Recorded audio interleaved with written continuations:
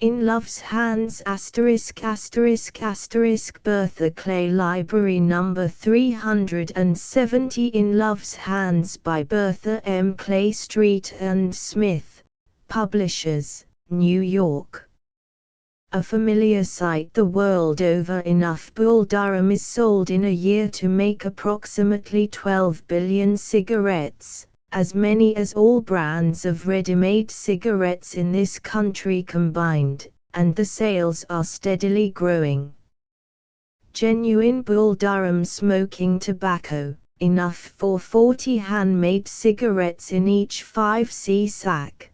Bull Durham is distinguished from all other tobaccos by a wonderful, sweet, mellow flavor, produced by a generations-old process known only to the manufacturers of Bull Durham. Get a sack of Bull today and roll your own for complete healthful enjoyment and lasting satisfaction. Ask for free book of papers with each 5C sack. The American Tobacco Co. Bertha Clay Library issued semi-monthly. The only complete line of Bertha M. Clay's stories. Many of these titles are copyrighted and cannot be found in any other edition. All titles always in print to the public. These books are sold by news dealers everywhere. If your dealer does not keep them, and will not get them for you, send direct to the publishers, in which case 4 cents must be added to the price per copy to cover postage. 1. A Bitter Atonement. 2. Dora Thorne. 3. A Golden Heart. 4. Lord Lisle's Daughter. 5. The Mystery of Cold Fell, or Not Proven. 6. Diana's Discipline, or Sunshine and Roses. 7. A Dark Marriage Morn. 8. Hilda's Lover, or The False Vow, or Lady Hutton's Ward. 9. Her Mother's Sin, or A Bright Wedding Day. 10. One Against Many. 11. For Another's Sin, or A Struggle for Love. 12. At War with Herself. 13. Evelyn's Folly. 14. A Haunted Life. 15. Lady Damer's Secret. 16. His Wife's Judgment. 17. Lady Castlemaine's Divorce, or Put Asunder. 19. Two Fair Women, or Which Loved Him Best. 21. Wife in Name Only. 22. The Sin of a Lifetime. 23. The World Between Them. 24. Prince Charlie's Daughter. 25. A Thorn in Her Heart. 26. A Struggle for a Ring. 27. The Shadow of a Sin. 28. A Rose in Thorns. 29. A Woman's Love Story. 30. The Romance of a Black Veil. 31. Redeemed by Love, or Love's Conflict, or Love Works Wonders. 32. Lord Lynn's Choice. 33. Set in Diamonds. 34. The Romance of a Young Girl, or The Heiress of Hilldrop. 35. A Woman's War. 36. On Her Wedding Morn, and Her Only Sin. 37. Weaker Than a Woman. 38. Love's Warfare. 40. A Nameless Sin. 41. A Mad Love. 42. Hilary's Folly, or Her Marriage Vow. 43. Madoline's Lover. 44. the belle of Lynn, or the miller's daughter. 45. Lover and husband. 46. Beauty's marriage, and between two sins. 47. The Duke's secret. 48. Her second love. 49. Addie's husband, and Arnold's promise. 50. A true Magdalen, or one false step. 51. For a woman's honor. 52. Clarabelle's love story, or love's hidden depths. 53. A fiery ordeal. 54. The gypsy's daughter. 55. Golden gates. 56. The squire's darling, and Walter's wooing. 57. Violet Lyle. 58. Griselda. 59. One false step. 60. A heart's idol. 61. The Earl's error, and Letty Lee. 63. Another woman's husband. 64. Wedded and parted, and fair but false. 65. His perfect trust. 66. Gladys Gray. 67. In love's crucible. 68. Twixt love and hate. 69. Fair but faithless. 70. A heart's bitterness. 71. Marjorie Dean. 72. Between two hearts. 73. Her martyrdom. 74. Thorns and orange blossoms. 75. A bitter bondage. 76. A guiding star.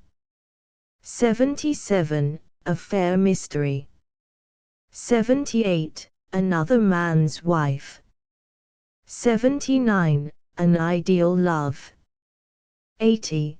The Earl's atonement. 81. Between two loves. 82. A dead heart, and love for a day.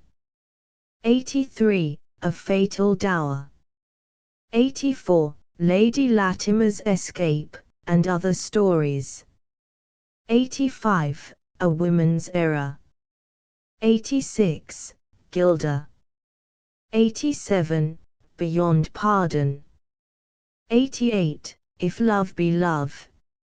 89. A coquette's conquest.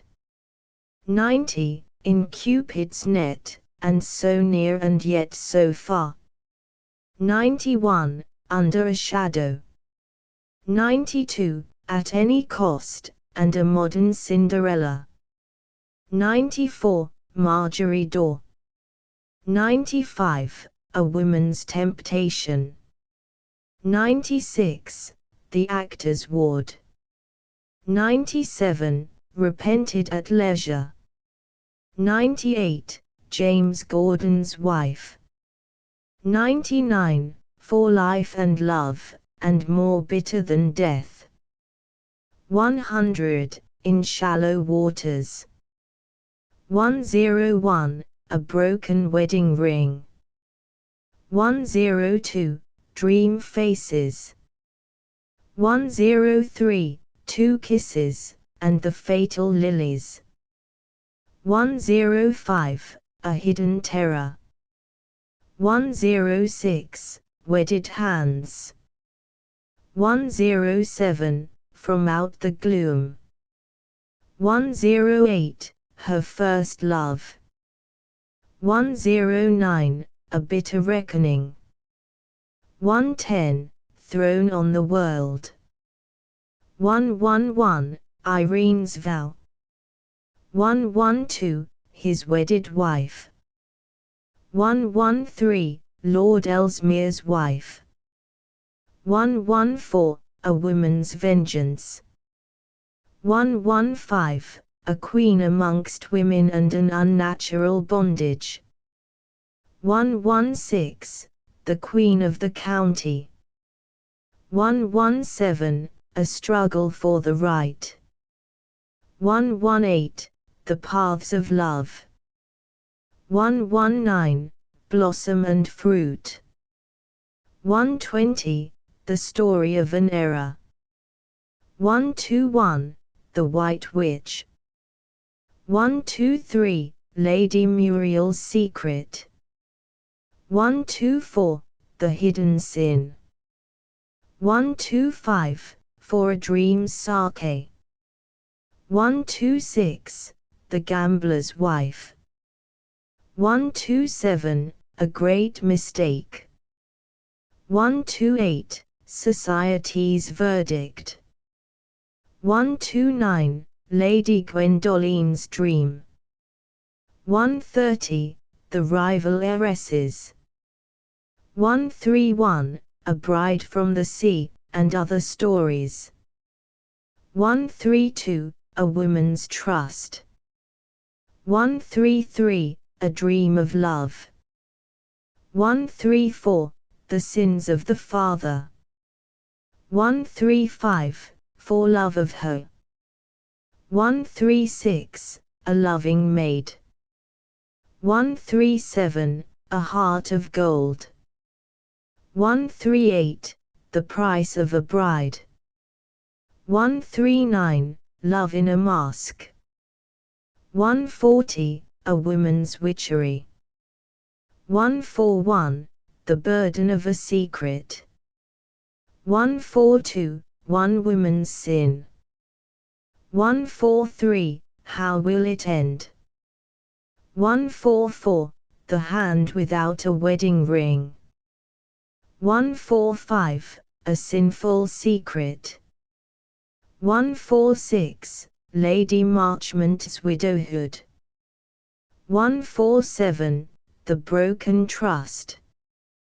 148, Lady Ethel's whim. 149, a wife's peril. 150, the tragedy of Lime Hall. 151, Lady Ona's sin.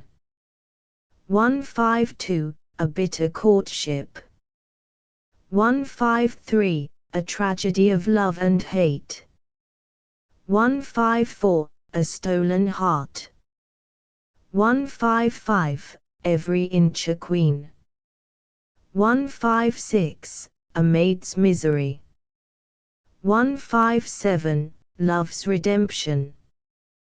158, the sunshine of his life. 159, the lost lady of Haddon. 160, the love of Lady Aurelia. 161, his great temptation. 162, an evil heart. 163, Gladys' wedding day. 164, lost for love. 165, on with the new love. 168, a fateful passion. 169, a captive heart. 170, a deceptive lover. 171, an untold passion. 172, a purchased love. 173, the queen of his soul. 174, a pilgrim of love. 175, the girl of his heart. 176, a wife's devotion. 177, the price of love. 178, when love and hate conflict. 180, a misguided love. 181, the chains of jealousy. 182, a loveless engagement. 183, a heart's worship. 184, a queen triumphant. 185, between love and ambition. 186, true love's reward. 187, a poisoned heart. 188, what it cost her. 189, paying the penalty. 190, the old love or the new. 191, her honored name. 192, a coquette's victim. 193, a notion of love. 194, sweeter than life. 195, for her heart's sake. 196, her beautiful foe. 197, a soul ensnared. 198, a heart forlorn. 199, strong in her love. 200, fair as a lily. 205, her bitter sorrow. 210, Hester's husband. 215, an artful plotter. 228, a vixen's love. 232, the dawn of love. 236, love's coronet. 237, the unbroken vow. 238, her heart's hero. 239, an exacting love. 240, a wild rose. 241, in defiance of fate. 242, for lack of gold. 244, two true hearts. 245, baffled by fate. 246, two men and a maid. 247, a cruel revenge. 248, the flower of love. 249, mistress of her fate. 250, the wooing of a maid. 251, a blighted blossom. 252, loved forevermore. 253, for old love's sake. 254, love's debt. 255, a happy conquest. 256, tender and true. 257, the love he spurned. 258, withered flowers. 259, when woman wills. 260, love's twilight. 261, true to his first love. 262, suffered in silence. 263, a modest passion. 264, beyond all dreams. 265, loved and lost. 266, the bride of the manor. 267, love, the avenger. 268, wedded at dawn. 269, a shattered romance. 270, with love at the helm. 271, humbled pride. 272, love finds a way. 273, an ardent wooing. 274, love grown cold. 275, loveth wings. 276, when hot tears flow. 277, the wages of deceit. 278, love and the world. 279, love's sweet hour. 280, faithful and true. 281, sunshine and shadow. 282, for love or wealth. 283, a crown of faith. 284, the harvest of sin. 285, a secret sorrow. 286, in quest of love. 287, beyond atonement. 288, a girl's awakening. 289, the hero of her dreams. 290, love's burden. 291, only a flirt. 292, when love is kind. 293, an elusive lover. 294, the hour of temptation. 295, where love leads. 296, her struggle with love. 297, in spite of fate. 298, can this be love? 299, the love of his youth. 300, enchained by passion. 301, the new love or the old. 302, at her heart's command. 303, cast upon his care. 304, all else forgot. 305, sinner or victim. 307, answered in jest. 308, her heart's problem.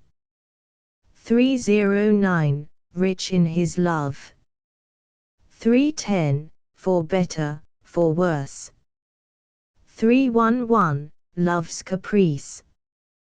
312, when hearts are young. 314, in the golden city. 315, a love victorious. 316, her heart's delight. 317, the heart of his heart. 318, even this sacrifice. 319, love's crown jewel. 320, suffered in vain. 321, in love's bondage. 322, Lady Viola's secret. 323, adrift on love's tide. 324, the quest of his heart. 325, under Cupid's seal. 326, Earl Scott's love. 327, dearer than life. 328, toward love's goal. 329, her heart's surrender. 330, tempted to forget. 331, the love that blinds. 332, a daughter of misfortune. 333, when false tongues speak. 334, a tempting offer. 335, with love's strong bonds. 336, that plain little girl. 337, and this is love. 338, the secret of Istcowart. 339, for his love's sake. 340, outside love's door. 341, at love's fountain. 342, a lucky girl. 343, a dream come true. 344, by love's order. 345, fettered for life. 346, beyond the shadow. 347, the love that won. 348, fair to look upon. 349, a daughter of Eve. 350, when Cupid frowns. 351, the wiles of love. 352, what the world said. 353, Mabel and May. 354, her love and his. 355, a captive fairy. 356, her sacred trust. 357, a child of caprice. 358, he dared to love. 359, while the world scoffed. 360, on love's highway. 361, one of love's slaves. 362, the lure of the flame. 363, a love in the balance. 364, a woman of whims. 365, in a siren's web. 366, the tie that binds. 367, love's harsh mandate. 368, love's carnival. 369, with heart and voice. 370, in love's hands. 371, hearts of oak. 372, a garland of love. 373, among love's briars. 374, love never fails. 375, the other man's choice. 376, a lady of quality. 377, on love's demand. 378, a fugitive from love. 379, his sweetheart's promise. 380, the schoolgirl bride. 381, her one ambition. 382, love for love. 383, his fault or hers.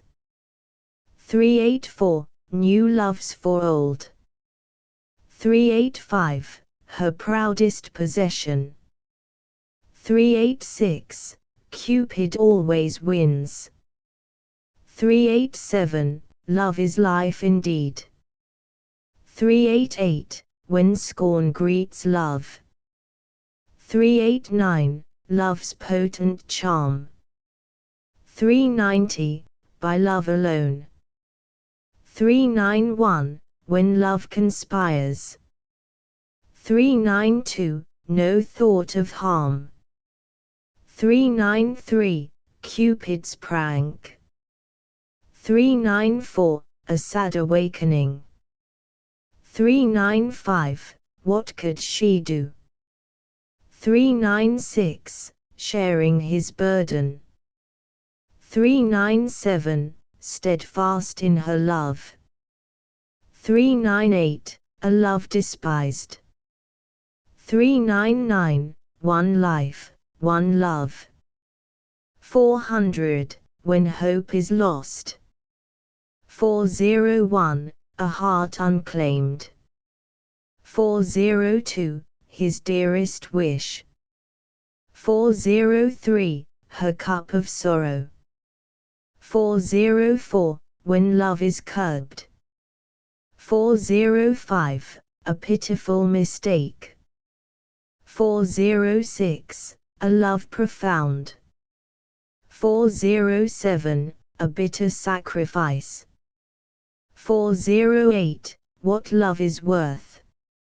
409, when life's roses bloom. 410, her only choice.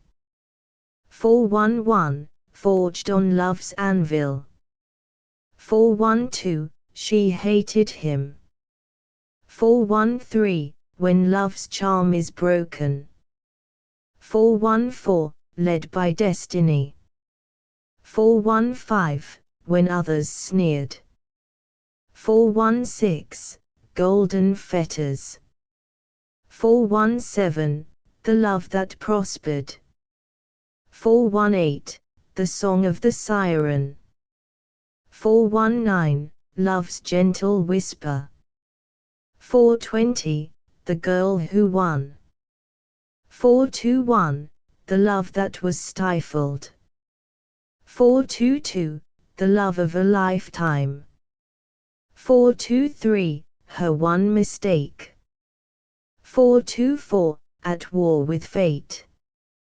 425, when love lures. 426, twixt wealth and want. 427, love's pleasant dreams. 428, Sir John's heiress. 429, a terrible mistake. 430, The Eyes of Jealousy. 431, The Romance of a Business Girl. 432, Was He the Man? 433, The Master of Treadcroft. 434, The Devril Heritage. 435, The Swoop of the Vulture. 436, A Phantom of the Past. 437, A Fleet of Dreams. 438, Love and Reason. Published during January 1914. 439, Held in Bondage. 440, As the Ivy Loves the Oak. Published during February 1914. 441, Love Against Hate. 442, His Cross of Honor. Published during March 1914. 443, Love Everlasting. 444, Let the Heart Decide. Published during April 1914. 445, Love Beyond Price. 446, An Uncounted Cost. Published during May 1914. 447, Behind Love's Veil. 448, Fate and the Girl. Published during June 1914. 449, Love Rules the World. 450, Her Sad Blessing. Published during July 1914. 451, Love's Charity. In order that there may be no confusion, we desire to say that the books listed above will be issued, during the respective months, in New York City and vicinity. They may not reach the readers, at a distance, promptly, on account of delays in transportation. In Love's Hands, or For Her Heart's Sake by Bertha M. Clay, the only complete list of whose work, both copyrighted and not, is contained in the Bertha Clay Library, published by Street and Smith. New York, Street and Smith, publishers 79 to 89 7th Avenue. Handbooks. We have a line of the best and cleanest handbooks ever published. They are known as Diamond Handbooks. Each one was written by a man or woman thoroughly conversant with the subject he or she treated. The facts are presented in an especially attractive manner so that everyone who can read, can understand. Here are the titles. Number 1, Sheldon's 20th Century Letter Writer, by L. W. Sheldon. Number 2, Shirley's 20th Century Guide to Love, Courtship and Marriage, by Grace Shirley. Number 3, Women's Secrets, or How to Be Beautiful, by Grace Shirley. Number 4, Sheldon's Guide to Etiquette, by L. W. Sheldon. Number 5, Physical Health Culture, by Prof. Foreman. Number 6, Frank Merriwell's Book of Physical Development, by Bert L. Standish. Number 7, National Dream Book, by M.M.E. Claire Rougemont. Number 8, Zinger, a Fortune Teller, by A. Gypsy Queen. Number 9, The Art of Boxing and Self-Defense, by Prof. Donovan. Number 10, The Key to Hypnotism, by Robert G. Ellsworth, M.D. Number 11, U.S. Army Physical Exercises, revised by Prof. Donovan. Number 12, Heart Talks with the Lovelorn, by Grace Shirley. Number 13, Dancing Without an Instructor, by Prof. Wilkinson. Price 10 cents per copy. If sent by mail, 3 cents must be added to the cost of each book to cover postage. Street and Smith, 79 7th Avenue, New York. 20 books every woman should read. Women Against Women. By F.E. Adelaide Rowlands.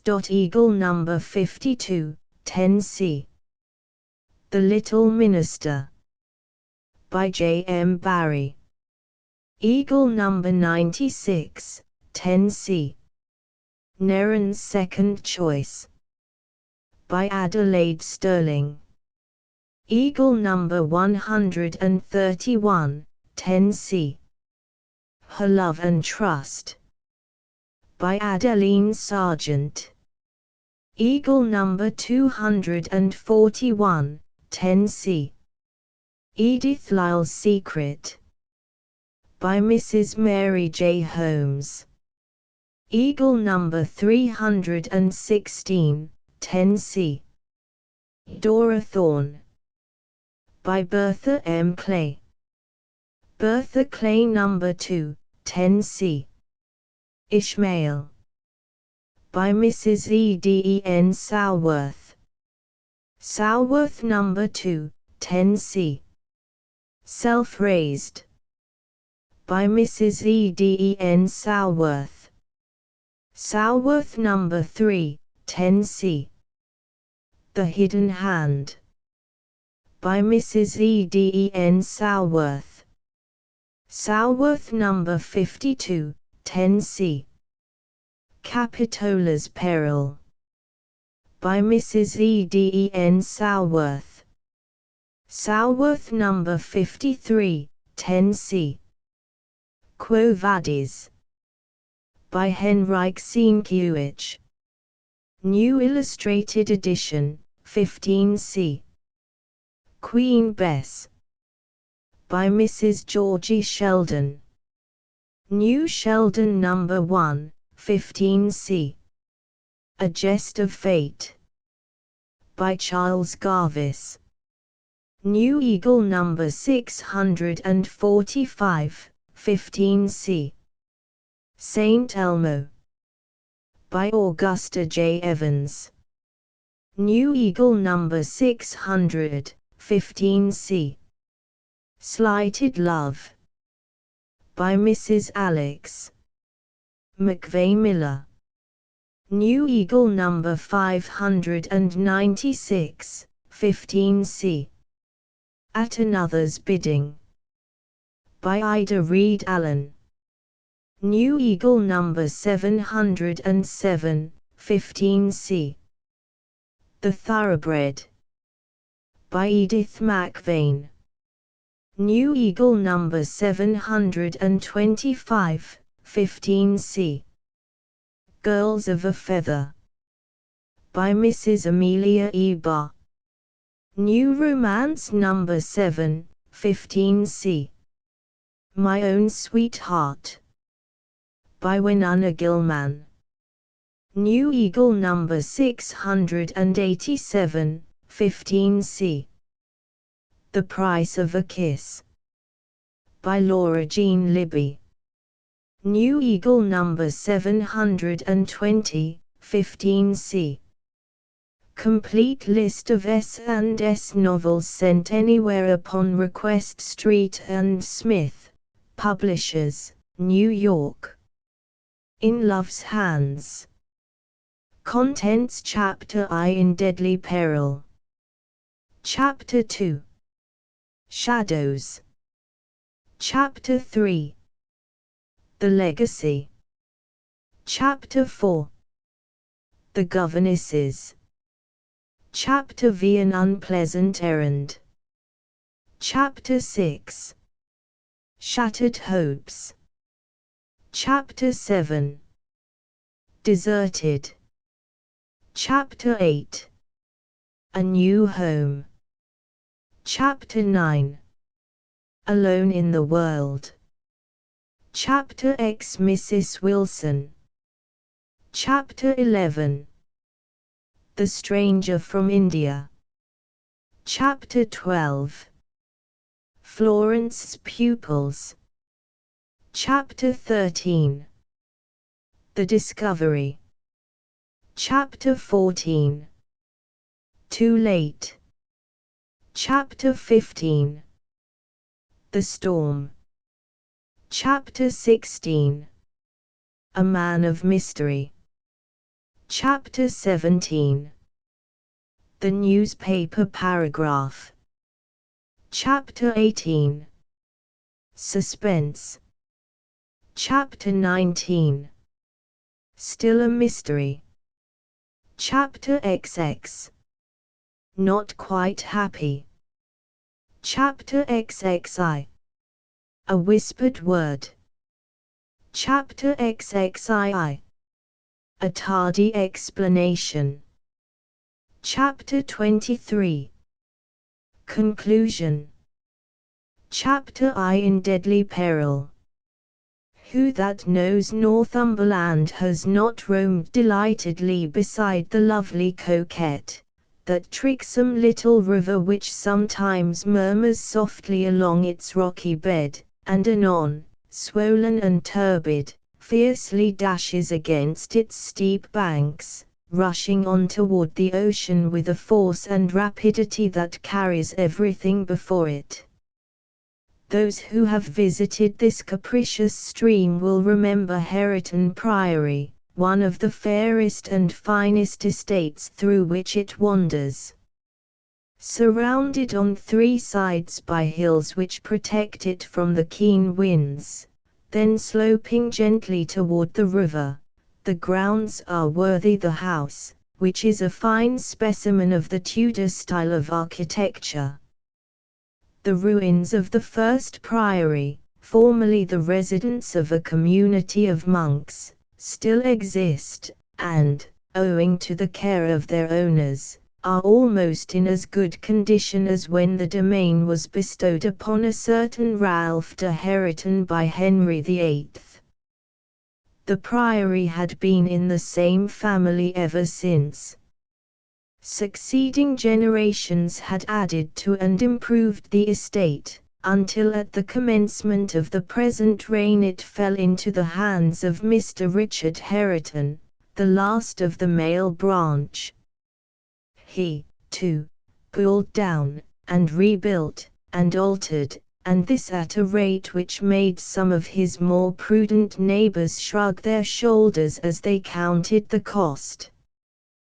That the alterations were made with taste no one could deny, and at the time our story opens, that sweet, fragrant season when spring insensibly glides into summer, the priory gardens were in one flush of glowing beauty.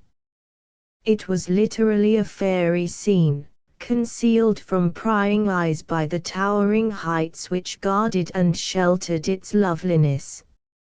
A young man whom Mr. Heriton had discovered pedestrianizing in the neighborhood, and on learning that they had mutual friends in London, had hospitably brought home with him, lay at full length on the green sward beneath a drooping ash tree.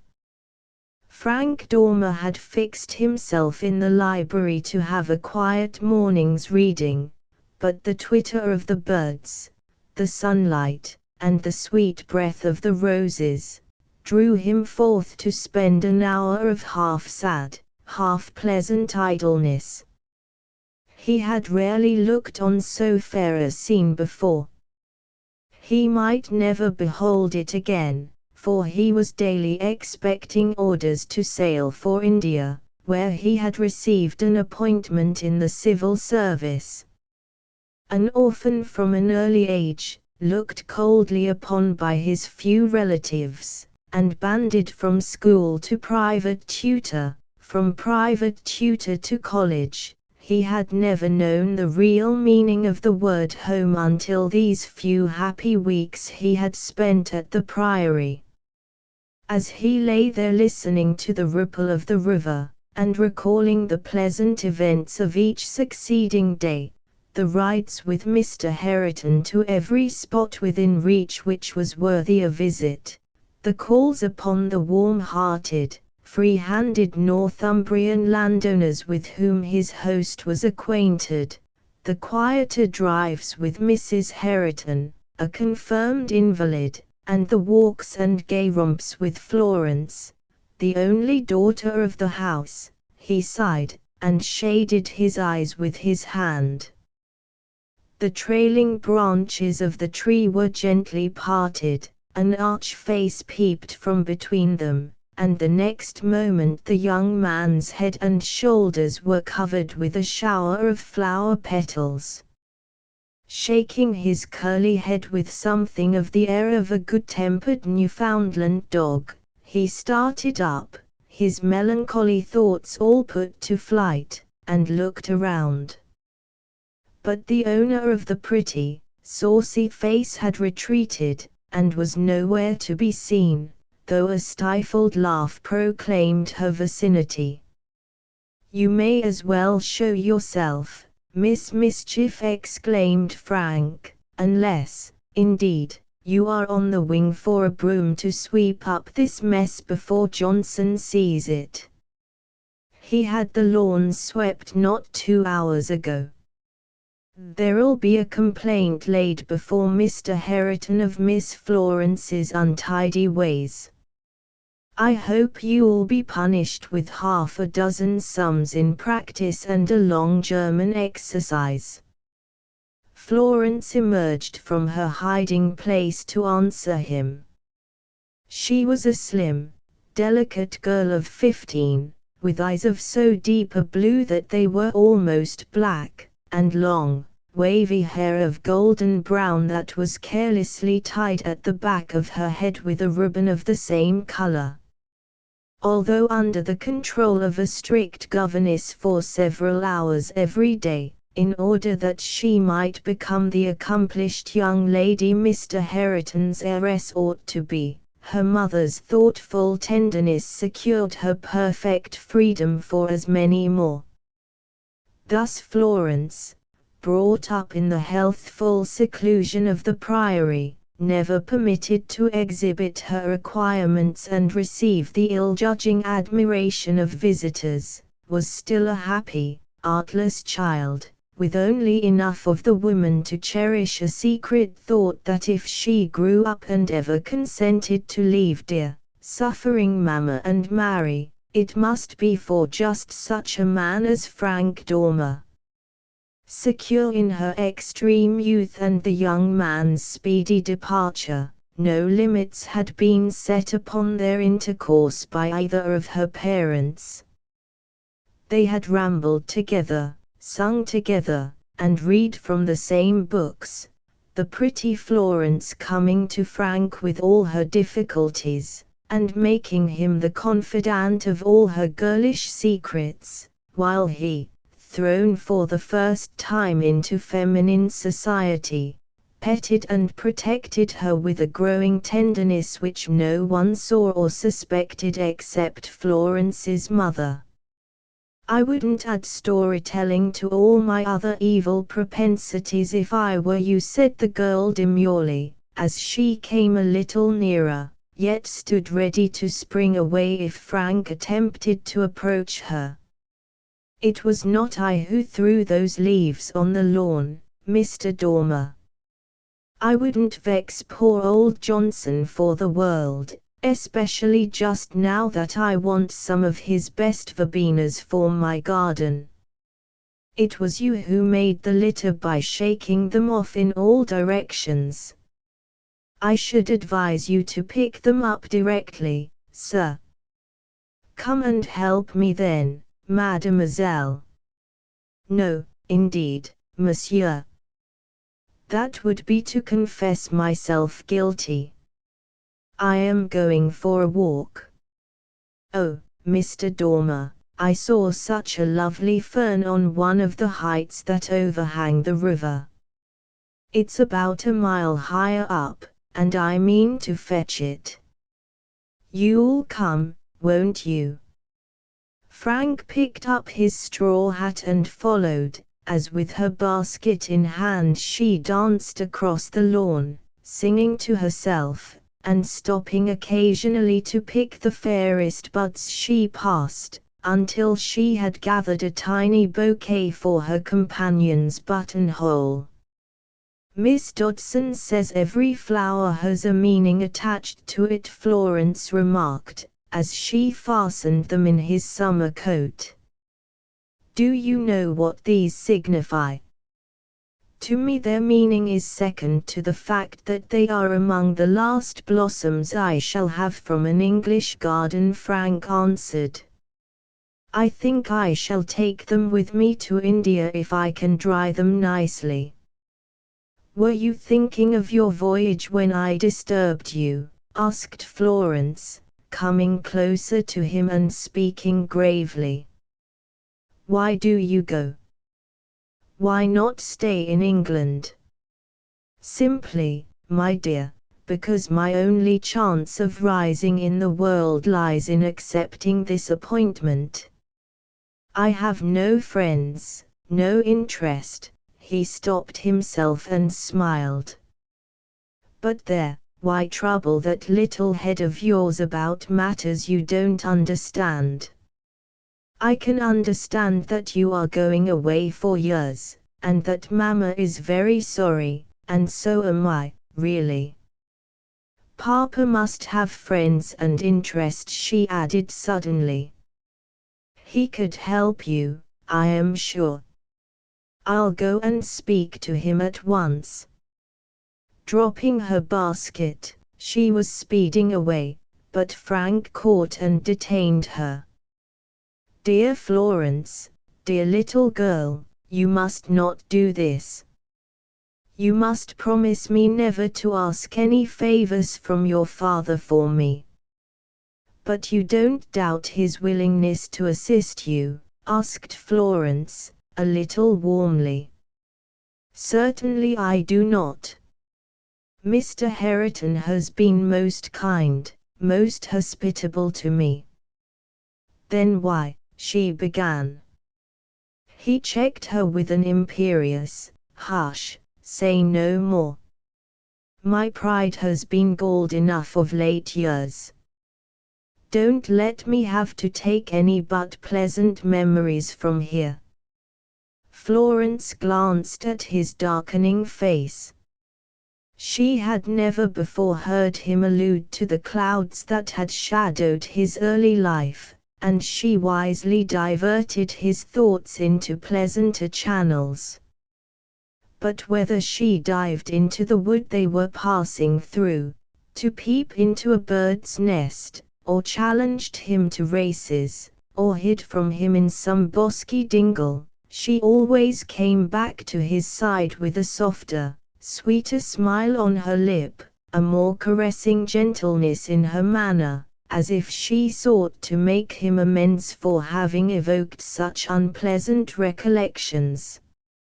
Her wanderings made their ramble a long one, but at last they reached the spot where the rare fern was growing which she was desirous of possessing.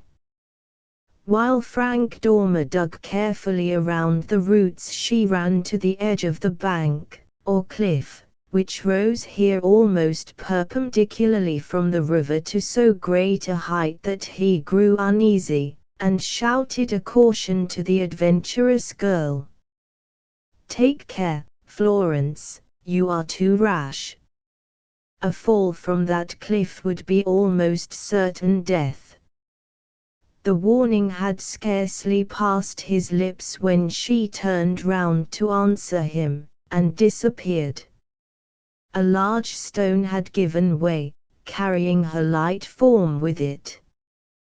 White with horror, he rushed madly to the place, expecting to see her mangled form lying on the sharp rocks which lined the bed of the river, or whirled away by the resistless current. But the face of Florence, ghastly as his own, looked up at him from a tuft of heather, about halfway down the cliff, to which she was clinging with the tenacity of despair. He clenched his hands, his heart almost ceased to beat. He could not reach her, and to attempt to descend would be to hurl her from her frail support. Only by making his way to the foot of the bank, which involved a detour of 1/4 mile, could he climb to where she clung and assist her descent. But the heather was already yielding to her weight, and, frightened child that she was, would she have the courage to retain her hold until he could come to her aid? He spoke to her sharply and firmly. "Florence, do you hear me? Can you listen, and do precisely as I tell you?" The dilated eyes lit up hopefully, then closed, and a sick shudder passed over her. "I don't know," she answered faintly, "but I'll try. Oh, save me, Mr. Dormer, save me. I will, I can, if you obey me. But you must be brave. Do you hear, Florence?" And he spoke with greater impressiveness than before. "For your mother's sake. Remember, any great shock would kill her. For her sake you must be brave." "Oh, Mama, Mama," moaned Florence. "Yes, I hear you, I will do all you bid me," she added, directly afterward, with an effort to assume composure. "Look up, then, don't look down. Keep your eyes fixed on me." For he dreaded the dizziness which must inevitably ensue if a downward glance showed her the extent of her danger. "Lower your right hand cautiously, now your foot. There are some projecting roots just below you, which will support your weight until I come." For a while she feared to stir. She felt that to loosen her hold in the slightest degree would be more than she dare venture, but when, in the same sharp, imperative tones, he commanded her to make the attempt, she obeyed, and effected the change of position safely. "Now you will stay there without moving, without looking down, until I come, which will be as quickly as I can. Give me your word for this." "Yes," said Florence, in clearer tones. "I am not so frightened now. I will think of my mother till you come back." Taking one last glance at the pale, patient face that gazed at him so trustfully, he hurried away. He scarcely dared think of what might happen ere he could gain the foot of the bank. With torn clothes, with bleeding hands, he flung himself down the rugged declivity, as soon as descent became anything like practicable. Although but a few minutes were consumed in this, the time seemed interminable until he drew near the spot where he had left Florence. And as he passed round a jutting crag that concealed her from his view, his foot faltered. He was positively afraid to proceed, lest the dire catastrophe should have occurred which he was striving to avert. A moment's struggle, and he sprang desperately forward. Better to know the worst than endure such horrible suspense. Thank heaven, she was still there, still clinging to the friendly roots. But her head had dropped on her shoulder, her fortitude was fast failing, and she was moaning piteously.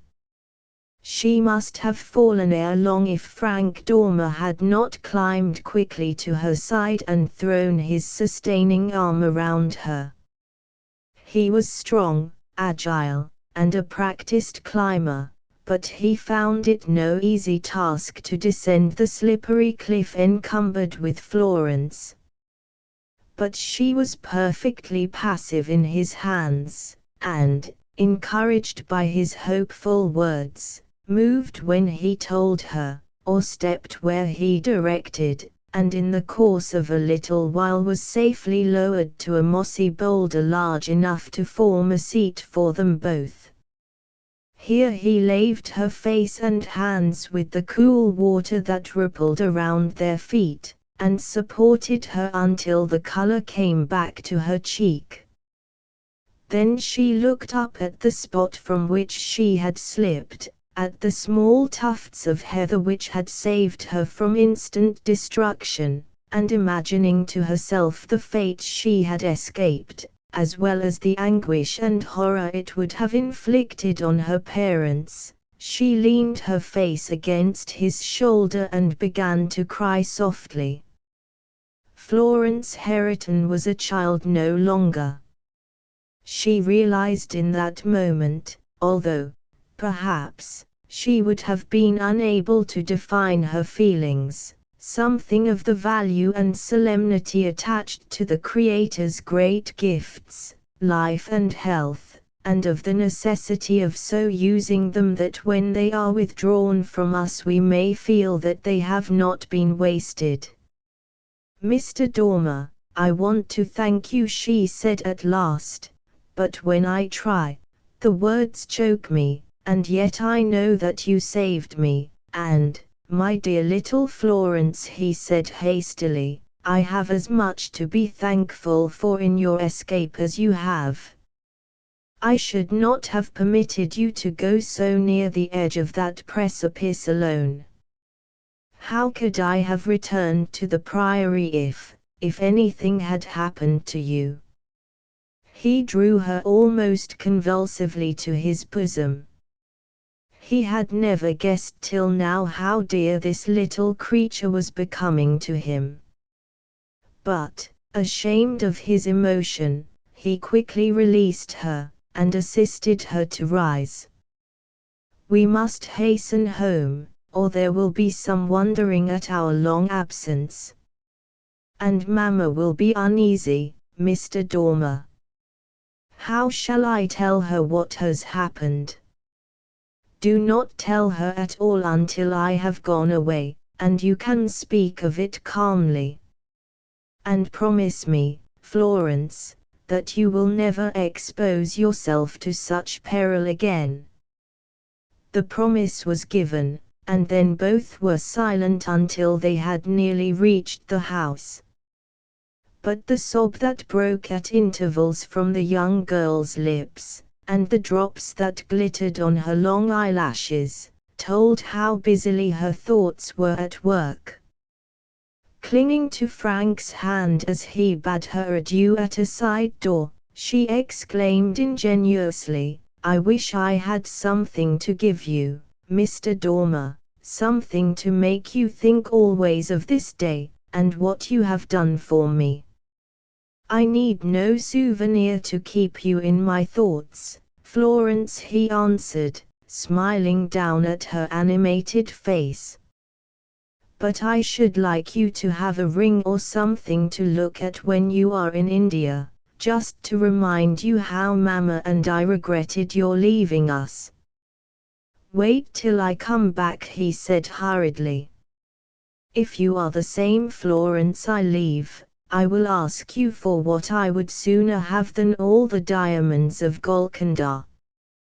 The ringing of the second dinner bell made Florence start away to change her dress, and try and still the trembling in her limbs, before she made her appearance in the drawing-room for the evening. Chapter 2. Shadows. Mr. Herriton, a portly, handsome man, scarcely past the middle age, was walking about the drawing-room, addressing an occasional observation to his lady, who was sitting near a window which commanded the route Frank and Florence had taken an hour previously.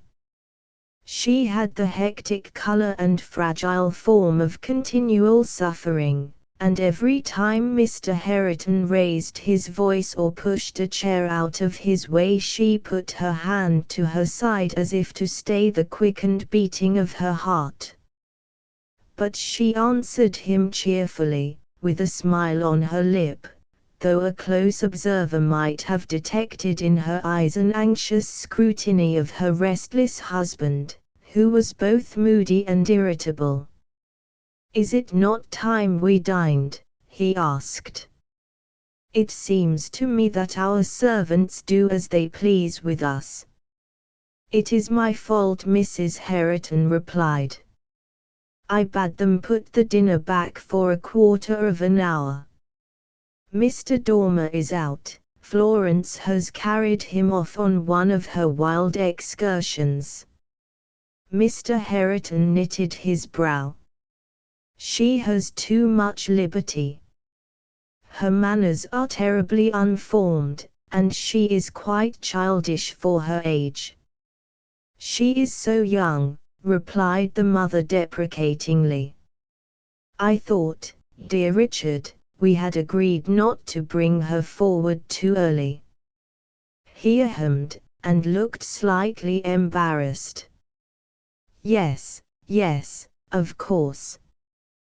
But, as Morrison of Carnbraes was remarking this morning, the heiress of the Haretons in fact, is not an ordinary person.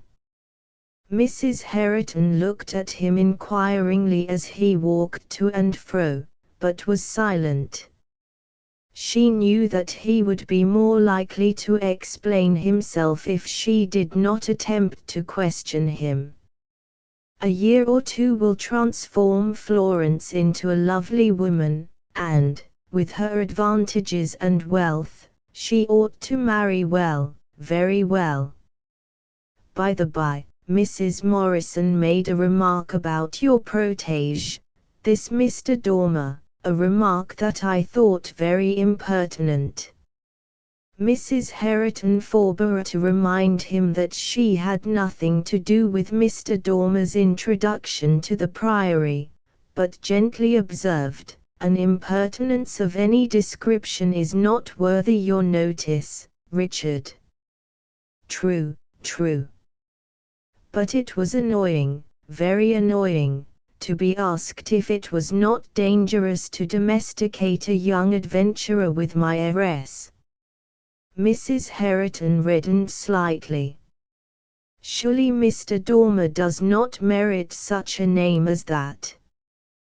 "Well, no, not in the common acceptation of the term. He is an agreeable, intelligent young fellow. But you must acknowledge, my dear, that you are permitting too close an intimacy between him and our daughter.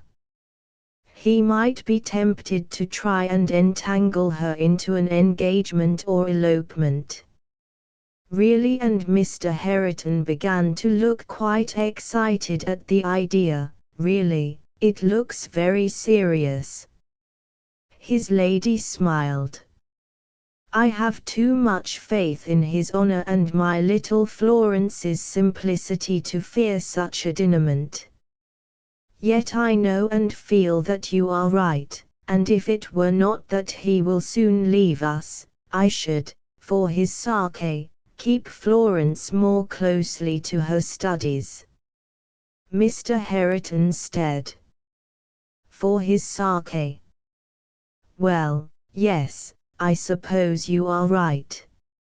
Florence will have too much good sense to throw herself away. She must not marry until she has been properly presented. She must have a season in London, and, dear Richard, is it worthwhile to form plans that cannot be carried out for 2 or 3 years to come?" the lady asked, wearily leaning back with closed eyes, as if the mere prospect of her merry, artless daughter being converted into a fashionable belle alarmed her.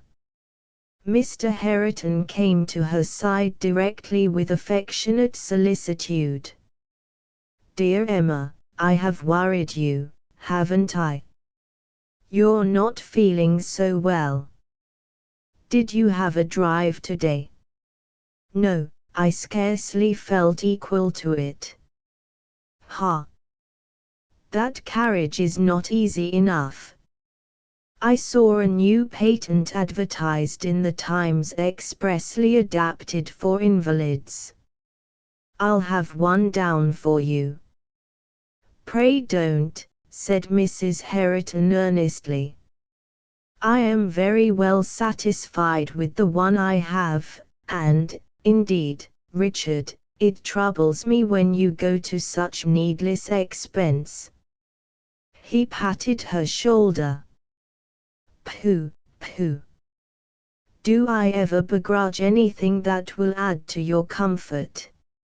No, never. But, Richard, dear, when I think of the enormous outlay of the last few years, I will confess that it frightens me. No, don't go away. I have wanted to say this to you for some time. Do tell me frankly, are we not exceeding our income?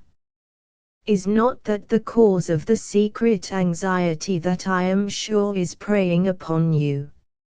She had got both his hands in hers, and was looking so eagerly in his face that he was obliged to reply, "Nonsense, love. You are too fearful. There is nothing amiss. The improvements will pay for themselves in a little while. I am somewhat pressed for ready money, yes, I don't mind confessing that to you. But it's nothing, absolutely nothing. Every gentleman of enterprise has to contend with such inconveniences occasionally. And I have been embarking rather largely in a capital speculation." "Speculation?" Mrs. Herriton repeated, looking really alarmed. He laughed. "I shouldn't have used that expression. I know what a terrible sound it has in your ears. But there is not the slightest cause for uneasiness. It is a flourishing company I have joined, and I shall more than double what I have risked. For Florence's sake, love, you ought to be pleased. It is for our child's interests I try to increase our fortune." Mrs. Herriton tried to appear satisfied, but failed so signally that her husband's irritability returned. "Are we not to dine at all today? Really, Emma, there is strange mismanagement somewhere."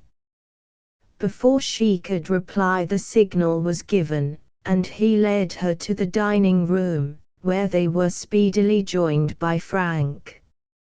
His apologies for the delay somewhat appeased his host's ill humor, and he chatted cheerfully till the removal of the cloth. But Mrs. Herriton's keener eye detected that the young man was not in his usual spirits, and when she returned to the drawing-room her questions quickly drew from the ingenuous Florence a recital of what had occurred. She was lying back on her couch, still quivering with grateful emotion, and caressing the beloved one who had been in such peril, when the gentleman joined them. A servant had been sent to the nearest town for letters, and Mr. Herriton was unusually eager to examine the bag. But there was nothing in it for him except a few notes and circulars of no importance, and he sat drumming on the table, and sipping his coffee, while Frank Dormer opened the two addressed to himself. From one of his correspondents, a college acquaintance, who was enjoying a few months of London life, he was in the habit of receiving many little bits of town gossip, which he was so accustomed to read aloud, that when he closed his letter Florence exclaimed, "What? No news tonight, Mr. Dormer? None worth repeating. In fact, Willis' letter is filled with lamentations at his own ill fortune. He has suffered himself to be persuaded to take some shares in a new company which has suddenly collapsed. I fear from what he tells me that hundreds will be sufferers by the rascality of the few who had constituted themselves directors. Mr. Hareton took the cup Florence had just replenished, and carelessly observed, there are so many of these mushroom affairs always springing up that it behooves a man to be cautious. Your friend should not have been so easily duped. What was the company called? Frank referred to his letter, and read aloud the high-sounding appellation. Mr. Hareton's cup fell from his nerveless hand, he gasped for breath, and then, dashing his hand on the table, cried fiercely, "It is a lie, sir, a lie." His wife and daughter started up in such terrified surprise that it recalled him to himself. But he was fearfully pale. "I beg your pardon, Mr. Dormer, I really beg your pardon. I don't know what possessed me. How ridiculous I am. Sit down, Emma. Why do you persist in agitating yourself about nothing? Florence, child, go to your mother. Do you hear?" And he stamped his foot at her so passionately that she shrank from him in tearful affright.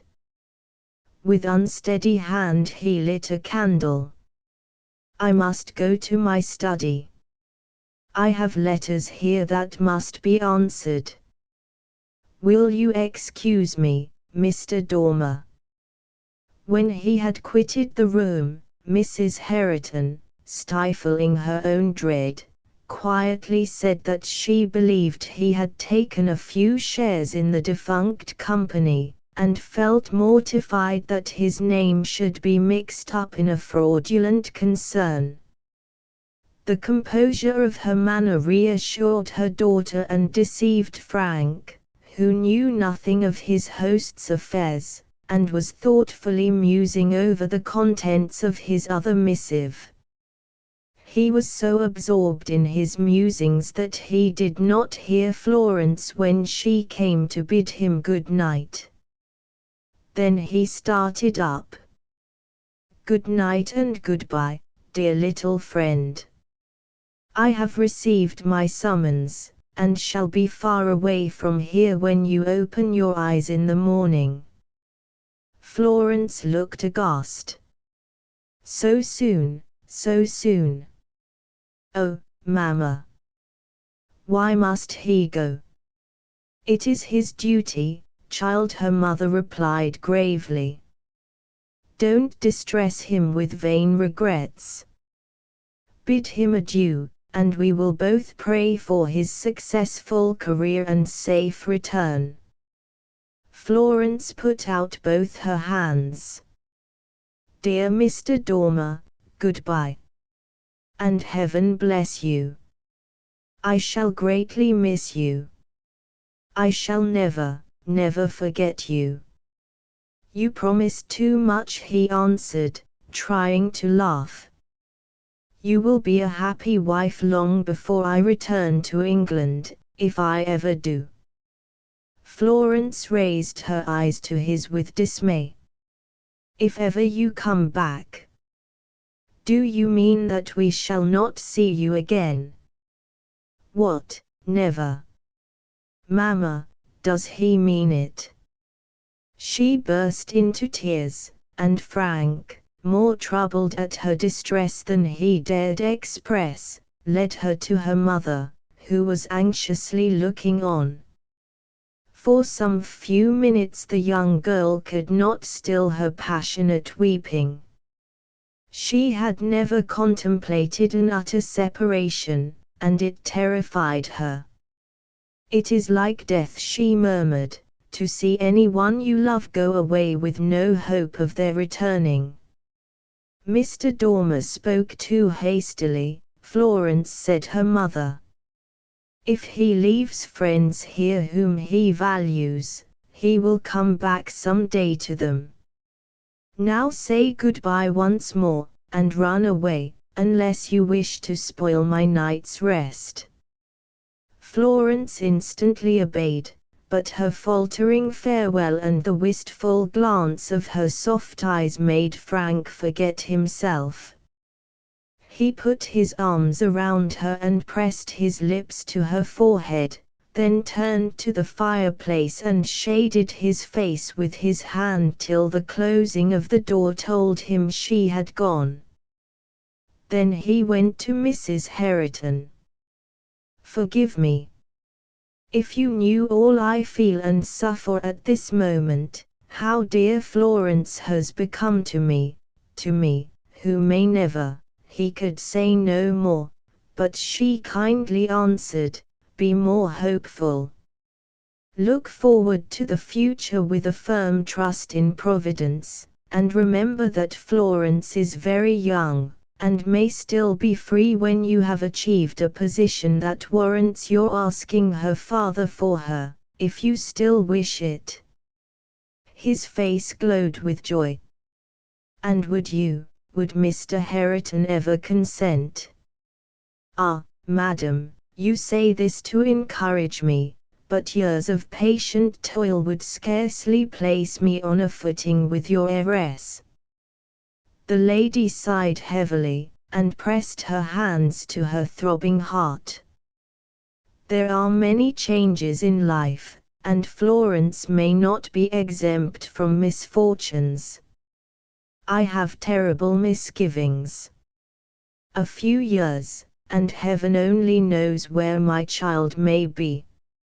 She spoke so low that Frank bent forward to hear her, and, raising herself, she laid her clasped hands in his. "Frank Dormer," she said, with solemn impressiveness, "I shall have gone to my grave long ere you turn your face homeward. I have faith in you, great faith. So much, that, were Florence older, I would thankfully see her yours. But I can do nothing. I have been weak and helpless all my life. I can only strive for strength to leave my dear ones to wiser guardianship than mine. But it will comfort me to hear you promise that, under any circumstances, you will protect and befriend my child if she needs it." "I promise it, on my soul, Mrs. Herriton," the young man answered, reverently bending his head. She murmured a blessing, and, seeing that the excitement was too much for her, he rang for her maid. It was their last earthly meeting, as she had predicted, but ere Frank quitted the priory at daybreak, a sealed packet was given to him. It contained a tiny miniature of Florence and her mother, and on the paper that enveloped it was faintly traced the word "Remember." Mr. Herriton also left the priory that day, on pretext of a little business to attend to at Morpeth, but his lady was not surprised to hear that he had been seen at the coach office when the coach was starting for London. The railways had not then reached Northumberland, and Mrs. Herriton prepared herself for days of suspense, to be endured with what patience she could muster, before she could expect his return, or even a letter to explain the cause of his departure. On the evening of the second day she was reclining in her easy-chair, with Florence sitting at her feet, talking sorrowfully of the absent Frank, when a servant announced the arrival of two strangers. "They want master, please, and they wouldn't be said nay when I told M he was out. They're Londoners by the look of 'em." "Are they gentlemen, Mark, friends of Papa's?" asked Florence, her curiosity aroused by the man's evident perturbation. Before he could answer, Mrs. Herriton touched her daughter. "Go away, my dear. And, Mark, show these persons in here." Florence looked dubious. "Let me stay, Mamma.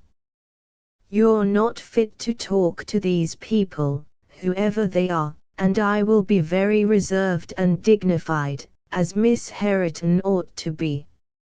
"No, no," was the hurried reply.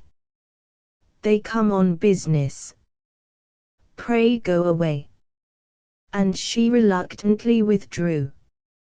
Mrs. Herriton knew that her worst forebodings were realized as soon as her unwelcome visitors entered.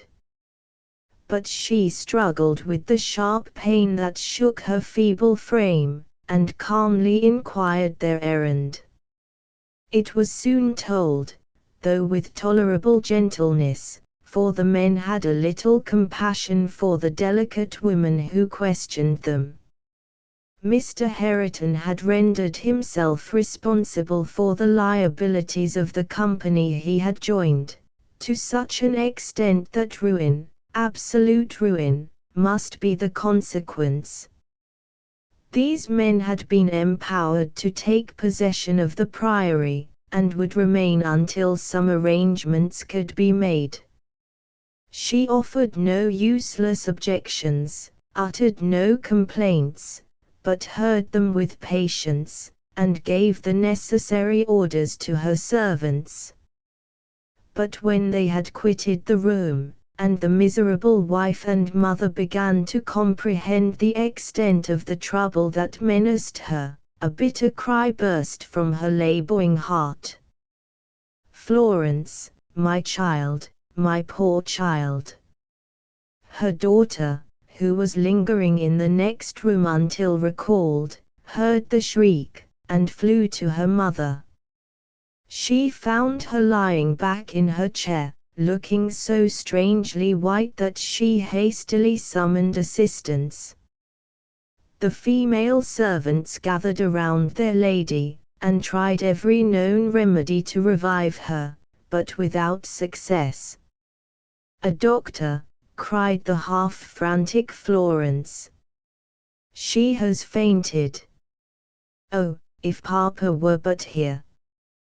One of the strangers, who had stolen in unchecked in the confusion, put his fingers to Mrs. Herriton's pulse, then crept softly away. "Heaven help that poor young creature," he whispered to his companion. "I don't like to be the first to tell her, but a doctor's no use. The lady's dead." Chapter 3. The Legacy. 8 years had passed over the head of Florence Herriton since the sudden death of her beloved mother, and the gay, happy child of 15 was transformed into the thoughtful, beautiful woman. Florence had more than fulfilled the promise of her early girlhood. The slim figure had expanded into well-rounded proportions, and if the rosy color and arch expression of her features had departed, they were replaced by a softened sweetness and delicacy even more charming. Mrs. Herriton's worst misgivings had been realized. The priory had passed into other hands. By slow degrees the rest of her husband's property had been dissipated in vain attempts to rebuild his fortunes by wild speculations. Friends had grown weary of dissuading and advising, and had given up a connection which only exposed them to urgent entreaties for loans to be repaid on the success of such and such an enterprise. Only Florence clung more closely than ever to the father whom she loved and pitied, and, fancying that her mother's death had been in some measure the cause of his insatiable restlessness, she tried in every conceivable way to minister to his comfort, and to while him from those thoughts of achieving riches which tormented him. As they grew poorer they had been compelled to economize more and more, and they were now occupying lodgings in a very quiet part of Brompton. There was no thoroughfare through this street, which ended in a mews, so it was indeed very quiet and very dull. From her sitting-room window Florence had listlessly watched the opposite neighbors till she knew them all and was familiar with their habits: the half-pay major and his shrewish wife, the invalid lady with her large family of boisterous children, and the 3 old maids who were patterns of propriety and stiffness to every one in the street. But her eye always rested longest on 2 young females, daily governesses, who with commendable punctuality went to and fro every day.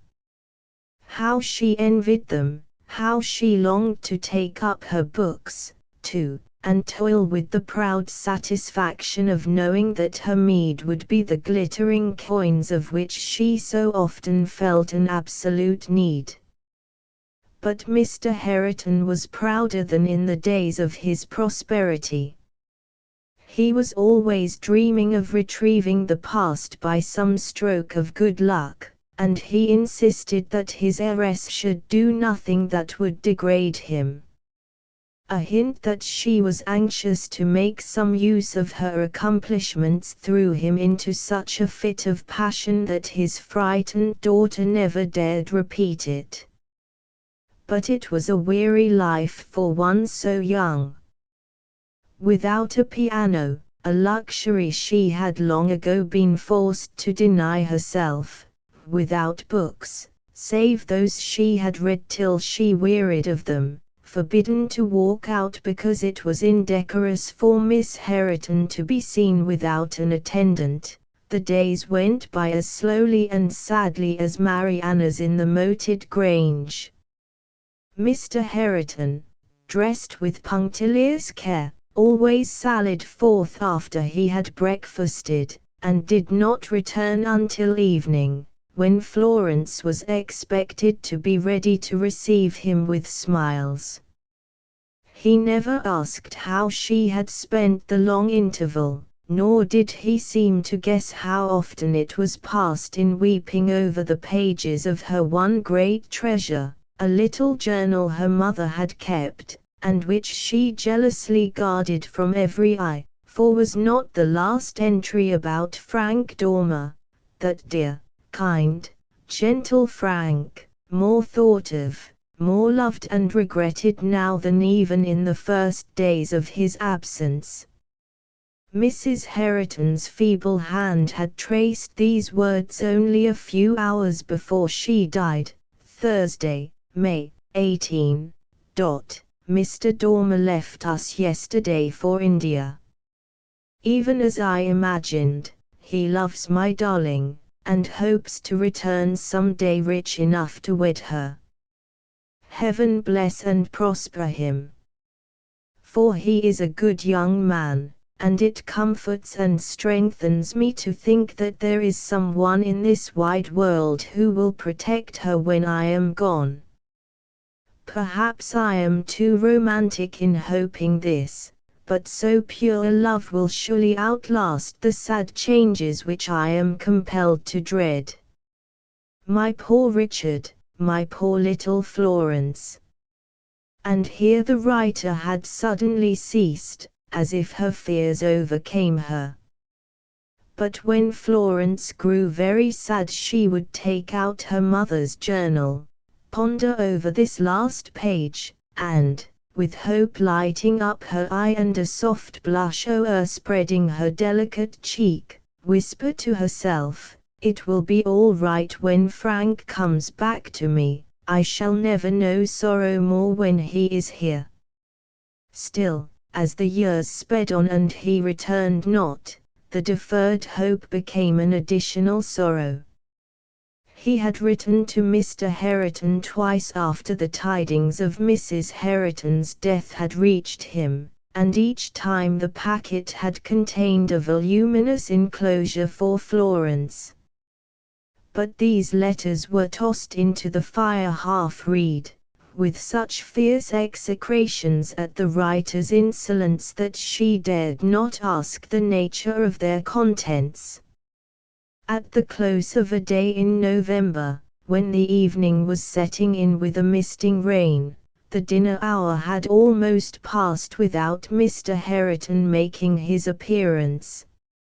Florence had shaken up the pillows of his easy-chair, coaxed the fire into a bright blaze, and rectified all the omissions of the slatternly servant, who complained bitterly of the airs Miss Parr gave himself if the tablecloth wasn't quite straight, or the knives dull, and had then gone backward and forward to the window many times to watch for his coming.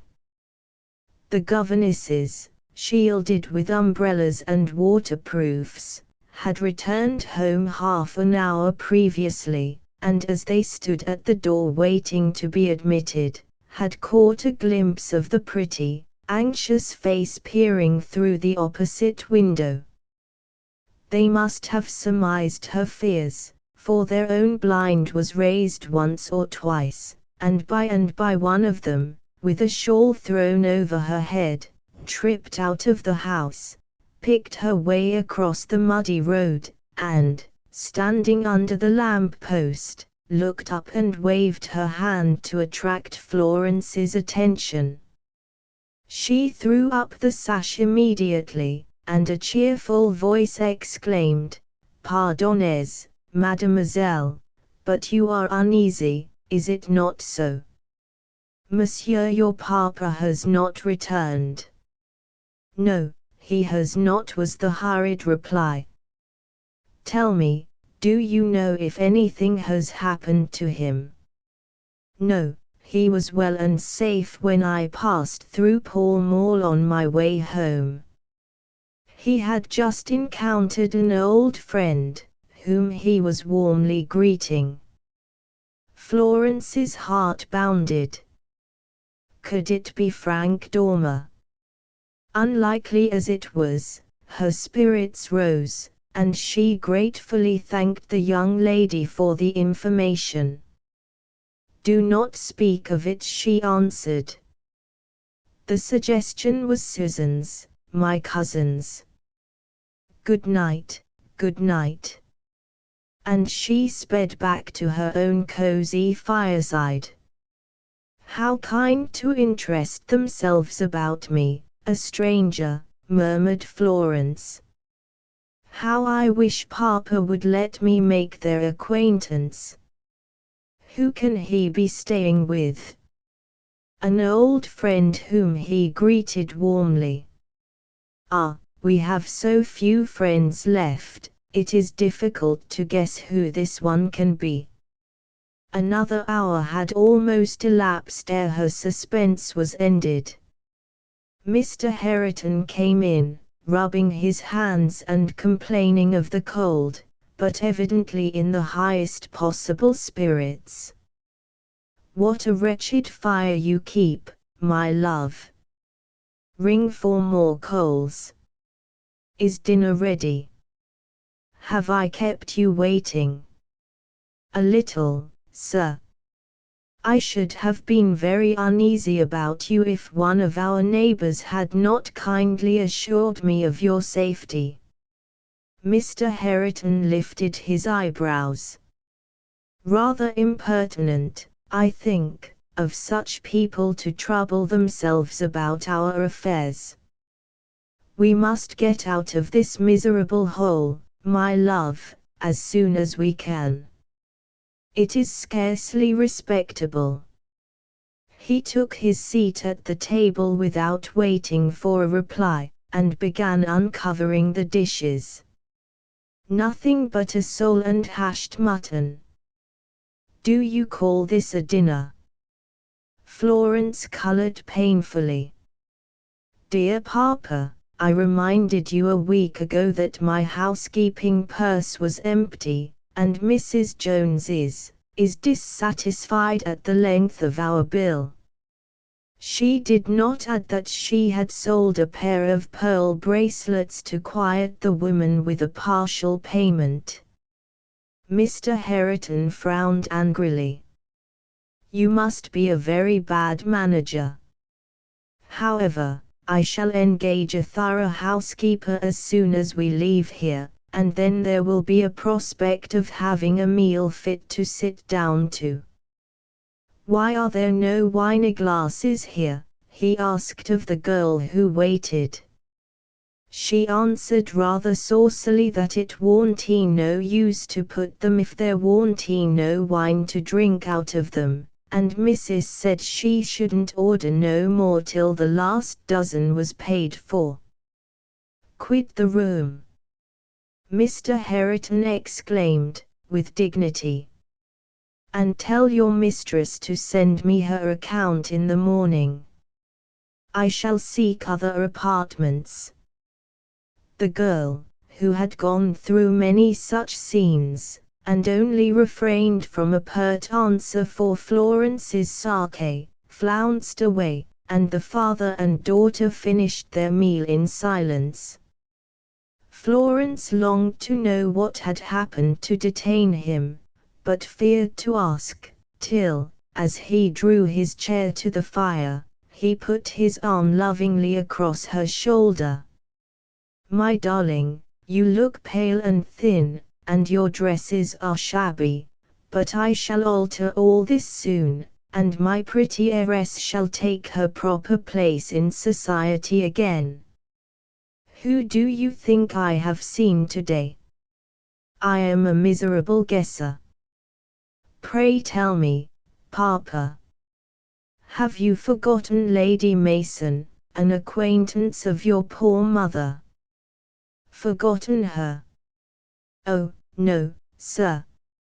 A tall, thin, serious lady, whose grave looks used to make me dislike her, until Mamma explained that they were occasioned by the bad conduct of her only son, who was a very profligate man. Mr. Hareton stirred the fire vigorously. Pooh! Nonsense! Robert Mason is no Puritan, but he's a remarkably clever fellow, a citizen of the world, child, with a marvelous faculty for business. He is the secretary of a company that is the most prosperous and best managed one in London. Indeed, sir, said Florence doubtfully. Yes, he sharply retorted. Why do you speak in that sneering, unladylike tone? Do you think I am an idiot to be duped by any tale I hear? Am I not old enough and experienced enough to judge for myself whether it is so? I tell you Lieutenant Mason is a clever man, and my very good friend. How dare you doubt my word? Forgive me, Papa, I did not mean to vex you, pleaded Florence tearfully. He softened as he saw her regret. You are a silly child. My sister Margaret has infected you with her own suspicious disposition. My pretty Floy, he added fondly, my only blessing, is it not for you that I strive to regain our lost wealth? Shall I ever be happy until I have restored to you your inheritance? Florence slid down on her knees beside him. Papa, don't think of it, don't strive for what I have freely yielded. Only love me, and let me work for you, and I ask nothing else. He kissed her forehead. Pooh, you foolish little thing. You don't know what you are talking about. Our prospects are brightening, and ere long we shall buy back the priory, and my daughter shall keep open house there to all comers to celebrate our return.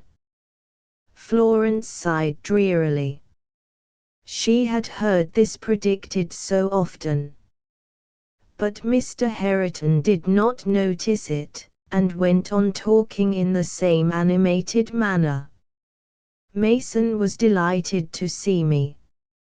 He entered warmly into my affairs, and has put me in the way of a good thing or two already.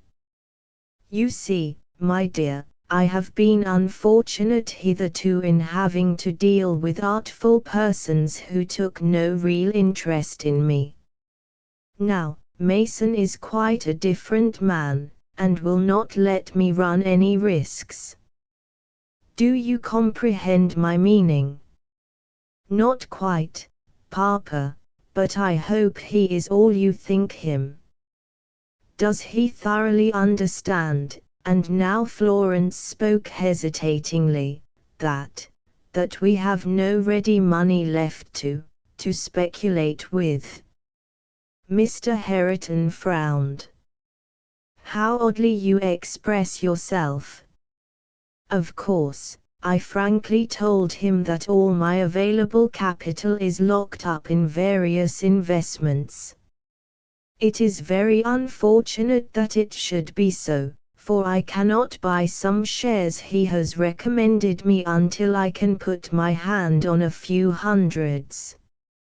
Florence thought in her heart that it was quite as well as it was, but she did not venture to say so, and her father rose and paced the room for some few minutes.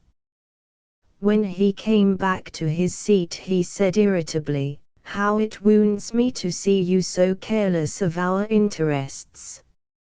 Really, Florence, it is cruelly disheartening to find you so utterly indifferent." "But indeed, Papa," she said affectionately, "I have been listening to all you have said, and wishing it were in my power to give you back the priory." He drew his chair closer to hers. "And it is in your power to assist me greatly, Florence. You can let me have the money I require. That legacy my sister Margaret's husband left you will be ample, and I will return it ere long." Florence grew very pale. Mrs. Margaret Blunden, who knew and condemned her brother's follies, had exacted from her a promise never to be tempted to touch this bequest, and her niece had freely given it, for it was their little all.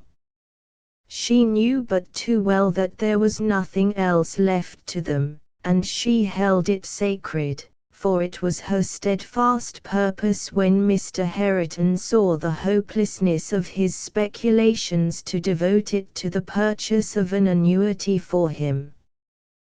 The more madly he launched into fresh schemes, the more firmly Florence clung to this sum of money for his sake. With this, and what she could earn, her father's old age could at least be secured from want. She had long dreaded such a request, and now summoned up all her fortitude to refuse it.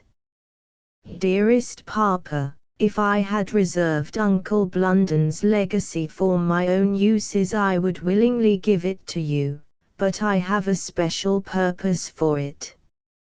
Don't ask me to part with it, please, for I dare not." "Pooh! Florence, this is so childish. I do but ask it as a loan, a few weeks or months at the farthest, and you shall have it again, doubled." Florence was very pale, but her resolution was not to be shaken. "I cannot give it you, Papa, I cannot, indeed.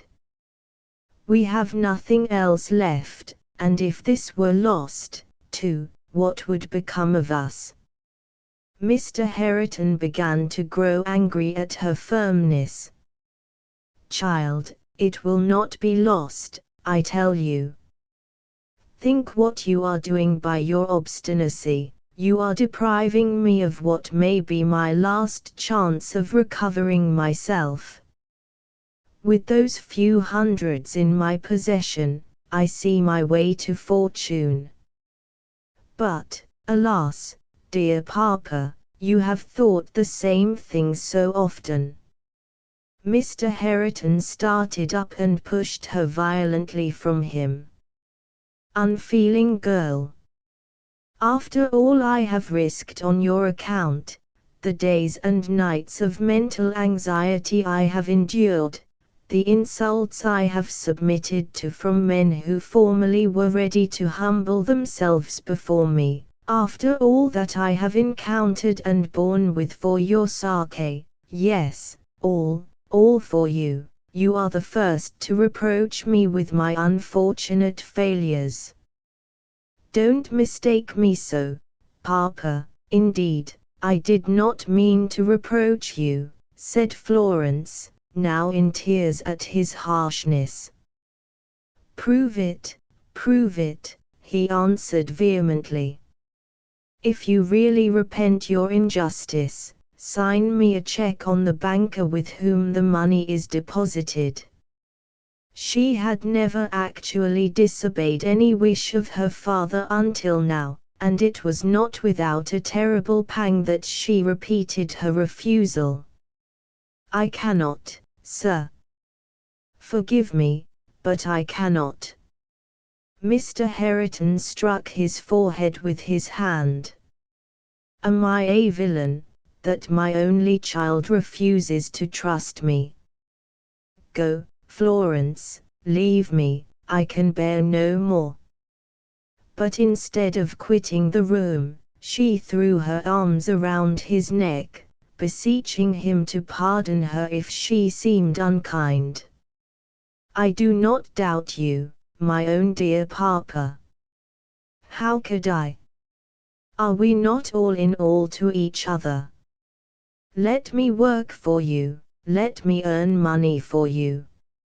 I should be the happiest of the happy if your little comforts were purchased by my exertions. But don't ask me again for Uncle Blunden's bequest. I have promised Aunt Margaret that I will not touch it, and you would despise your daughter if she broke her word. Mr. Hareton, quivering with passion, put her forcibly from him. I believe, Miss Hareton, that Mrs. Blunden has on more than one occasion expressed a wish that you should take up your residence with her. I withdraw my opposition to her request. You are perfectly at liberty to go whenever you please. You have forfeited my affection by your selfish and deceitful conduct. You have chosen to be guided by an illiberal woman, who has no sisterly affection for me. Go to her, and forget that you have a father, as I shall try to forget that I have ever had a child. Papa, you cannot mean this, she faltered. You know that I would not leave you for Aunt Margaret or anyone else. With freezing politeness he walked to the door and opened it for her. This discussion is very painful to me, Miss Hareton. I must beg that you will not prolong it. As you may depart before I rise in the morning, I will say my adieus now. Florence tried to answer him, but she had been feeling poorly all day with a feverish cold, and, thoroughly upset by the scene she had gone through, she dropped into a chair, half fainting. Greatly alarmed by her pale face and closed eyes, her father rang the bell and hurried to support her. Look up, my darling, speak to me. Great heavens!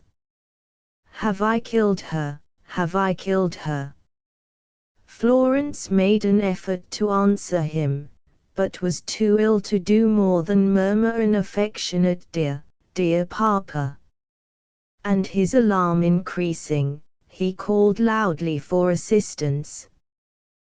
The mistress of the house, who cherished a great liking for poor, pretty Miss Hareton and disliked her consequential father, came bustling in and carried her off to bed, assiduously nursing her during the days that she lay in the alternate chills and delirium of a low fever.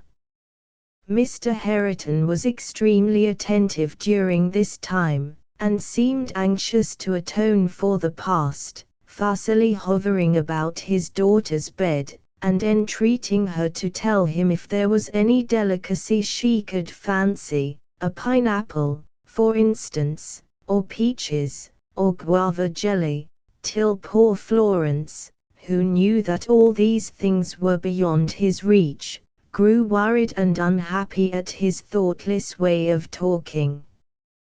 Partly to put an end to it, she left the room as soon as her weakened limbs would support her, and her longing for fresh air led her to wrap herself up on the first sunny day, and stroll languidly up and down the street. The bright, frosty atmosphere braced and revived her. There was even a pale tint of the rose on her cheek as she turned her steps homeward, but she was so fragile-looking that one of the governesses, coming briskly from her daily avocation, stopped, and, after a moment's hesitation, came and spoke to her with sympathizing kindness.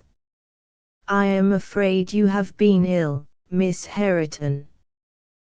We had missed you from the window. Will you accept my arm down the street?" Florence took it as frankly as it was offered. The pale, oval face, the smoothly braided brown hair, and neat grey dress of this gentlewoman irresistibly attracted her. "I have been ill, but I am better, thank you, and it is such a treat to breathe the air once more. Cannot you prolong your stroll as far as the park? The walks are dry, and there are seats where you could rest for a few minutes if warmly clothed." "I should like it much, but Papa does not approve of my going there alone," Florence replied, and her new friend was too delicate to say more. They sauntered together to the door of Mr. Hareton's lodgings, and then the governess, moved by an impulse of pity for the young creature who seemed so lonely, said, "My name is Denham, Susan Denham. My cousin and I rarely receive any visitors, but we are generally at home on Thursday afternoon, and if you will come and read or work with us we shall be pleased to see you." Florence pressed her hand warmly. "I shall like it so much. I will be sure to come." It was not until she was in her own room, taking off her wraps, that she remembered Mr. Hareton's exordiums against forming any low connections. She timidly mentioned the invitation as they sat together in the evening, adding, "I should much like to go, Papa, if you will let me." He smiled and shrugged his shoulders. "You don't seem to see the drift of this attention, my dear. These governesses would like the name of having finished the education of Miss Hareton, of the Priory. If they are really talented women you may engage their services. I have noticed that your Italian is imperfect. I will inquire the price of a piano for you." Florence wisely raised no objections, but resolved to evade compliance with injunctions that would only involve her in a fresh anxiety. How could she repay the kindness of Miss Denham by asking for lessons for which she knew her father had no means of paying?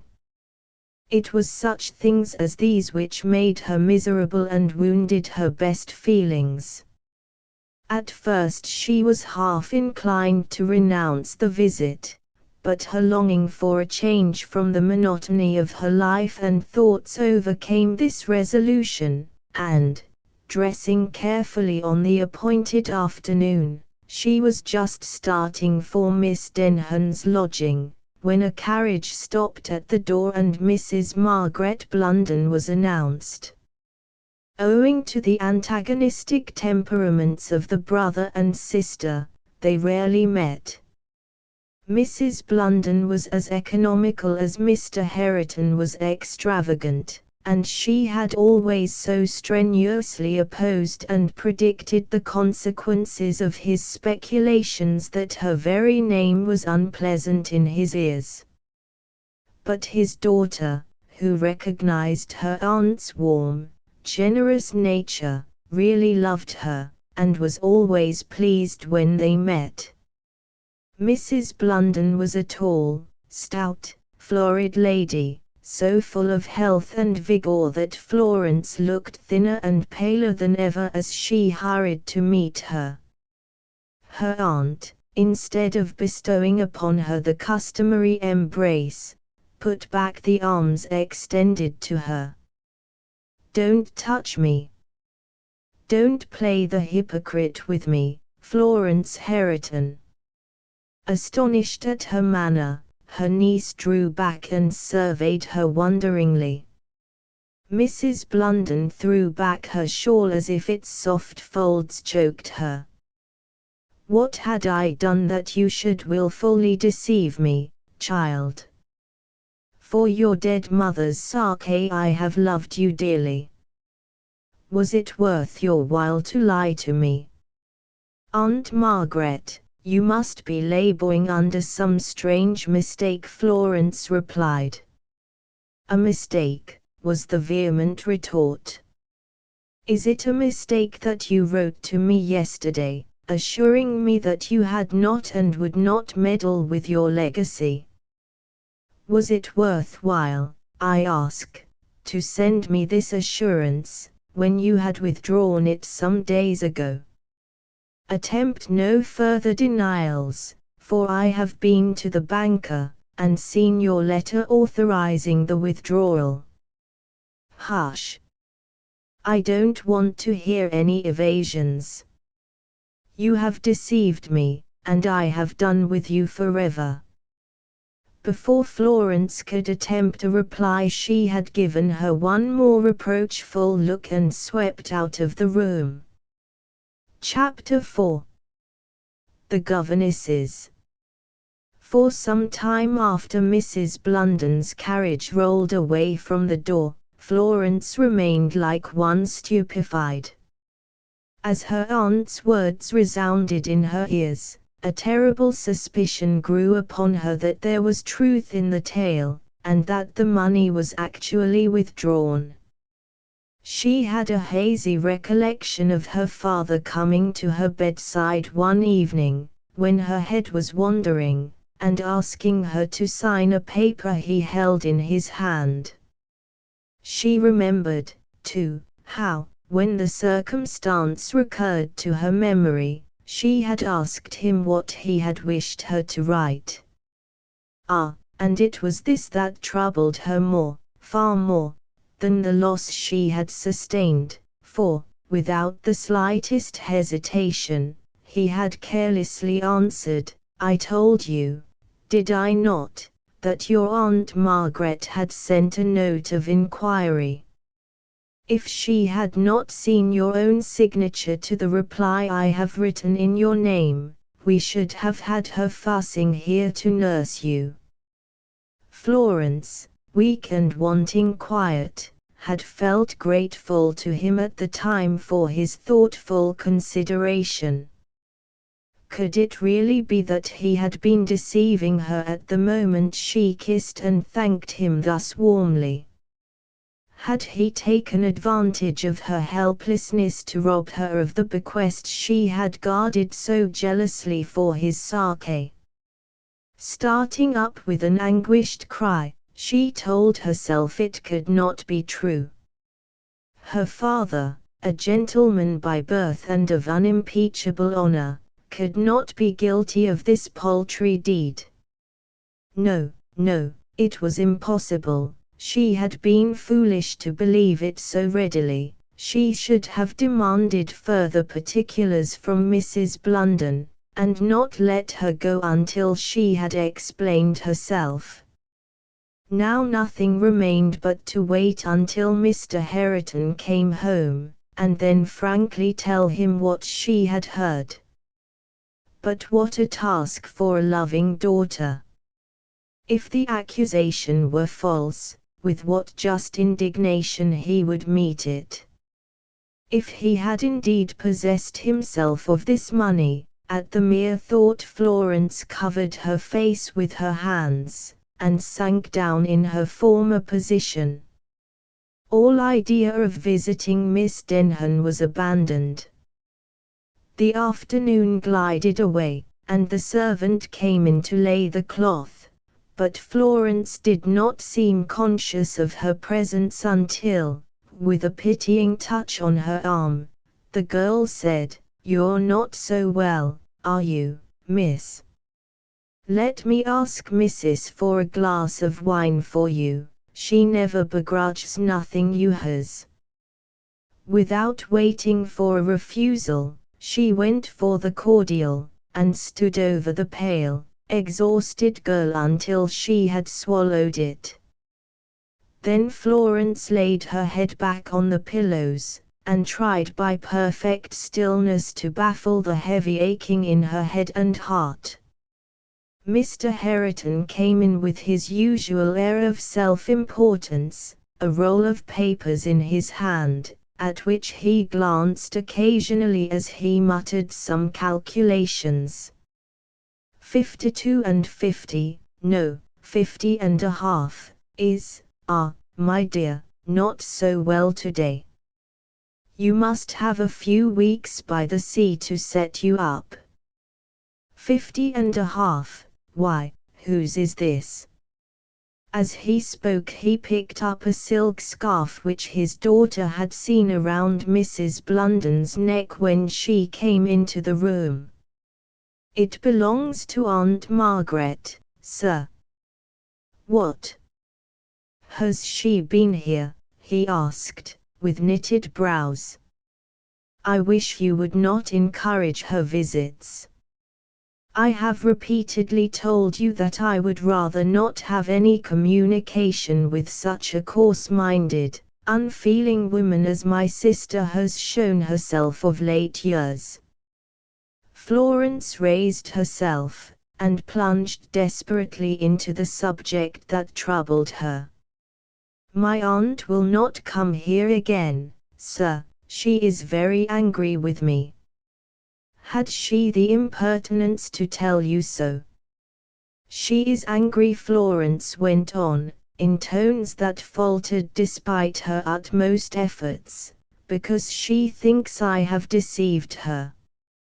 She has been, on business of her own, I suppose, to the banker of her late husband, and, well, queried her father, finding that she paused, his own face flushing and eyes sinking as they met her wistful gaze. And she tells me that my legacy has been drawn out.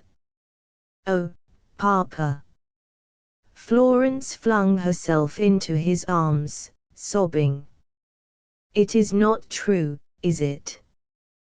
Do tell me that it isn't true. And if it is, what then? He retorted. If it had not been for my meddling, mischief-making sister, you would have known nothing of the circumstance until I was prepared to return the loan. You don't suppose I mean to rob you, child, do you? Without replying, she turned from him and wept as if her heart would break. Nothing angered him more than the sight of her tears, and he soon worked himself into the belief that he was an ill-used man.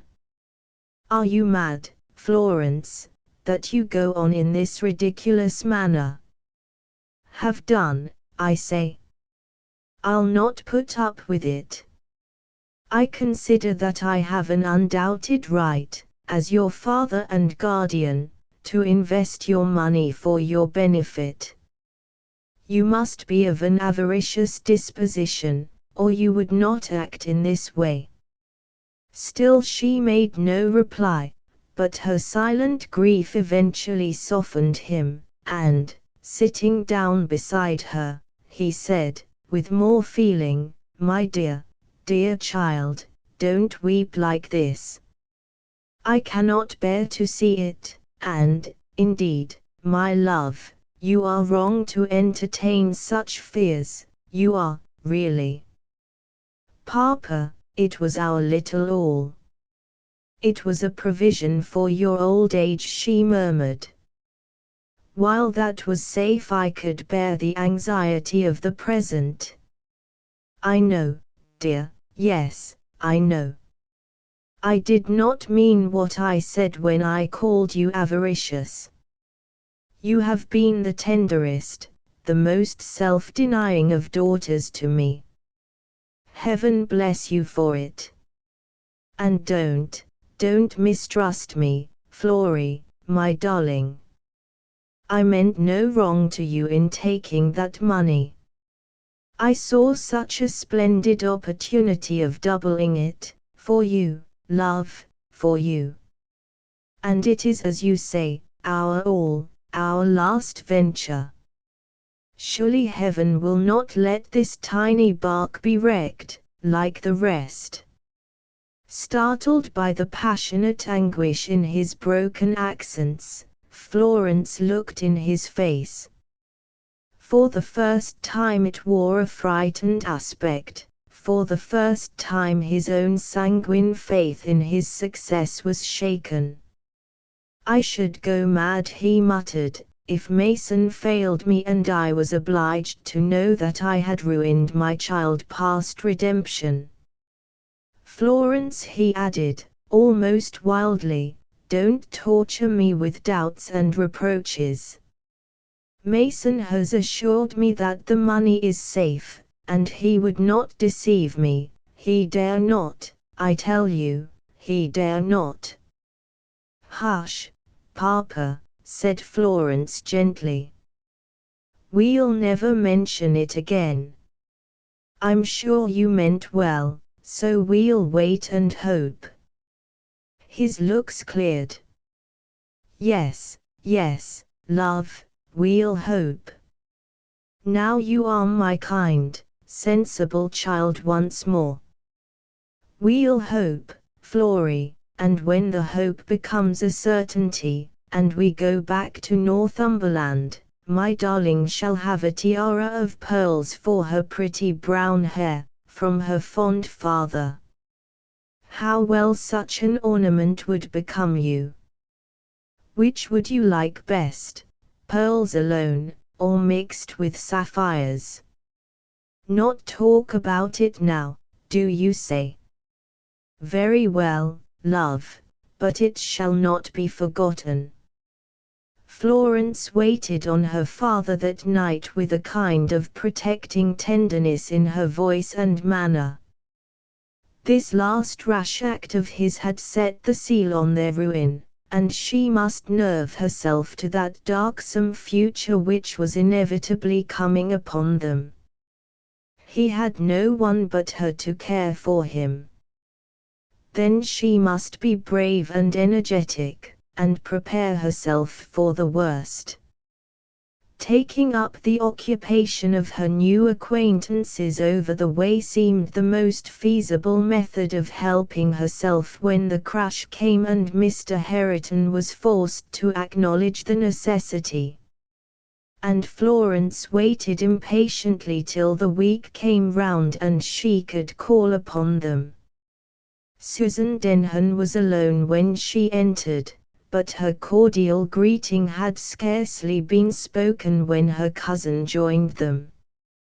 She was a tall, handsome woman, 2 or 3 years Florence's senior, with commanding deportment and an indescribable fascination about her, which she used to laughingly declare was inherited from her Parisian mother.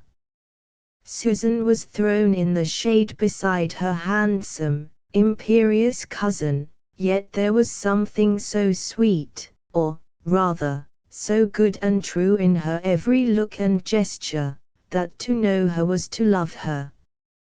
You felt instinctively that she was to be depended upon, and that, although no scriptural quotations ever passed her lips, her religion was the guiding principle of her blameless life. After she had taken Florence's hat and mantle, and given her the softest seat in the bright little room, she sat smilingly by, while Julia talked to their visitor. Florence was quietly amused at the candor with which, after their mutual reserve wore off, both the cousins confessed that they had long wished to make her acquaintance. Not from precisely similar motives, Julia acknowledged. I wanted to know you because you were evidently a lady, intelligent and accomplished, while Susan's motives were. She stopped herself in a little confusion, but Florence finished the sentence for her. Benevolent ones, were they not? She saw me very lonely and friendless, and was eager to do me good. It is precisely because I think she will help me that I have come to you now. Susan Denham dropped her work in her lap, and listened with grave and encouraging attention. The blood rushed to Florence's cheeks and temples, but she would not play the coward, and, after a very short pause, she said, I must frankly tell you that I fear a change for the worse in our circumstances. I must work for Papa and myself, and I want to be a governess. Susan Denham sighed, and Julia impulsively exclaimed, Oh, choose any life but ours, Miss Herriton. You little know the slights you would have to contend with, all your best feelings trampled on, all your aspirations crushed beneath the contempt or indifference of your sordid employers. You must be a lady in appearance, in education, in tastes and sympathies, or you are not fit to be the instructress of their children. But you must not consider yourself their equal, you must neither associate with them, nor expect consideration from them, and, above all, she added, with a bitter laugh, you must not permit their sons to fall in love with you. On the other hand, said Susan gently, you are fairly paid for your labor. By consistent conduct you cannot fail to win the respect and esteem of your employers. The children you teach often become very dear to you, and, on the whole, the hardships of a governess lot are not greater than those of any other profession. Look on this picture, and on that, laughed Julia, and then say, Miss Herriton, which strikes you most forcibly. Both are colored with truth, but I think mine is according to the rule, and Susan's forms the exception. If I were embarking in this new undertaking solely on my own account, Florence replied, after a few minutes' consideration, I think your sketch of its difficulties would frighten me. But it is for Papa, and however toilsome or wearying the day might prove, I should be able to return to him at night, should I not? Susan Denham pressed the hand Florence had laid on hers, as she instinctively turned to read encouragement in those soft brown eyes. You will succeed, I think. A work begun in a right spirit rarely fails. Now tell us what we can do to help you. Yes, speak openly, added Julia. If it is a decided thing, I withdraw my opposition, and will do my best to get you pupils. Shall you teach under your own name? Florence's face flushed this time with a little pride. I had not thought of that. Perhaps Papa would not approve of it, and yet I should not like to assume a false one. No slurs upon me, if you please, cried Julia gaily. But that surprised look proclaims your innocence. Know, then, that although at home I am simply Julia Denham, at the houses of my pupils I am La Demoiselle Julie, and my French is far more correct than my English. Susan shakes her head at me, but ladies will have foreign governesses if they can get them, and they pay them much more liberally than their own countrywomen. The substitution of Mademoiselle for plain Miss pays for my kid gloves and collars. Miss Herriton, I fancy, will be content with her own English appellation, said Susan, who never approved of anything that savoured of trickery. And she began to question and counsel Florence with as much tact as kindness. It was then arranged that she should study assiduously those subjects in which she knew herself deficient, and avail herself of the cousin's piano to get up her long-neglected music.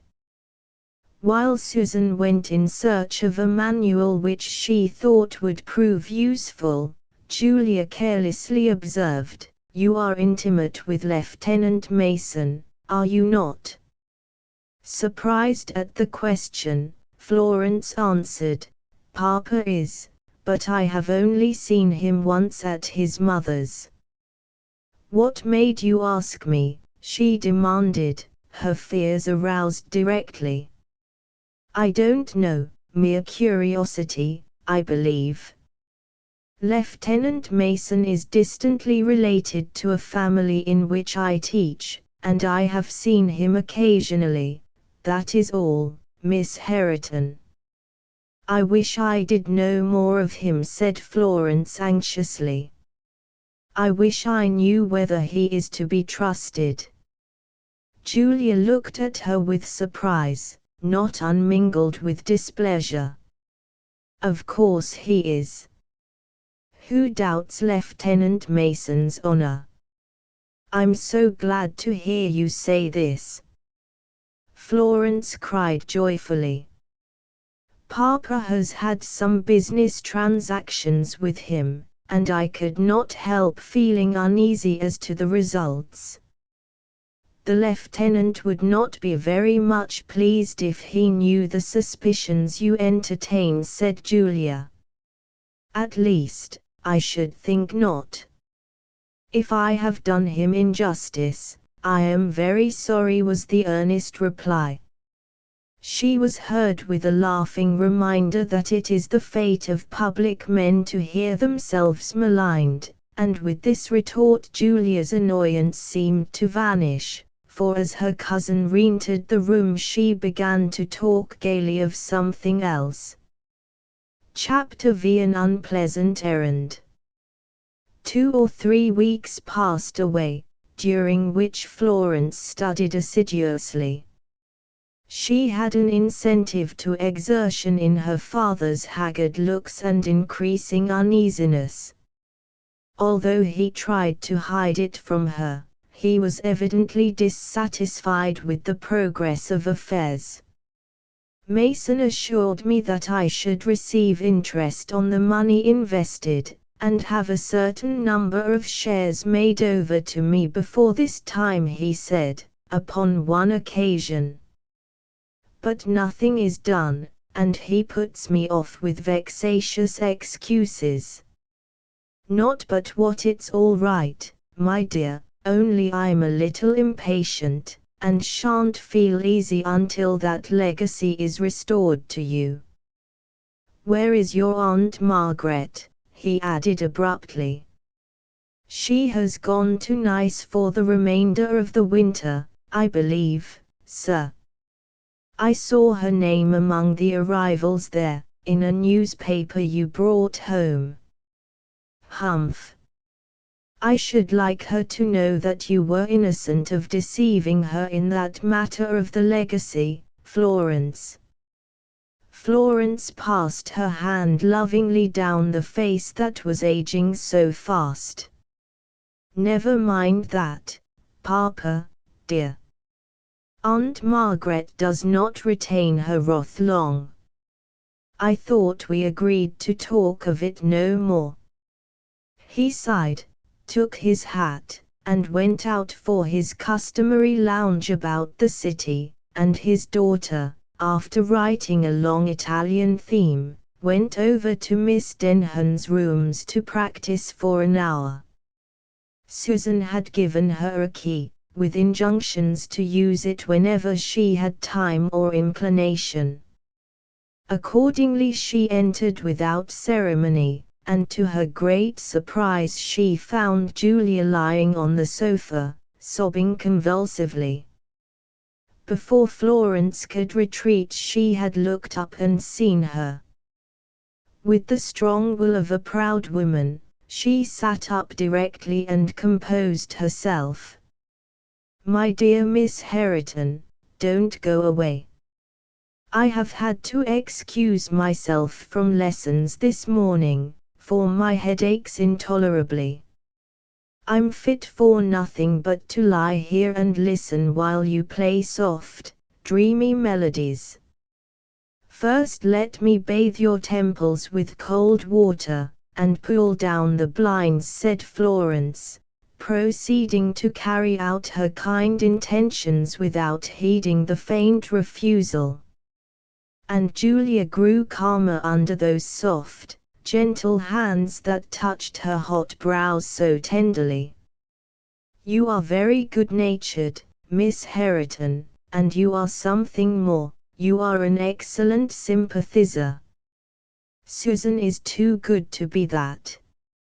"Rather a doubtful compliment this, is it not?" asked Florence, with a smile.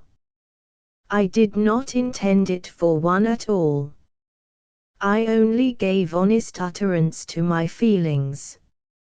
I mean that Susan, never being tempted to step out of the regular routine she has made for herself, cannot understand those who stand less firmly nor pity their weaknesses.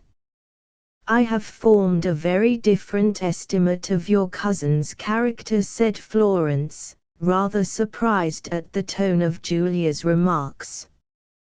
"I should think she was very pitiful to all who need her compassion." "Yes, if anyone had actually done wrong, Susan would be an invaluable friend, so merciful, yet so just. But she cannot sympathize with my chafings against all the petty annoyances of poverty. If I were to say how I long to be rich, to wear pretty dresses and jewelry, to ride, to drive, and have no contemptible cares about the few pounds, more or less, which I spend, she would answer with something about being content with what we have got. And I'm not contented. Do you understand?" "Yes," said Florence, looking at her thoughtfully. "I, too, often wish to be independent of the wearing anxiety about money that oppresses all those who have not enough of it. But I don't think it is for my own sake, it is on Papa's account." Julia turned her head away. "Neither do I crave riches solely for myself," she said, in low tones. "But I'm not as free from ambition as you are, and so I'll not deny it. Sit down, Miss Hareton, will you? I want to talk to you. I want you to tell me what sort of a person Lady Mason is. A very sad, serious lady outwardly, but her dependents and the cottagers near her residence adore her." "Is your expression, sad and serious, a polite way of hinting that she is a stern and unforgiving mother?" asked Julia, after a short silence. "Certainly not. I have heard Mama say that her only fault as a parent was overindulgence to a very reckless and undutiful son. Julia shivered and put her hands to her head, affirming that the pain was becoming intense again. Yet the next moment she resumed her questioning remarks. "How bitterly you speak of this handsome lieutenant. Do you know that half the ladies who know him are contesting for the honor of his hand?" "I know nothing more of him than I have already told you," Florence rather frigidly replied. "I am not aware that I spoke of Lieutenant Mason more harshly than I should of anyone else who has been so bad a son to an excellent mother. I think I will reserve my practicing till tomorrow, Miss Denham." Somehow, the conversation was distasteful to her, and she was glad to make her escape. She detected beneath Julia's apparent carelessness a deep interest in all that concerned this young man, an interest she was not disposed to foster by listening while she dilated upon his fascinations. Julia made no further efforts to detain her, but, saying a cold adieu, drew her shawl over her face, and Florence returned home. She had not had time to settle to any occupation when Mr. Hareton came in, breathless and excited. He so rarely returned before evening that his daughter expressed her surprise. But, taking no notice of her, he opened his desk and began to write a note. After several attempts, which his impatience and shaking hand rendered abortive, he succeeded in composing one to his satisfaction. When it was finished and addressed, he turned to Florence. "My dear, you must go out for me, you can take a cab. I want this note delivered, personally, remember, to Lieutenant Mason, at his chambers, in the Albany." "Papa," exclaimed the astonished girl, looking from the letter he held toward her, to his agitated face. "Yes, Florence, yes, it must be done. There are rumors afloat in the city that perplex and frighten me. Yes, I'll be candid with you, they frighten me.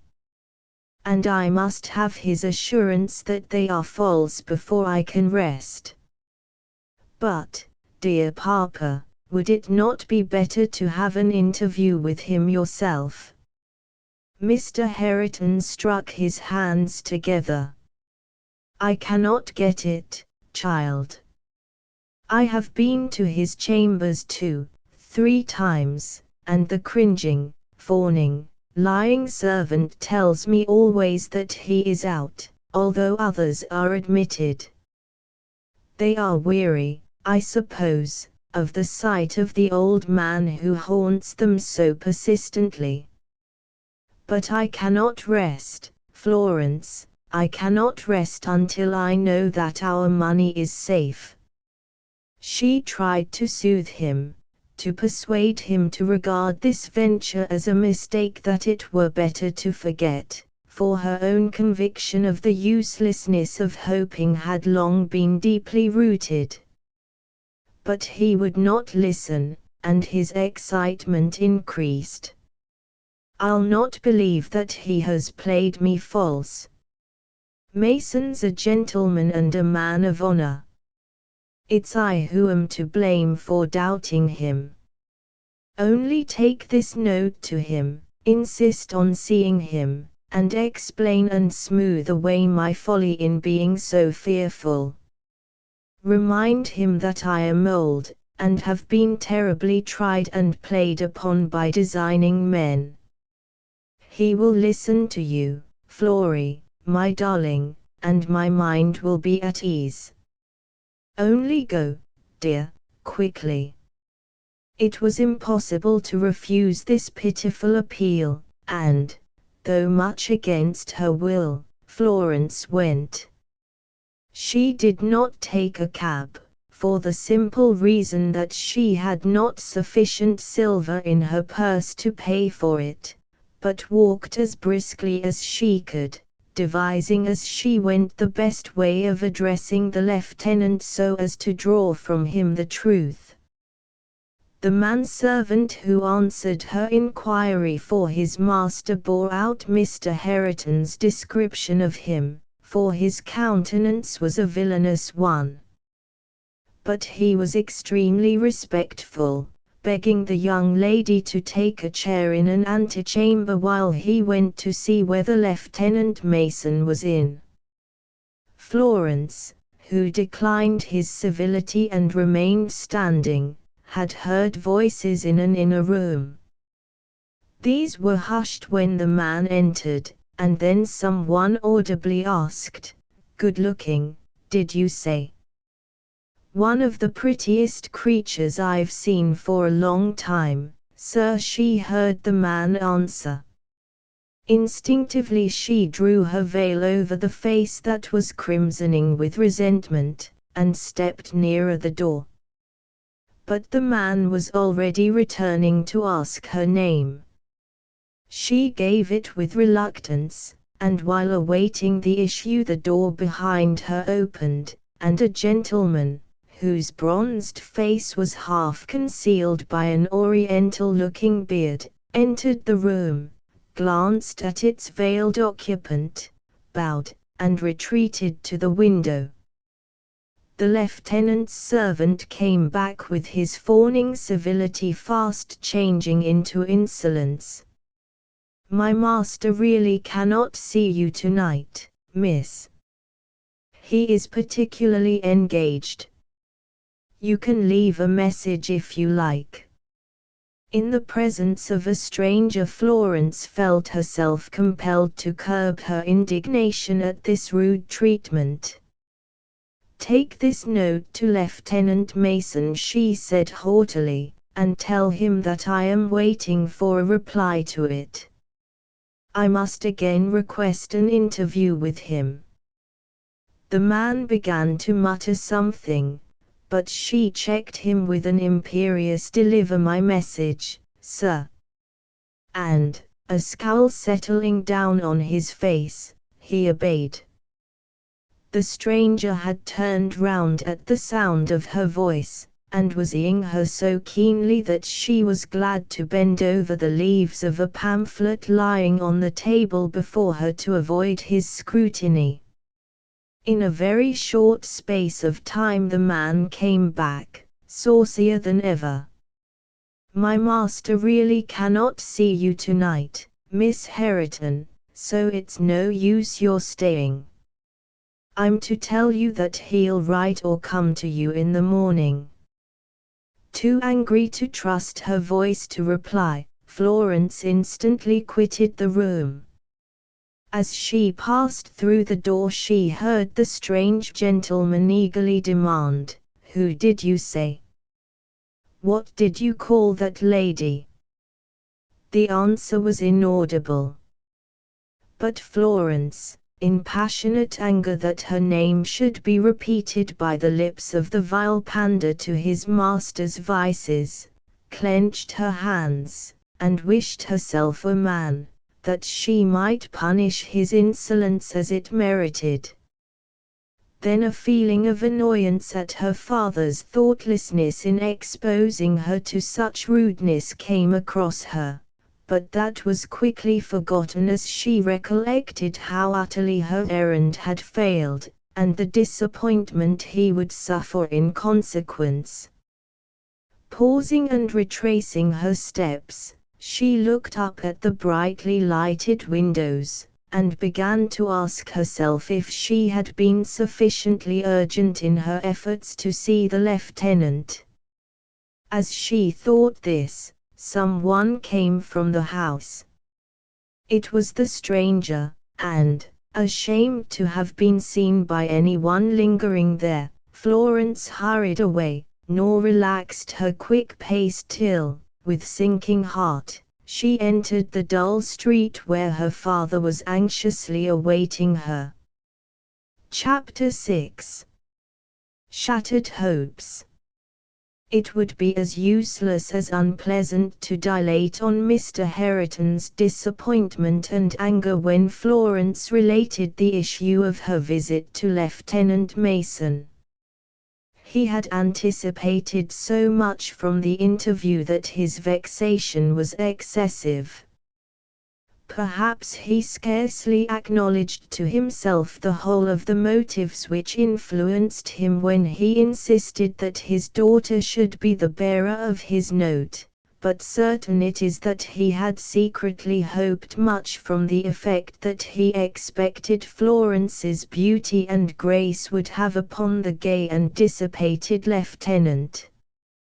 His angry speeches, full of childish petulance, were heard in pitying silence, for Florence clearly saw what the end must be, and in her deep compassion for the utter wreck of his hopes forgot her annoyance at the folly with which he had suffered himself to be duped by every knave with whom he came in contact.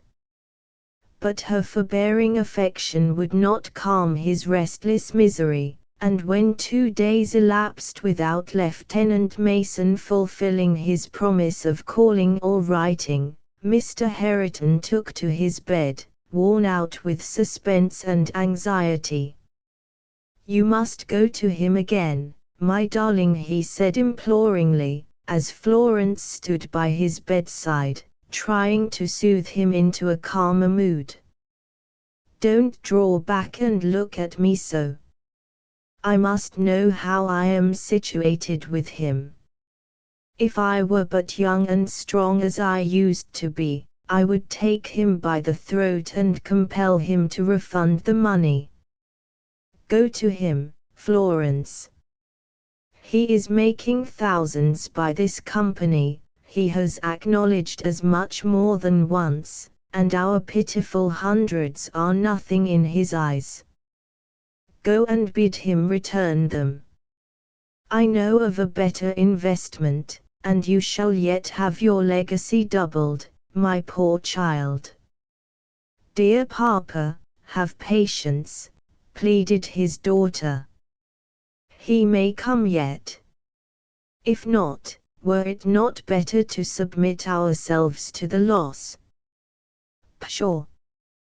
You have preached these words to me till I am sick of hearing you. Go to Lieutenant Mason. At such an early hour as this he must be at home, and if you choose to persevere, I am sure you will be able to see him. But, dear papa, remember how uselessly I strove before," said Florence, shrinking from the hateful task. He started up in bed, every limb quivering with rage. "Ungenerous girl, have you no feeling for me? Will you let me lie here and die with the anguish and misery of such uncertitude? But I am a fool to ask you this. What do you care for my sufferings? If you dared you would tell me, as my sister Margaret does, that they are my own fault. Leave the room, that I may dress, and do my errand myself." "You are too weak to attempt it, sir," cried Florence, restraining him as he was about to rise. "Only tell me what you wish me to say, and I will go." Pacified by this assurance, he gave her ample directions, and, hurrying on her hat and mantle, she trod the way to the Albany once more. She would not think of herself or of the annoyance she underwent on the former occasion, but passed steadily on, intent only upon getting such an explanation from the lieutenant as should set the vexed question of the money at rest forever. "He will palter with me, perhaps," she said to herself, or try to put me off with vague promises, as he has done poor Papa, but I must be quietly firm, and refuse to be satisfied with anything but the plain facts of the case. Papa said I was not persevering enough before. He shall not have to say this again. For his sake I will be wary, and obstinate even to rudeness. Her courage rose with the occasion, and when her tap at the outer door of the chambers was answered with a careless "come in," she stepped forward resolutely. The servant of Lieutenant Mason was sitting at the table, looking over some accounts. He stared at her insolently, but neither rose nor offered her a seat. "Your master has not fulfilled his promise of visiting or writing to us," said Florence. "I will thank you to tell him that I am here. I will not detain him long, but my business is too urgent to be delayed again." The man dipped his pen in the ink, and answered, with an impertinent sneer, "Dear me! Ladies are always in such a hurry that everything must serve their turn.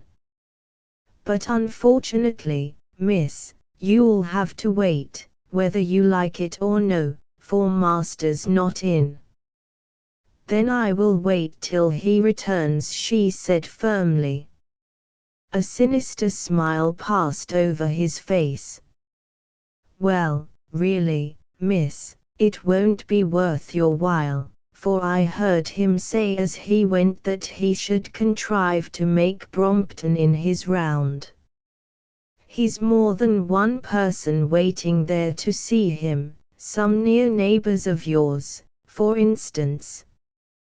Disdaining to notice this insinuation, Florence hesitated a moment. "Are you quite sure that he intended calling this morning?" "Positive," the man answered glibly. "He says he," before he could finish his sentence, the door of the inner room was thrown open.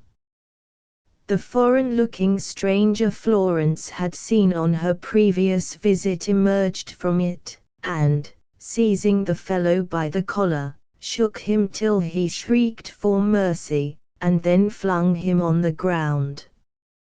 "Scoundrel!" he exclaimed furiously. "Villain without a heart! Did you forget that there was someone at hand to refute your falsehoods?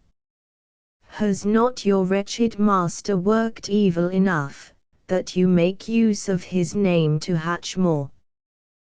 The man cowered in the corner where he had been thrown, shielding his head with his arm, as if he feared another attack. "'Pon my word, sir," he answered servilely, "'pon my word, you are too hard upon me, you are indeed. I'm only doing as I was bid."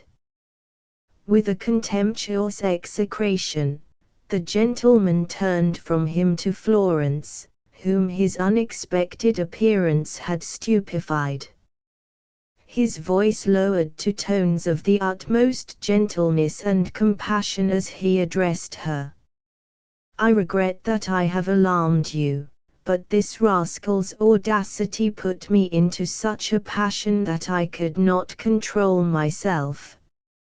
I am sorry to say that he has been wilfully deceiving you."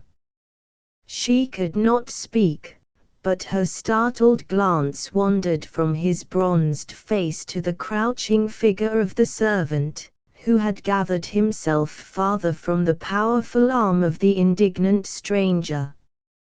"Can you bear to hear the truth?" he asked, "even if it be worse, far worse, perhaps, than you have ever anticipated?" "Yes," she faltered, "yes." Studiously averting his looks so that he might not distress her by appearing to watch the effect of his words, he said slowly, "Lieutenant Mason is no longer in London. In fact, he has quitted England. Coming here this morning to take possession of these chambers, which their former tenant vacated yesterday, I accidentally learned that he had left the country, solely, I fear, to avoid the reproaches of the unfortunates who have invested their money in the bankrupt company of which he was secretary. And this rascal, it appears to me, has been bribed to tell spurious tales accounting for his absence, until he is beyond all fear of pursuit. Long as Florence had foreboded evil, the shock was hard to bear when it actually came, and, putting out her hand, she tried to grasp at the table for support. The stranger was by her side directly. He placed her in a chair, and fetched her a glass of water. When he came back with it, she had covered her pale face with her hands and found relief in tears. Her poor father! How would he bear these tidings? Ashamed to have given way to her emotions before indifferent persons, Florence silently rejected the water, bowed her thanks, and, drawing her veil more closely over her features, rose to depart, but the gentleman attempted to detain her. "You are not fit to go alone. This news, which it grieved me to tell, has quite overcome you. Pardon me, but have you no friend I could send for whose presence would be a comfort to you now?" She shook her head, and made another attempt to pass him. "Your father," he said hesitatingly. "Your father." Her tears burst forth afresh, and she could no longer control them. With nerves weakened by constant anxiety, and harassed by Mr. Hareton's incessant calls upon her time and sympathy, she was ill-fitted to bear this confirmation of her worst fears. Clasping her hands, she murmured, "Poor, dear papa! Who shall tell him this?" and then struggled for composure till her sobs became hysterical. She was in no condition to walk home, and at the command of the stranger the lieutenant's servant fetched a cab, to which, with the respectful tenderness of a brother, he supported her trembling steps. She tried to command her voice to thank him, but in vain. He understood her, however. "Hush, hush!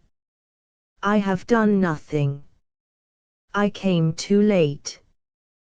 But if Godfrey Mason ever crosses my path, I will avenge your wrongs, Miss Hareton, and my own." Startled by the emphasis with which he spoke, and a certain something in his tones which thrilled through her and awoke long-forgotten memories, Florence for the first time looked fully in his face, but those knitted brows, that dark skin, and the profuse masses of curly beard and mustache which covered the lower part of it, baffled her endeavor to recall when and where she had seen it before. And the gentleman, as soon as he caught her quick, eager glance, drew his low-crowned hat down over his eyes, and, signaling the driver to proceed quickly, retreated, as if desirous of avoiding recognition. Once on her way home, the bitter energy of his last words and all else concerning him was forgotten in the more pressing thought of how Lieutenant Mason's flight was to be revealed to her father. She grew sick with dread as she pictured the state of mind into which he would be thrown when no longer able to delude himself with false hopes. Dismissing the vehicle at the end of the street, she walked slowly toward her own residence, but when her hand would have raised the knocker her heart sank again, and, crossing the road, she went to the lodgings of Susan Denham. Here she could bathe her eyes, and, perhaps, from that kind friend's sympathy and counsels, gain strength to bear with her father's passionate grief. The cousins were sitting at needlework when she entered, Julia's tasteful fingers devising new trimmings for one of the pretty Parisian costumes so becoming to her fine figure, while Susan was altering one of her grey merinos for an orphan girl in whom she was interested. They both arose, uttering expressions of concern, when they saw the jaded looks of their visitor. "Something has happened," cried Julia, with a startled air. "Something terrible." "What is it? What is it?" "Give her time to recover herself," interposed her more considerate cousin. "Sit down, dear Miss Hareton, and let me unfasten your cloak." But Julia, as if goaded by some fear that made patient waiting an impossibility, put her aside, and, throwing herself on her knees beside the silent Florence, seized her cold hands in her own feverish palms. "Speak at once, Miss Hareton. Let us know the worst. You have been out, you have heard tidings which concern us, me, as well as yourself, else you would not be here." "I am more selfish than you imagine," was the reply. "I came to Susan, because I am in great distress. I hope it is a trouble which will not affect you." But there was a doubt and a question in Florence's unsteady accents, and Julia felt it. "Tell me where you have been and what you have heard," she said, so imperiously that Susan, with a look of grave reproof, touched her shoulder. "I have been to the Albany, to Lieutenant Mason's chambers." "Ha! To tell him your doubts of his honor and honesty," cried Julia, rising to her feet and looking proudly down upon Florence's sad face, "to hear him indignantly refute your suspicions, and come away ashamed of your injustice. That is why you are here, is it not? You come to us to confess how cruelly you have wronged him." Were there no gathering doubts of his truth in her own highly strained voice? No inward conviction that she was about to hear some appalling truth making itself visible in her dilated eye, her quivering lips? Frightened at the insight she suddenly gained into this troubled heart, and at the misery she must inflict here as well as at home, Florence essayed to rise, but those hot hands held her down.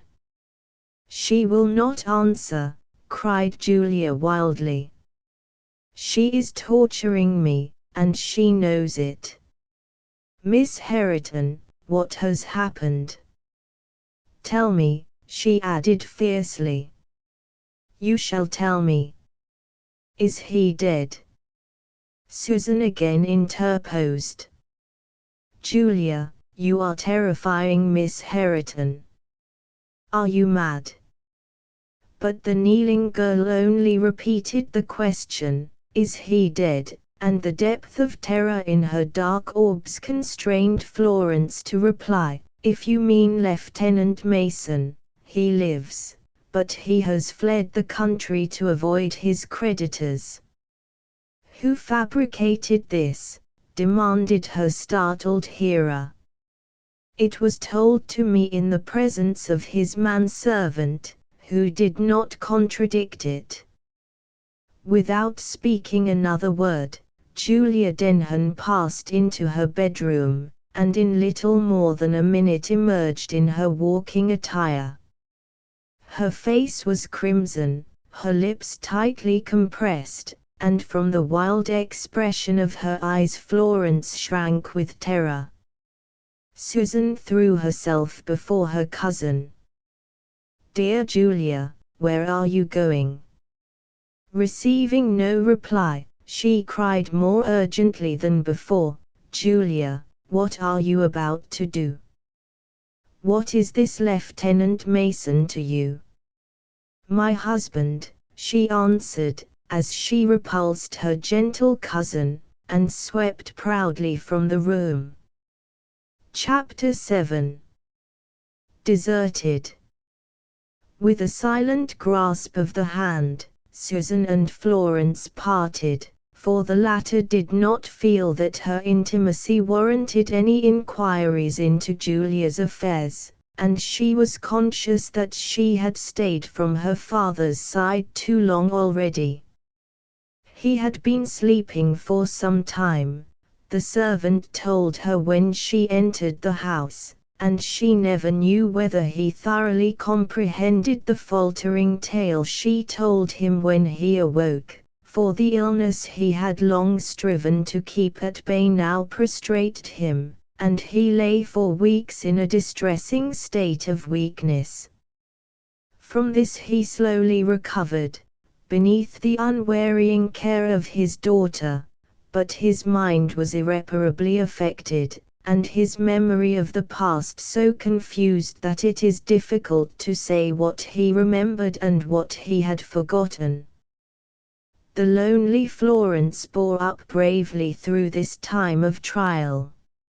If saddening thoughts of those happy days when she wandered hand in hand with Frank Dormer beside the coquette ever came to trouble her, they were quickly banished, and even her mother's journal, which had so long fed her hopes of his return, was laid at the bottom of her desk, that she might not be tempted to read and ponder over it. As soon as Mr. Hareton was sufficiently recovered to bear the change which his medical man prescribed as absolutely necessary for his complete restoration to health, Florence went to consult her friend Susan Denham. She must choose some locality for her new home where there was a prospect of employment, and in her utter inexperience she gladly availed herself of Susan's greater knowledge of the world. They had seen very little of each other during these last few weeks, for Miss Denham had increased the number of her pupils, and was now rarely to be found at home. She had stolen over sometimes to inquire after Mr. Hareton, and once, when he was considered in danger, had insisted on sharing his daughter's night watch, but she looked so harassed and fatigued that Florence would not permit her to do this again. The name of her cousin never passed her lips, and though surprised at her reticence, Florence was too delicate not to imitate it. With the shrewdness and tact which made her an invaluable adviser, Miss Denham had already thought over the half-formed plans of her friend, and was ready to enter into and assist them as soon as the subject was broached. "You will want to get a few miles from town, and your lodgings must be cheap, yet respectable. The owners of the house must also be persons with whom you could safely leave Mr. Hareton during your own enforced absences." "Certainly. But will it not be difficult to procure such a home? I have looked down the columns of the daily papers to try and find something to suit us, until I am quite tired of the useless endeavors." Susan smiled slightly. "Dear Miss Hareton, you must not expect too much. The moderate terms of advertisers would still be, I fear, far beyond your limited means." "I will not be too particular," cried Florence, coloring. "Indeed, It is only for Papa's sake that I am anxious to have rooms that will not too forcibly remind him of our changed fortunes. In fact, I must be prudent. Someone, I think it must have been Aunt Margaret, sent me anonymously £100 soon after Papa was taken ill. Carefully as I have husbanded this sum, the daily expenses are fast reducing it, so, you see, I must learn to economize and make no wry faces about it. This was said so cheerfully that Susan gave her a little approving nod, and went on, I have been thinking that you might settle in the neighbourhood of Curtain-on-the-Thames. It is a pleasantly situated market town, and I have written to a lady living in the vicinity whose children I used to teach. Mrs. Railton is in want of a morning governess, and will try you on my recommendation. And must I go and look for lodgings in that neighbourhood? Asked Florence, her heart failing her at the idea of the task. I think not, if you can content yourself with the accommodation you can have at a cottage about a mile from Mrs. Railton's villa. The old couple, it belongs to, are eccentric, but thoroughly kind-hearted, and Mrs. Bick nursed me so tenderly through an attack of scarlet fever that I am always grateful to her, and have more than once spent my summer holidays beneath her roof. Do you think you can content yourself in a tiny country cottage, Miss Herriton? Dear Susan, you shall see that I will put aside all my fastidious likes and dislikes. Indeed, I am more in earnest than you seem to imagine, said Florence gravely. I do not doubt your earnestness, I only ask myself how you will bear with the difficulties of the career you have chosen, with the requirements of exacting mothers, the obstinacy or pettishness of their children. Can you, who have been accustomed to see yourself obeyed, learn to pay respect and obedience to persons in rank and education far your inferiors? It is for Papa's sake.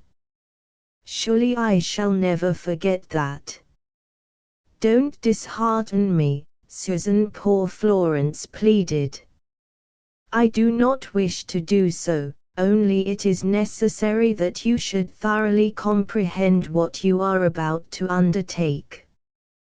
Well, on the score of the cottage you may be easy, was the reply, for our apartments over the way are neither so elegant nor spacious that we shall have cause to regret them, besides which, Mrs. Jones daily mutters in my hearing that she can't be bothered much longer with the trouble of sick people.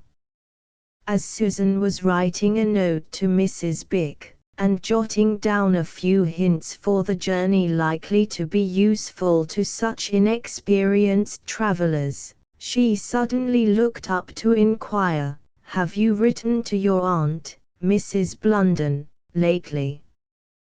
Will she not interfere to prevent the necessity of this step? I think not, in fact, I scarcely wish it. I have written and thanked her for the timely assistance of the bank note, but I could not see Papa subjected to her harsh speeches now that he is no longer able to defend himself, and tears sprang into Florence's eyes at the mere thought. The note was finished, and the friends were parting with a grateful thanks, dear Susan, and a fervent Heaven prosper you, Miss Herriton, when a step was heard on the stair. Such a slow, listless step, as if the very exertion of dragging the weary limbs along was too toilsome to be endured. And then the door opened, Julia Denham came in, and Florence could scarcely repress a cry of pitying astonishment. The well-rounded figure had sharpened and wasted, the bright color had fled her cheek, and her mouth, despite its resolute set, was drawn down at the corners, and every feature lined with suffering. Her fine, dark eyes were fuller, brighter than of old, but the light in them was so hard and fierce that those who encountered her quick glances involuntarily shrank from them. Susan gave a sigh, and murmured to Florence, "Go, dear, go." But before she could move to obey, Julia's eyes fell upon her. Drawing herself up more proudly than ever, she disdainfully rejected the hand Miss Hareton proffered, saying, "Have you come to exult over me? Has Susan been regaling your ears with all the last items of scandal?" "I have told Miss Hareton nothing," her cousin quietly observed. "Do me more justice than to imagine that I should make your position a subject for gossip." "My position?" Julia angrily repeated. "What do you intend Miss Hareton to understand by that expression? Is she to join the throng of my accusers who dare to hint that I am no wife? That I invent the tale to cover my shame?" As if she added, with increasing bitterness, as if it were not the greatest disgrace of all to have given this hand, dashing it violently against the table, to a false and scheming profligate. Feeling the awkwardness of remaining, Florence repeated her farewells, and had nearly reached the door when Julia, with more gentleness, asked her to stay. "Susan, perhaps, will not advise your compliance with my request, Miss Hareton, for, like the shocked matrons who no longer consider me worthy to teach their hopeful progeny, she distrusts every word I utter." You do," she added vehemently, when Susan gently denied this. "When you asked me where our marriage was celebrated, and I answered that I could not tell, that, trusting implicitly to his assurances that secrecy was necessary until he had established himself, I went where he chose to take me, and left the certificate of the right in his care," you sighed and shook your head. "Not because I doubted your assertions, Julia, only from regret that your confidence had been so rashly given and so terribly misplaced." Yes, I know," was the impatient retort. "You would like to lecture and pity me. It is to avoid this that I go out and wander in the streets and parks till utter exhaustion drives me home. I do not need you to tell me that I have my deserts. I know that my eagerness to marry a man who would make me wealthy, and give me all the social advantages I craved for, has brought me to what I am. Is there a person I pass in my wanderings who does not stare after me and whisper, 'There goes the woman who tries to prove herself the wife of Mason, the defaulter, Mason, the rogue'?" Susan would have spoken, but she was checked with an imperative, "Hush! I want Miss Hareton to tell me all she heard that morning." Florence instantly related every detail connected with her visit to Lieutenant Mason's chambers, feeling the while that the deserted wife would gain no information from this bare narrative, yet unwilling to offend her by appearing to withhold anything. "Gilbert, the servant you saw, has disappeared," commented Julia, when she paused. "There is nothing to be learned from him." "But this gentleman, who is he?" "I cannot tell you," was the truthful answer. But you heard his name, surely you heard his name. Don't deceive me, Miss Hareton. I would not do so for worlds.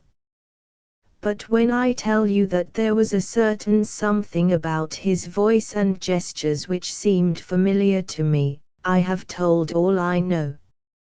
I did not hear his name mentioned. Julia's lips quivered, and the large drops of mental suffering stood upon her brow.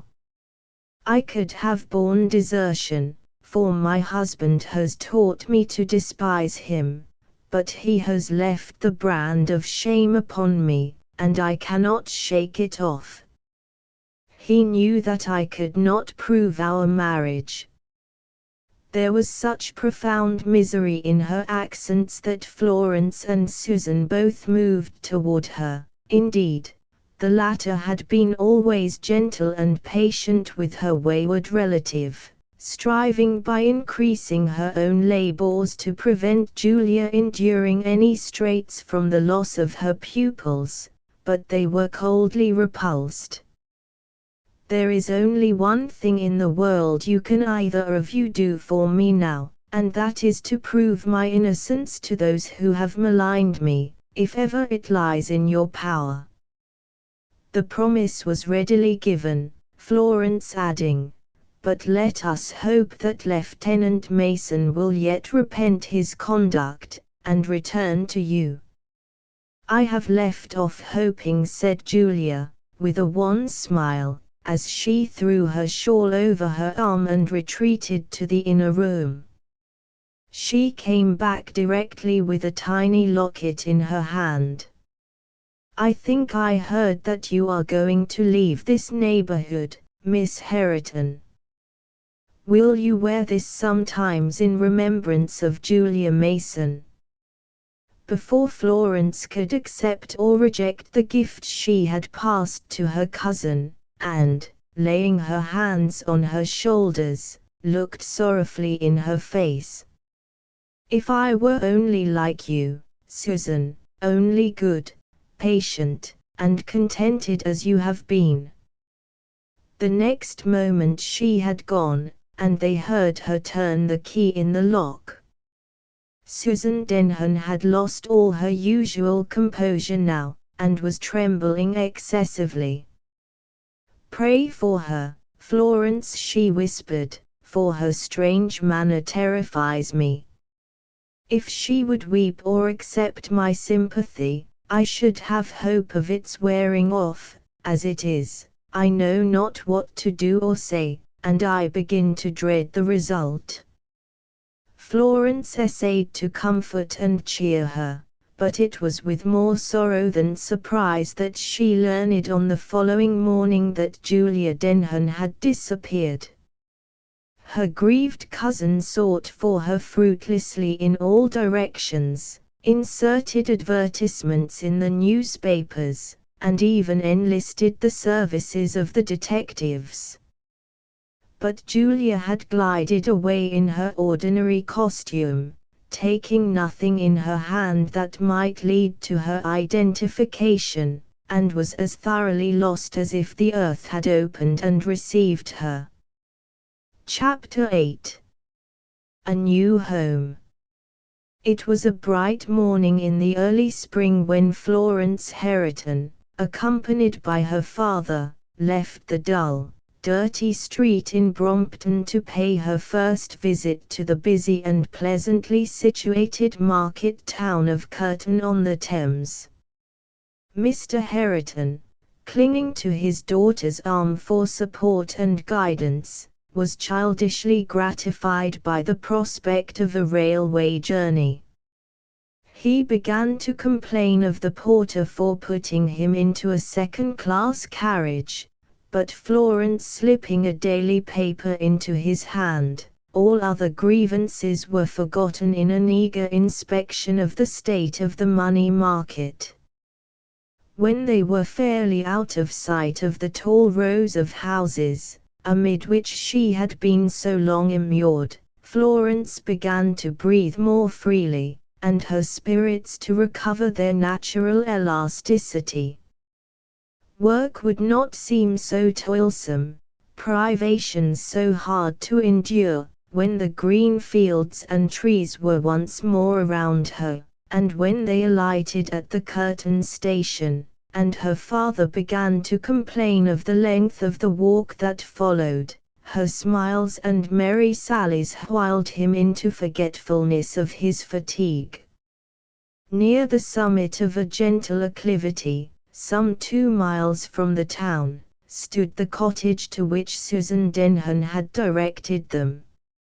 It was close to the high road, but no other habitation stood within some considerable distance, and a fine clump of elm trees growing in an adjacent field sheltered it from the shrill blasts of the northerly wind. It was a most unpretending building, but the ivy that had crept over the front and side, twining its tendrils even around the old brick chimney, gave it an air of comfort, and the lozenge-shaped panes of the little casements shone brightly in the morning sun. But what most attracted the eyes of Florence were the trimly kept beds in the small forecourt or garden. Early as it was, they were gay with the gayest of spring flowers. The crocus, in its every variety of hue, from orange-purple and to the palest of blue, sprang up everywhere. Large clusters of snowdrops, mingled with hepaticas and early tulips, and the air was redolent with the perfume of the white and blue violets which peeped from every sheltered corner. As Florence pressed forward to gaze upon the bright blossoms, she saw that the owner of the cottage had become aware of her approach, and was standing at the gate peering at her curiously. From the description she had received, it was easy to recognize directly the good woman of whose kindness of heart Susan Denham had spoken so warmly. Yet so queer was her appearance that it was scarcely possible to resist a smile. Mrs. Bick was so tall and largely framed that she looked out of all proportion with her tiny dwelling, and her list-slippered feet, which the curtness of her narrow skirts well displayed, were positively enormous. Her only sacrifice to the Graces consisted of 2 bunches of bright brown curls, which were surmounted by a net cap, surrounded by double quillings of lace. As these borders were very limp, and the curls had a tendency to slip over Mrs. Bick's forehead whenever she stooped, they were generally awry, and the grey hairs they were intended to conceal stuck out in little fuzzy bunches above or below them. Florence introduced herself by presenting Susan's note. It was turned over and over dubiously, and then thrust back into her hand. "Just read it, will ye? Dan'l's out at work, and my speckitles is indoors." Mrs. Bick nodded her head gravely when she had heard the contents of the missive. Susan Denham. Ha! That's the quiet UN. A decent young woman she was, too, very different to that highty-flighty cousin that used to pluck Dan'l's best flowers with never a by your leave at all. "So you wants my rooms, do ye? I should like to look at them and see whether they would suit me," answered Florence, a little perplexed between the easy familiarity of Mrs. Bick's address and the gathering frowns with which Mr. Herriton was listening to it. "Look and welcome. My place is clean if tinty nothing else. Have ye got a pin about ye to pin up them long skirts? For Dan'l's ginger, Virginia, stock is a coming out in the borders, and he can't abide to see it broken off." Florence humored the woman by drawing her dress carefully around her as she followed her tall form up the narrow pathway. "It's a silly fancy, them flowers, for poor folks like we," said Mrs. Bick, turning round when she reached the porch and confidentially addressing her visitors, "and so I've told Dan'l times out o' mind. If he took to anything, he might ha' took to a pig or fowls, or even rabbits. 'D been better than nothing, for there's many a good meal to be had off of them, but there's neither victuals nor drink in flowers, and they are here today and gone tomorrow, aren't they? Such rubbish for poor folk like we to take up wi', ain't it?" She saved them the trouble of replying by throwing open the door of a small and sparely furnished but exquisitely clean sitting room. The sun shone in pleasantly, the broad window seats were filled with luxuriant and choice plants, and the little parlor wore altogether such a snug, cheerful aspect that Mr. Herriton seated himself in a chintz-covered easy-chair in the sunniest corner, and smiled contentedly. The chambers above were equally neat, and Mrs. Bick's terms so unusually moderate that Florence closed with her at once. It would be easier to begin her new life in this secluded spot than in the dense atmosphere and depressing influences of town lodgings, and even Mrs. Bick's rustic familiarity galled her far less than the vulgar sympathy of the London landlady, who never brought up her bill or receipted it without telling Florence that she had known what it was to be better off herself, and so she could feel for other people. "Then I shall expect ye tomorrow," said Mrs. Bick, with a nod that brought her brown curls nearly into her eyebrows. "The old gentleman don't look very strong. Wait while I fetches him a drop o' my currant wine to set him up afore he goes." Mr. Herriton graciously accepted the simple refreshment. And while their hostess again strode away to cut him a slice of plain cake, his daughter fondly asked, "Dear Papa, do you think you can be happy here for a little while?" "Well, yes, child," he answered briskly. "While you were looking at the rooms above, I have been talking to a laborer at work in the adjoining ground, and I learn that it is the property of a building society, and that the members are willing to dispose of it on reasonable terms." "But this is nothing to us, dear Papa," said Florence, her spirits sinking. "Nothing to us, remember." "Nonsense, child.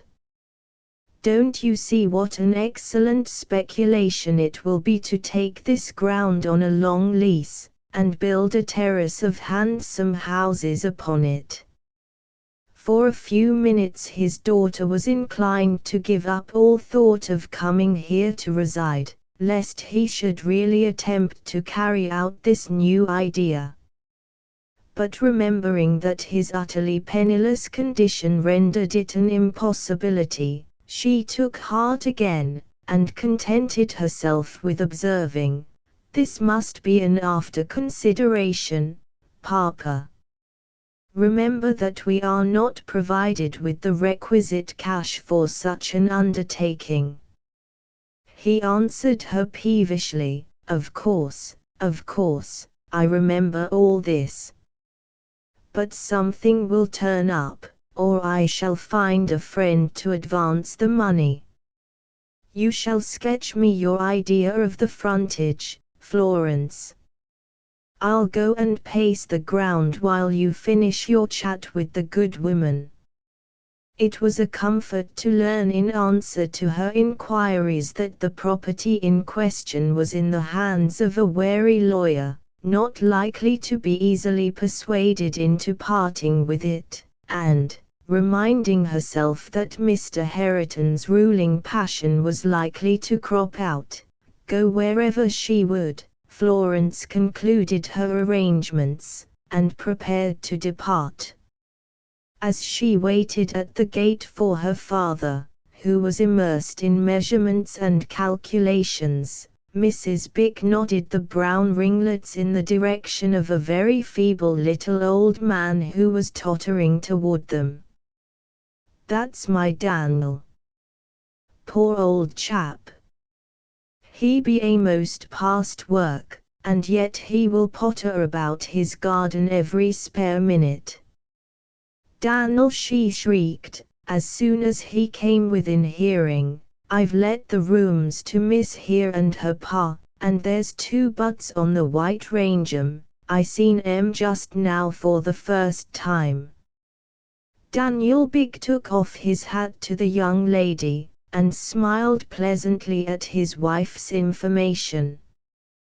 But he was a man of few words, and his gratification at Florence's gentle commendation of his flowers was only shown by his gathering a lovely little bouquet of violets and snowdrops, and silently putting them into her hand. "Well, now," was his wife's comment, "'tain't often Daniel does that for anybody. I reckon he likes you already. I'll have the beds well aired, trust me, and now I must go and see to my old man's dinner." As Florence turned at the foot of the hill to nod another adieu to the old man, who still stood at the gate watching her graceful figure, a gentleman rode rapidly toward them on a spirited bay mare.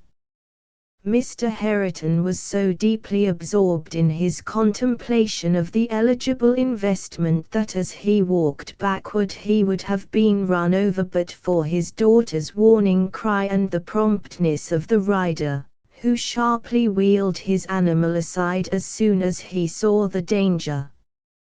As, with a polite expression of regret, he lifted his hat, their eyes met, and Florence recognized the bearded stranger of the Albany. He, too, knew her again, and seemed disposed to address her, but, checking the impulse, he bowed low, and rode on again more rapidly than before. Chapter 9. Alone in the world. A few days found Florence settled in her new home, and recognized as the instructress of Mrs. Railton's daughters. It was fortunate for her that Susan Denham had warned her to expect many anxieties and unpleasantries in the duties she had undertaken, otherwise her inexperience and natural sensitiveness to slights and unkindness would have made her throw them up in disgust.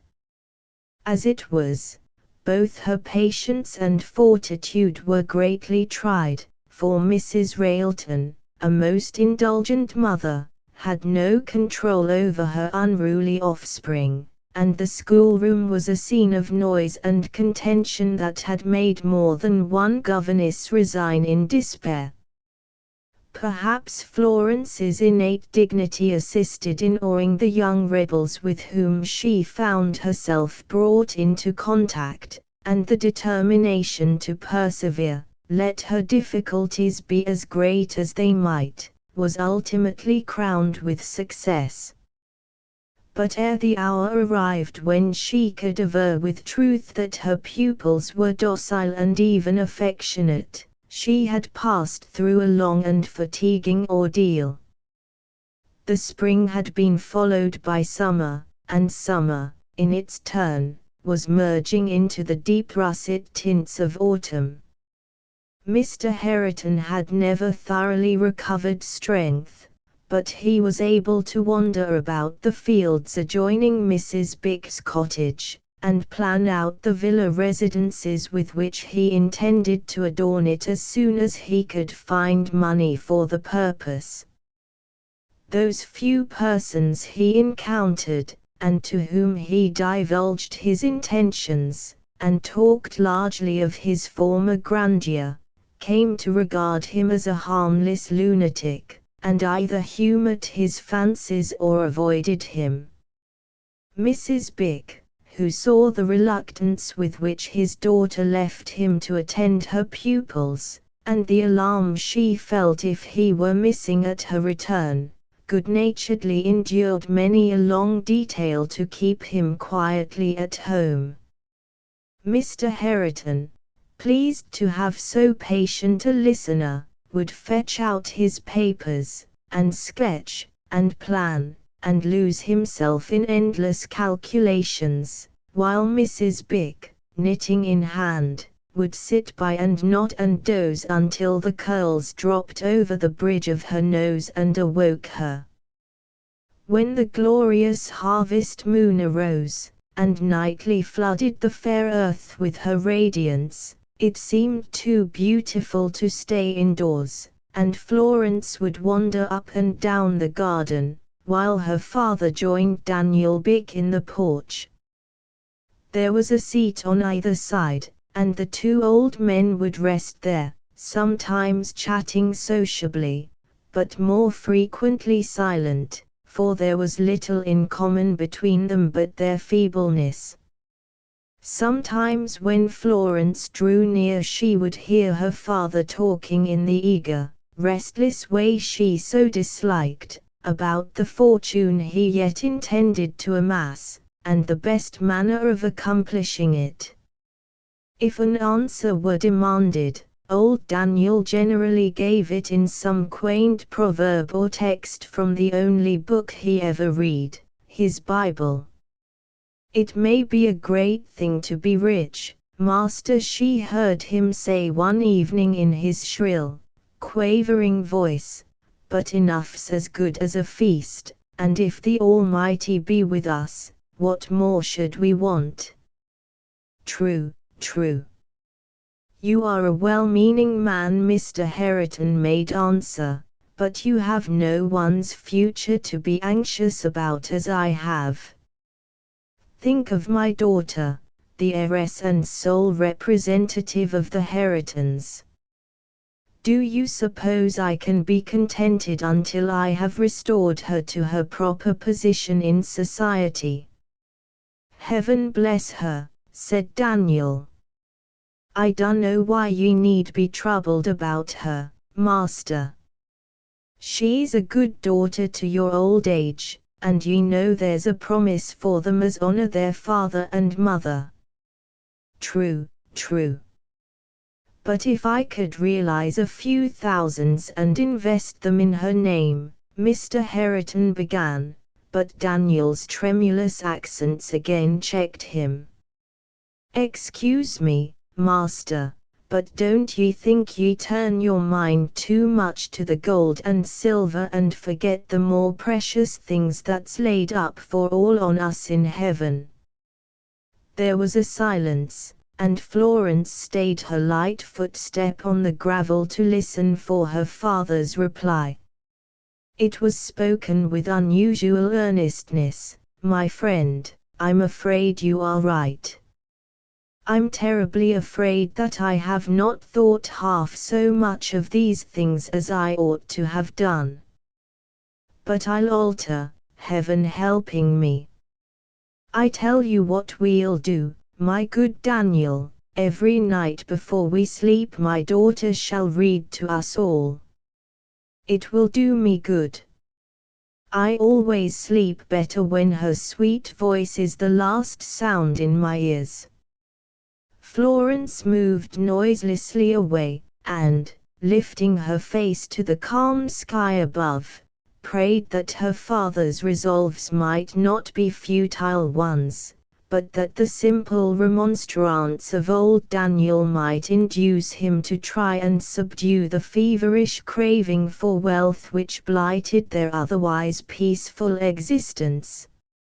Mrs. Bick, who had been to Curtain on an errand, came to the gate as she approached it, and, leaning her arms upon it, stood there to rest. "It's been a terrible hot walk," she panted. I was glad enough to get back again, but I heard a bit o' news in the town as less prize my Daniel.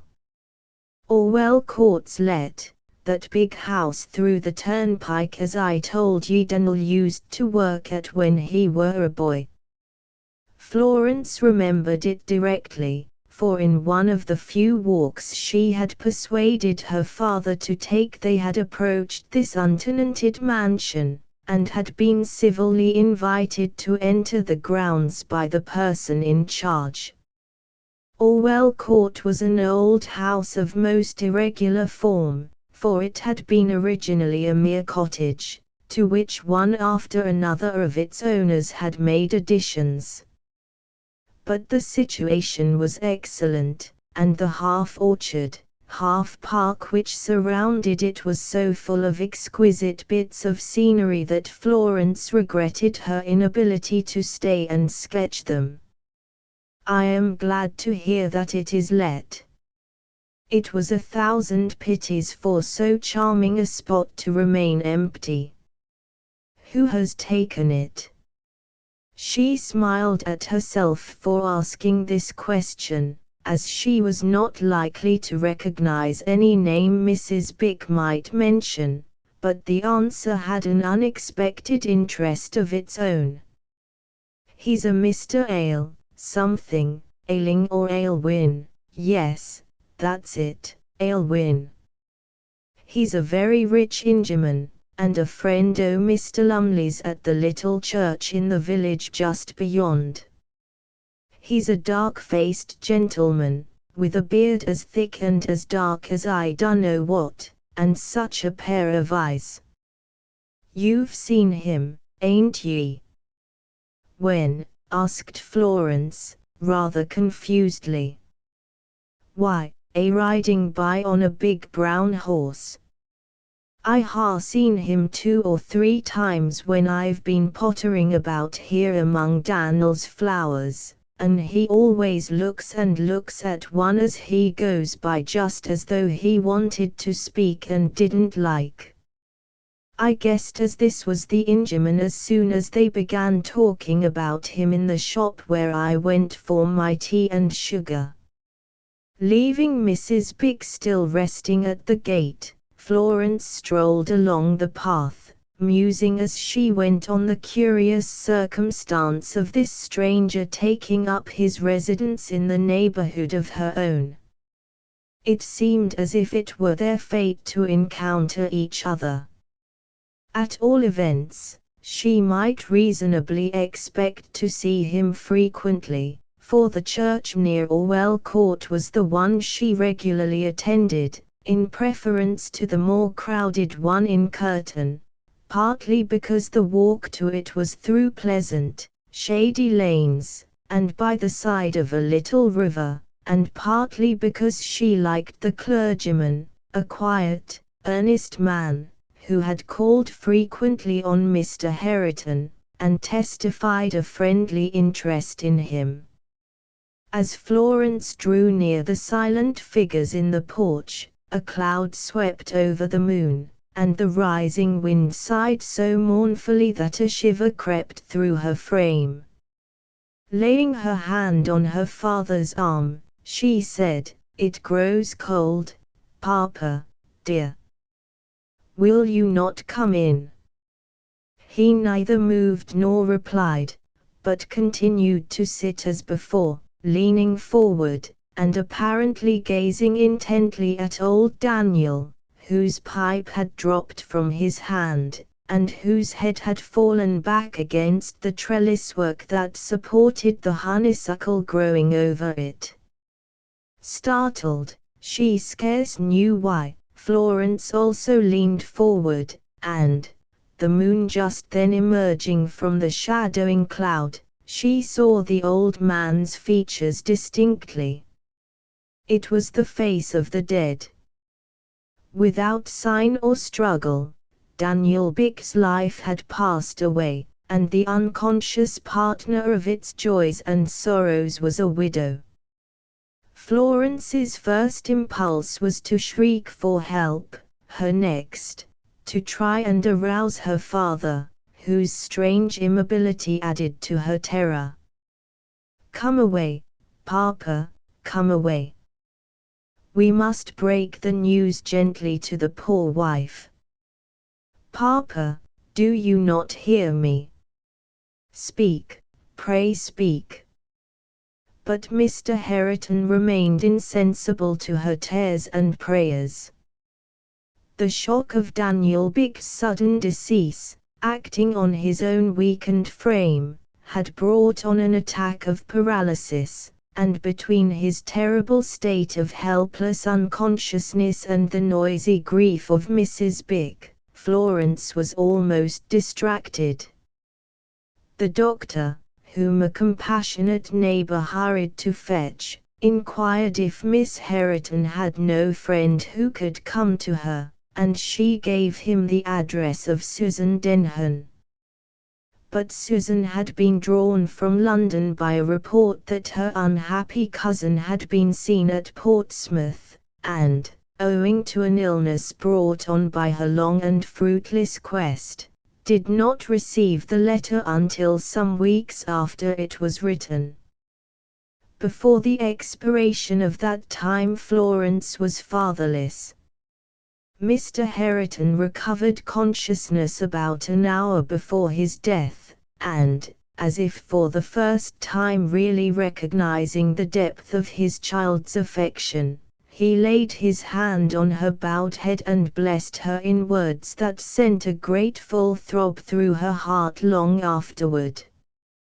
Mr. Lumley, the clergyman already mentioned, was with him in that last hour, and he came daily to the cottage till he saw that Florence had overcome the first violence of her grief. Mrs. Bick refused to be comforted under her bereavement by anything he could urge. "I knows Dan'l's better off, sir," she would answer, "and I knows that if he's only near enough to the Lord's garden to see them flowers as never fades he's happy enough. But this 's the place I've lived in all my days along wi' he, and nobody'll never make me believe as I can settle down comfortable anywhere else." "Then why leave your cottage?" Mr. Lumley inquired. "Because I've got to. I can't live upon nothing, and there's a home for me along wi' my sister, but it's like being prisoned or emigrated, and I must fret, for I can't help it." "Then Mrs. Bick's change of residence will involve your removal, Miss Hareton," the clergyman observed. "I suppose so," answered Florence dejectedly. "Indeed, I must have left under any circumstances, for I have here a note from Mrs. Railton stating that her children were so intolerably troublesome that she was obliged to fill up my place directly, and the young lady seems to suit so well that she shall not like to dismiss her. May I inquire what you propose doing?" Florence put her hands to her brow. "I scarcely know. I suppose I must return to London, but it is of little consequence. I have no one to exert myself for now." Mr. Lumley waited till the sobs that burst forth as she said this had been checked, then he said gently, "Will you promise to come to no decision respecting your movements until I have seen you again? I fancy I know of something that will suit you. Will you wait until I can tell you more?" Grateful for his kindness, Florence gave the required promise. A new phase in her checkered life was about to commence. Who can wonder if she gladly clung to the only friendly hand held forth to guide her in it, or that her mother's diary was again brought forth and the page that held out the long-deferred hope of Frank Dormer's return blistered with her tears. Chapter X. Mrs. Wilson. Mr. Lumley called on the following day, accompanied by a very small, slight lady, in the deep mourning of a widow. She was evidently of a nervous temperament, and the excitement of driving herself and the clergyman in a little pony carriage had flushed and agitated her so much that it took her a few minutes to recover breath and composure before she could go through the ceremony of introduction. Then she discovered that a small black bag, which contained her card case and handkerchief, was missing, and Mr. Lumley good-naturedly offered to relieve her distress by going and searching for it in the carriage. When he had gone, Florence, who, in compassion to the lady's tremors, had kept aloof from the armchair in which she sat sniffing hard at a vinaigrette, ventured to quietly approach. "Will you let me take your bonnet for a few minutes? This room is so warm." "Thank you, was the answer, spoken gratefully, though in the same hurried, faltering manner. "You are very kind. But my hair, I'm afraid my hair is scarcely," and then she made an awkward pause, but went on again in another minute, "I think I'll loosen my shawl while I stay." And her fluttering hands began to drag at the brooch that secured it, but with such evident obliviousness of where the fastening began and ended that Florence stooped down and took it off for her. This simple action did much toward restoring the lady's equanimity, and when Florence proceeded to put a stool under her feet and arrange the window curtains so that the sun should not shine too fully into the flushed face of her visitor, she was thanked quite warmly. "My dear, I'm giving you a great deal of trouble. And at such a time as this, too." And the lady's troubled, sympathetic look rested on Florence's black dress. "It does me good to forget myself a while," she answered gently. "Will you have a little water, or a glass of wine?" "No, thank you." "Pray sit down, I cannot bear to see you stand. You are so different to what I expected to find you that I think I shall be able to talk quite freely to you." Florence smiled faintly at this frank confession. "What did you expect me to be like?"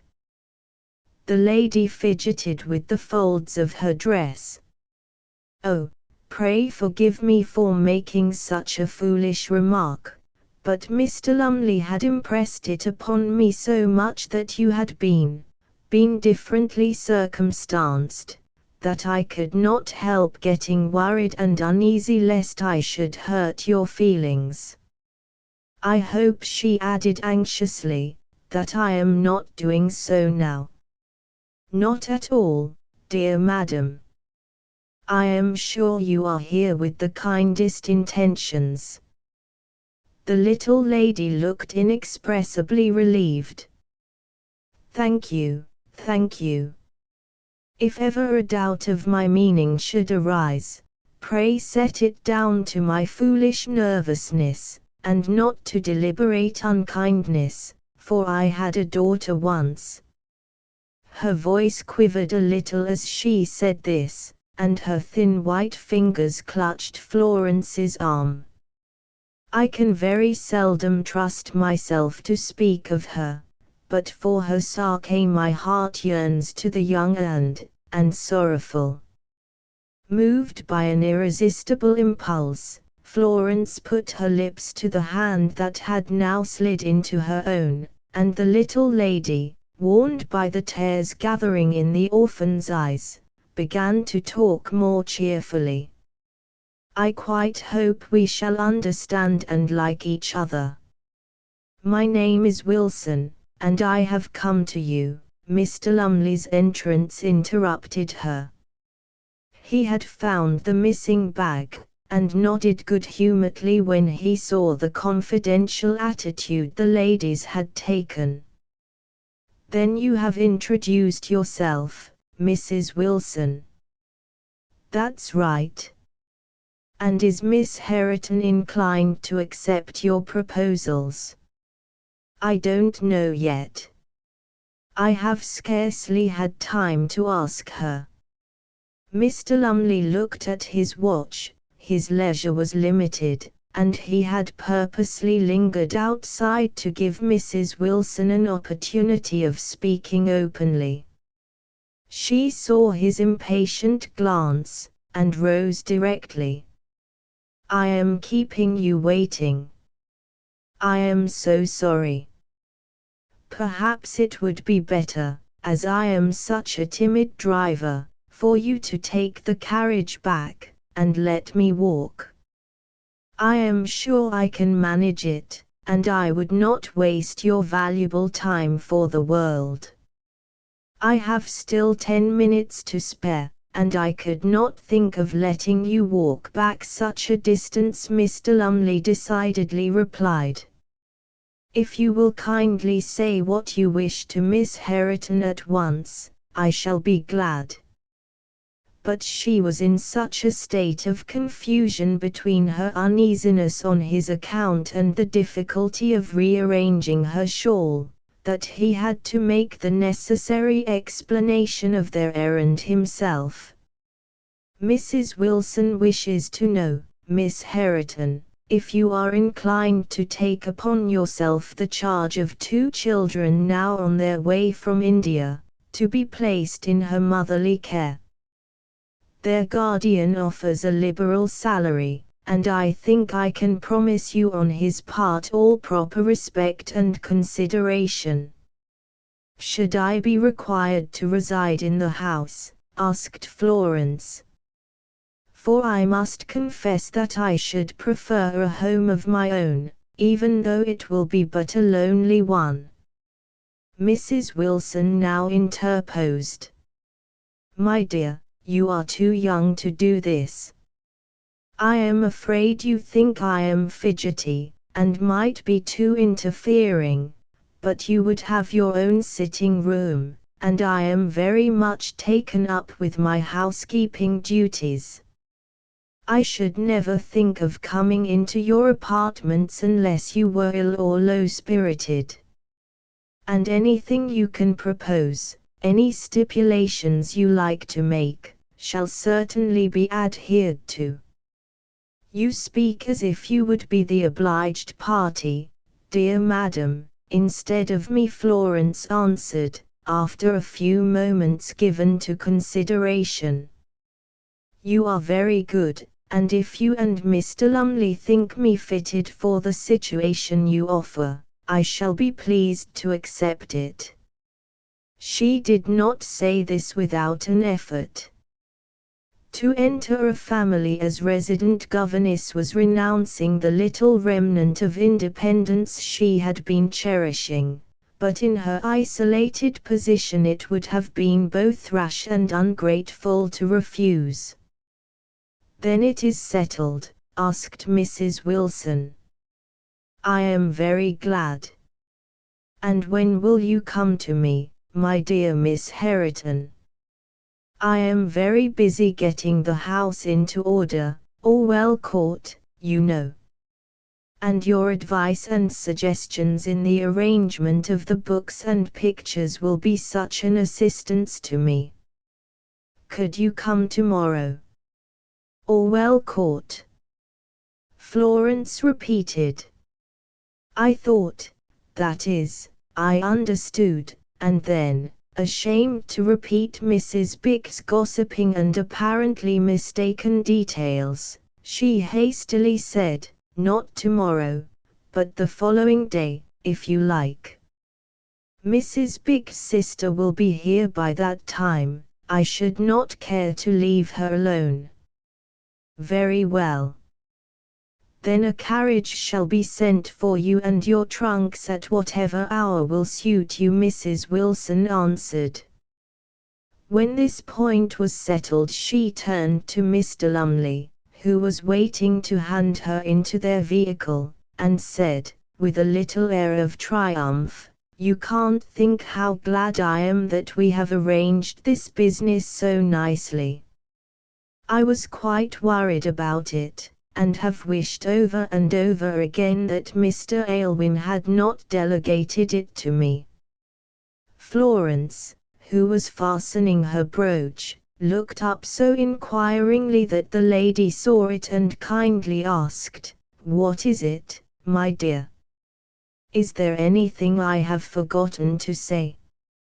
"Only that I do not know who Mr. Aylwin is, or what he has to do with our arrangements." Mrs. Wilson looked dreadfully perplexed, and arrested Mr. Lumley's movements as he was leading her to the door. "Haven't you told Miss Herriton? Haven't you explained to her?" "My dear madam," answered the clergyman, whose patience was fast waning, "I have had no opportunity for explanation. I left all that sort of thing to you." "And she does not even know who Mr. Aylwin is," cried Mrs. Wilson, in dismay. "That I can soon tell her. Miss Herriton, Mr. Aylwin is an old college friend of mine, who has lately purchased Orwell Court. And I have such certain knowledge of his goodness of heart that I think I can fairly promise you a happy home beneath his roof. Now, my dear Mrs. Wilson, we really must go, for I have visits to pay to some sick persons that cannot be put off." With another apology for her tardiness, Mrs. Wilson made such a hurried exit that she forgot to bid Florence adieu, but remembered the omission as she was stepping into the carriage, and ran back to rectify it. "Goodbye, my dear, goodbye. How rude you must think me. I will send for you punctually to the hour, so mind and be ready." The next minute she was gone, and Florence, a little bewildered by her visit and its consequences, sat down to think. Then Mrs. Bick was right, after all, and the dark, bearded stranger of the Albany was the Mr. Aylwin who had taken Orwell Court. If she had known this sooner, nothing would have induced her to accept the situation which she had just agreed to fill, and even as it was she was very much disposed to write and decline it. She felt an invincible repugnance to encounter again a person in some degree connected with her painful visits to Lieutenant Mason's chambers. Yet on what plea could she now draw back? Mrs. Wilson might be easily put off with some plausible excuse, but to the more keen and penetrating Mr. Lumley she must give the actual reason for her change of mind. And how paltry it would appear to confess that she disliked meeting a person from whom she had received nothing but the most considerate kindness. "I am afraid," mused Florence, "that this is a remnant of the foolish pride of birth I have often promised myself to subdue. I wish I had Susan Denham here to advise me." Ignorant of her friend's absence from London, she had been looking daily for an answer to the letter she had written announcing her father's decease, and the changes which had consequently arisen in her plans. Florence had been secretly expecting that Susan would write and press her to share her apartments, and with a lingering hope that this long-looked-for missive would come by the morning's post, and afford her a plausible pretext for declining the situation at Orwell Court, she went to rest, still undecided and dissatisfied. Chapter 11. The Stranger from India. No letter came from Susan Denham, and after wavering until there was scarcely time left for the necessary packing, Florence resolved to put pride steadily under her feet, and enter cheerfully upon her new duties. It cost her a pang to leave the little cottage where her father's stormy, restless life had found a haven, and Mrs. Bick wept noisily at their parting. "I dunno, after all, whether I ain't glad I'm going right away," said the poor old woman, "for I could never abide the place when there's nobody in it as I cares about. Master Weddell have took to it, and he have promised he won't root up Dan'l's flowers. Ye'll have a look in as ye goes by sometimes, miss, won't ye, and see if he keep his word." This Florence readily consented to do, and then they parted, the old woman blessing the young with a rugged eloquence that came from the heart. "I'll never forget ye, miss. I ain't much of a hand at saying what I thinks, but I'll never forget your name in my prayers. I shall always think them was my happiest times when I see your sweet face every day." As Florence stepped into the carriage sent from Orwell Court with Mrs. Bick's last words ringing in her ears, her spirits became greatly depressed. Those had been happy days, those days of actual poverty and daily labor, and she might well ask herself what would be her lot in the future to which she had no clue. Never before had her loneliness been felt so thoroughly as now, and despite her utmost efforts to appear composed, Mrs. Wilson's warm greeting on her arrival was met with a burst of hysterical tears.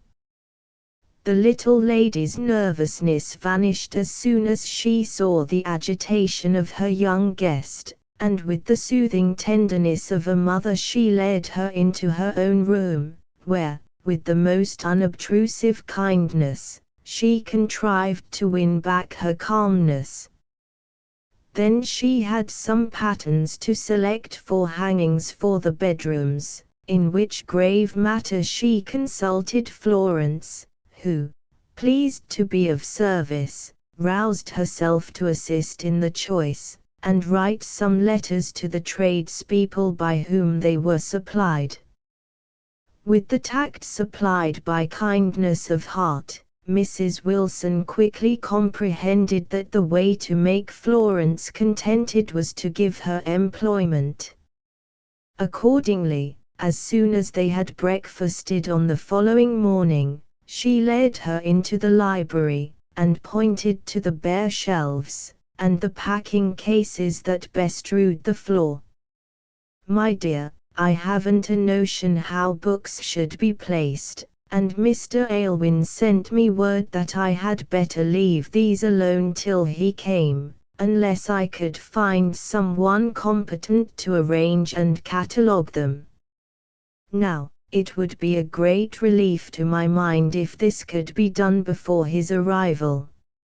"I shall be delighted to undertake it," Florence replied, and Mrs. Wilson was satisfied. The owner of Orwell Court had gone to Southampton to await there the coming of the ship in which his wards had sailed from India. His return was not expected for several days, and this interval was one of real rest and refreshment to the governess-elect. The library at Orwell Court was a fine, old-fashioned room, with deep bay windows looking far away over the greensward and clumps of trees dotting the park to a long range of chalk hills beyond. Florence, whether at her desk or on the library steps with some engrossing volume on her lap, always contrived to perch herself where she could see the sun set behind these distant hills, and enjoy the beauty of the view.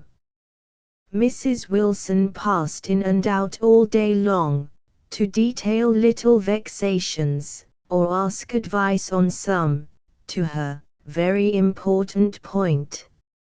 If she found Florence at work, she stayed, but if she had forgotten herself in the pages of Thierry or Macaulay, Mrs. Wilson smiled, and slipped away again in silence.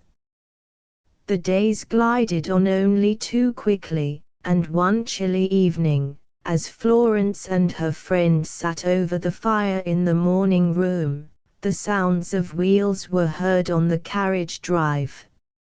Mrs. Wilson started up, joy at Mr. Aylwin's arrival mingling with her nervous dread that he would not find everything in the perfect order and good taste she had been worrying herself and everyone about her to attain. "It's Mr. Aylwin," she panted. "I'm so pleased. But, oh, Miss Heriton, do you think he'll approve of the way we've hung the pictures? And there are those statuettes, I'm terribly afraid they're not placed in the right niches." "Mr. Aylwin must be of a very exacting disposition if he is not satisfied," Florence answered, her pulses beating more quickly than usual as she anticipated her own introduction. "But will you not go to meet him?" Of course." And Mrs. Wilson hurried away, forgetting in her haste to close the door after her. It was rather awkward to be thus made a hero of their meeting, but it was unavoidable, for Florence did not like to cross the room and shut the door, lest they should approach and detect her in the act. Thus she heard a manly voice exclaim heartily, "Well, Mrs. Wilson, here I am at last, but I scarcely know yet whether this is Orwell Court or not.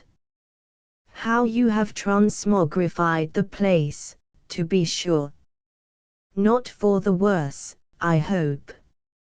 I assure you I have tried to remember your wishes and tastes, and act up to them as far as I could.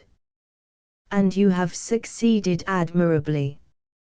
Nothing could be better than the effect of the lamplight on that marble group.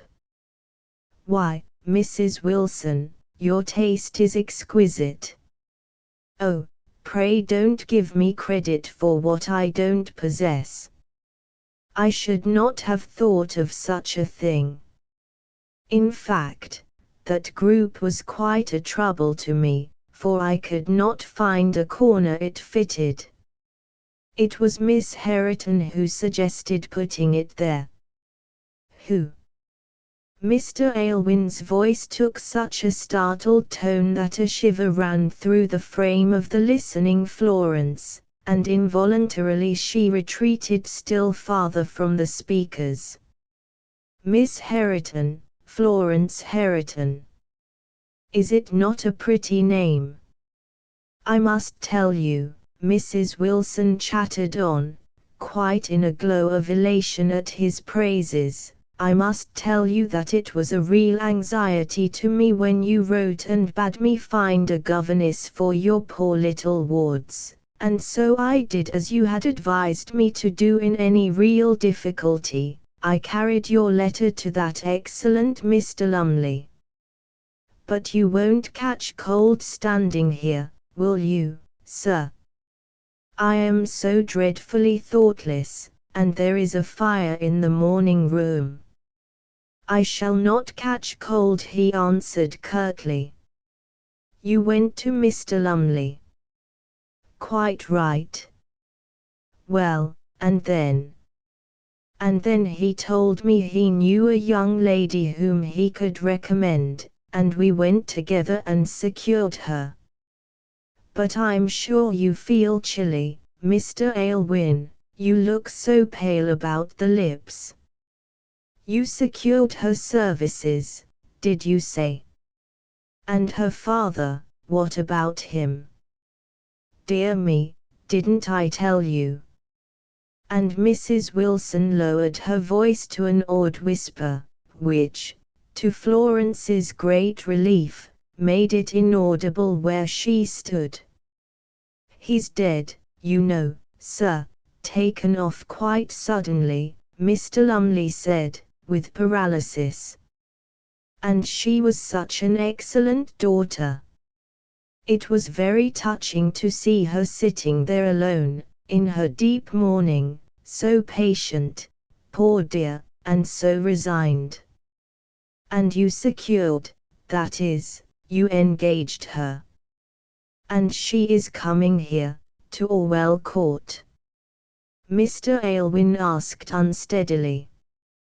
"Dear me, how badly I must express myself," cried Mrs. Wilson.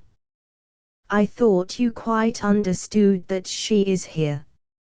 Florence Herriton here, in my house."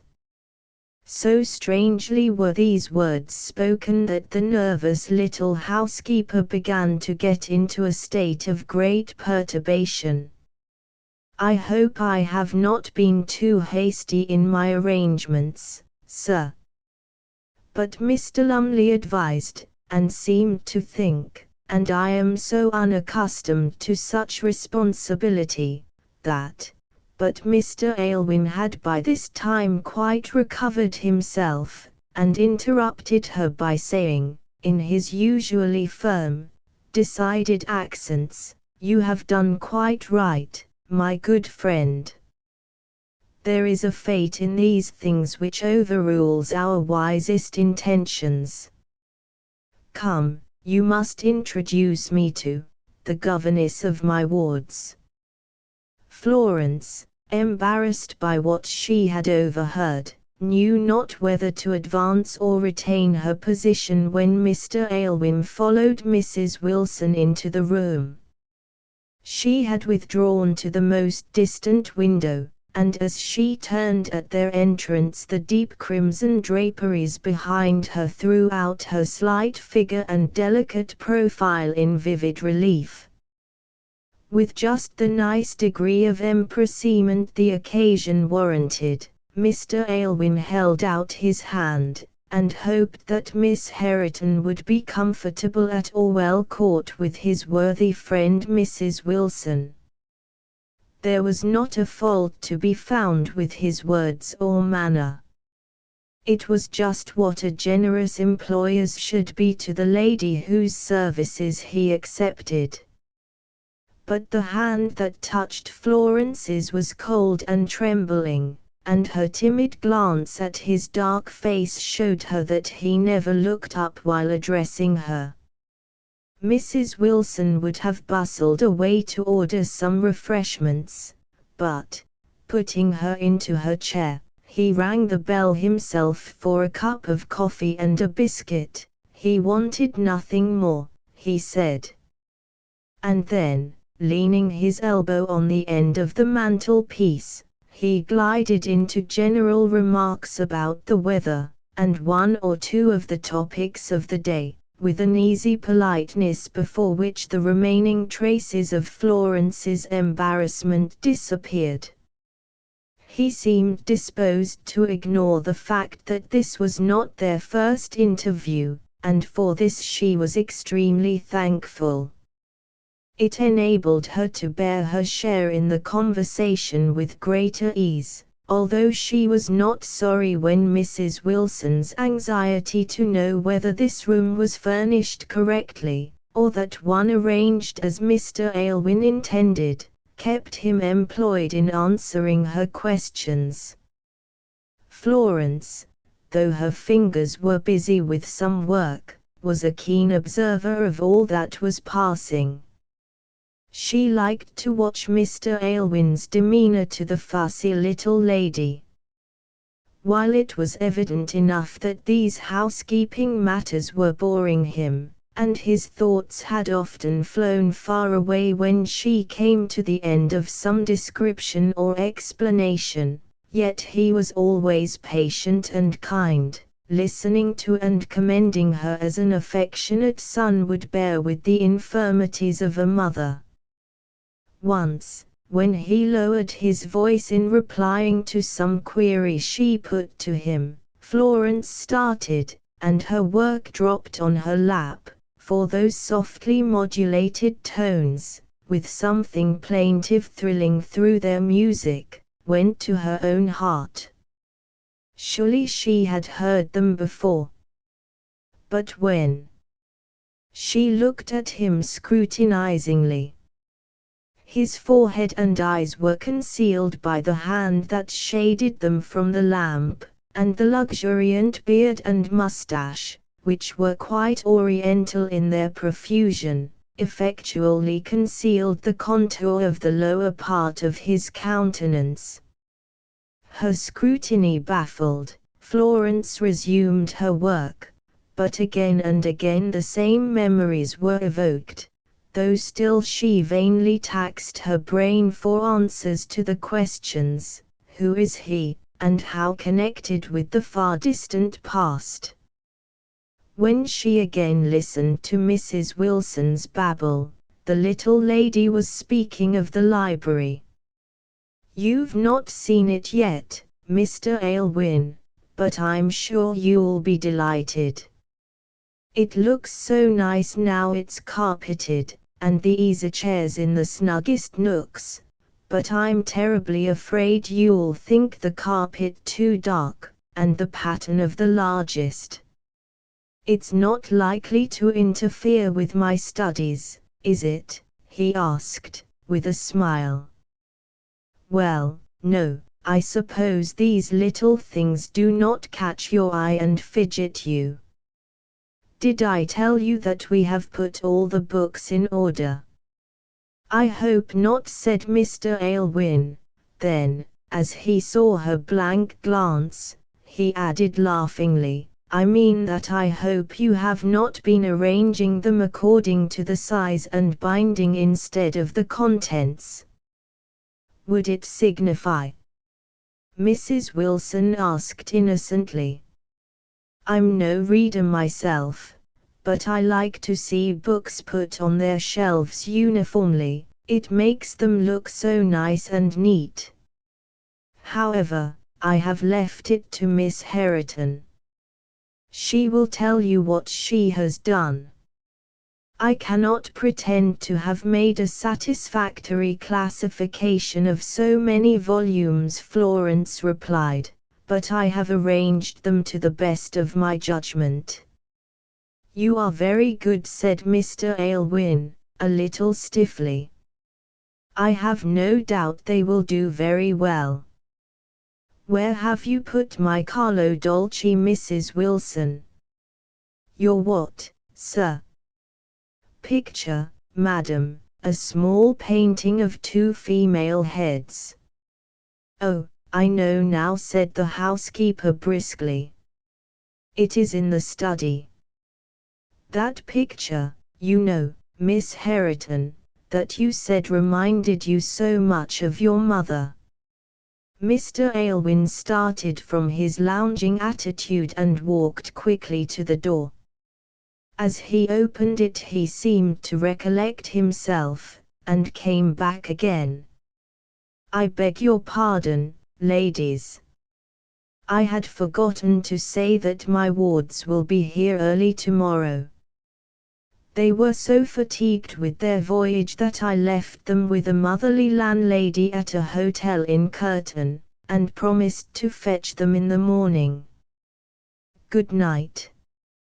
"I am afraid he is very tired himself by his going away so abruptly," said Mrs. Wilson uneasily. "I never saw him look so before. Did you see how white he had turned, Miss Hareton?" "I was not noticing Mr. Aylwin's looks," Florence answered quietly. "Perhaps it was only his manner." "Oh, no, he was always so courteous to everyone," Mrs. Wilson declared. She wondered whether she might venture to send something nice and hot to his dressing room. Just a tray with a morsel of fricasseed chicken and some mulled wine. "How long have you known Mr. Aylwin?" asked Florence, so abruptly that Mrs. Wilson regarded her with open eyes. "How long?" "Ever since he first came to England to take possession of his property. That was before he went to Egypt. He has been the best and truest friend I ever had in my life, Miss Hareton. I cannot think of his goodness without reproaching myself for not doing more to testify my gratitude. I'll go and send up that tray, I think, if you'll excuse my running away." "Tell me before you go," said Florence, detaining her. "Tell me where Mr. Aylwin had been residing before he came to England." "In India, my dear, of course. I thought you knew that he was there for some years. What wine would you advise me to mull? Port? Or do you think that would be too heavy?" Putting her off with an evasive answer, Florence escaped to her own chamber. She was pale, and trembling with irrepressible agitation.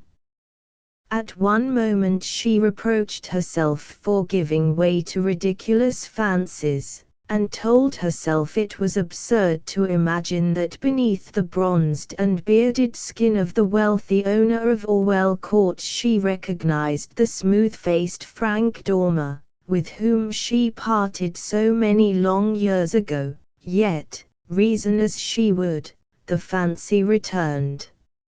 Every strange speech he had made this night was pondered over, only to increase her perplexity, for in the softened tones that had replied to Mrs. Wilson she seemed to detect the echo of that voice last heard in the happy home of her childhood. Chapter 12. Florence's pupils. Still doubtful and embarrassed, Florence Hareton descended to the breakfast table on the following morning, resolved, by a closer observation of Mr. Aylwin, to discover whether she had any reasonable grounds for the fancies that troubled her. But the gentleman was not visible. Early as it was, he had gone to Curtain to fetch his wards, and Mrs. Wilson was so engrossed in the sundry preparations she thought it necessary to make for the comfort of these children that she kept jumping up and down every minute to give fresh orders, or rescind the last ones. Florence was glad to get away from her endless appeals, and shut herself up in the library with her own thoughts, painful though they were. The prevailing one was always this: if her suppositions were correct, and she indeed beheld in Mr. Aylwin the Frank Dormer she had once known, it was very certain that he had no desire to court her recognition. All the romance of her nature was wounded and humiliated by this fact. Those hopes her mother's diary had cherished must now be forgotten, and she was ready to despise herself for having believed that the thoughts of anyone could be constant all these years to the girlish, unformed Florence of the Priory. Her own course, she proudly told herself, was plain enough. Neither by word nor look must she ever give him reason to suspect that she guessed his secret, and she would be careful to seize the first plausible pretext for throwing up a situation which she heartily regretted having accepted. As she sat at a desk, trying to fix her attention on the catalogue she was completing, she heard a little bustle in the hall, and Mrs. Wilson's voice mingling with more youthful tones. Her pupils had arrived, but she did not go to meet them till Mr. Aylwin was heard asking where she was. Then, half reluctant to encounter him, yet inwardly longing to have her doubts resolved, Florence put down her pen and rose. The next moment the door opened, and Mr. Aylwin entered, leading with him two little boys. They were delicate-featured, slim children, with a strange look about their large, dark eyes not easy to define. It was as if they had suffered some great shock, which had so deeply impressed itself on their memories as to leave an abiding and unconquerable terror. Their ages were, perhaps, 10 and 12, but though their limbs were well proportioned, they had not the fearless, healthy look of English lads of the same age, and they clung to the arms of their guardian with almost girlish timidity and dependence. Florence was not so much impressed at first with the appearance of her pupils as their sex, and she kept her place, not a little vexed at her own want of thought in having neglected to make more particular inquiries concerning them. "Walter," Fred said Mr. Aylwin, "this is the young lady I have been telling you about. Go and shake hands with her." But the lads hesitated to leave his side, and Florence promptly said, "Pardon me, sir, I cannot undertake the education of boys. I supposed that your wards were little girls." "Is it of any consequence so long as they are docile and intelligent?" asked Mr. Aylwin, lifting his eyebrows. "Certainly it is, sir," replied Florence, who began to feel annoyed. He saw this, and apologized gracefully for his own carelessness in not mentioning their sex before. Then, placing a portfolio of colored views before the silent boys, he came to her side. "Miss Herriton, you may, and doubtless do, think it strange that I should select a female instructor for these poor children. I will tell you why I have done so. Their father was an English officer, whose duties had fixed his residence at a small station not far from Meerut. It was a dull life for a man of active habits, but his wife, a pretty, gentle woman, shared it, and to make it still less irksome, they had kept their children with them instead of sending them to England for their education. You remember the fearful mutiny that broke out at Meerut. Captain Denison was one of the first victims the brutal sepoys pounced upon, and his wretched wife barely saved herself and these two boys by flight." Florence began to look with awakening interest on the delicate lads of whom he spoke. "Yes," Mr. Aylwin went on, "she fled, and braving all other dangers, hid in the jungle. But she was tracked there by the insatiate shedders of blood. When she found that they drew near her hiding place, she commanded her children to be still, whatever might happen, and then, with a mother's devotion, started up and fled to lead her pursuers away ere they discovered that she was not alone. She was seen, followed, hacked limb from limb, with these wretched, powerless children looking on, their faculties so chilled with horror that for days, nay, weeks, they were speechless and almost idiotic. But you are faint. Let me give you a chair." He waited till Florence had somewhat recovered the sickening sensation his tale had induced, and then went on. "An aged Hindu woman found these boys, and, moved with compassion, took them to her hut, and hid them there until the first fury of the mutineers was allayed. Then she contrived to pass them from one to another of her acquaintances till, by a fortunate accident, they fell into my hands. I have done my best with them, but they are still sickly, timid children, their dreams visited by visions of the scene they saw in the jungle, their nerves unstrung by trifles at which most boys of their age would laugh. An attempt to harden them by the companionship of other lads in a large school has failed. Miss Herriton, and now Mr. Aylwin's voice was low and faltering, you are an orphan yourself, you have known what it is to lose the best and dearest of earthly friends. Can you not pity these still more sadly bereft ones? Although unable to hear what their guardian was saying, the boys had closed the portfolio, and sat mutely studying the beautiful face of Florence. She saw this, and, deeply moved by Mr. Aylwin's recital, forgot everything else. She went toward them with extended hands, and they nestled to her side with confiding smiles. She was so fair, so gentle, that they could not fear her. And Mr. Aylwin was satisfied. Before I leave you to get better acquainted, he said, I ought to mention that Mr. Lumley, who has other pupils, will take these boys of mine for so many hours each day.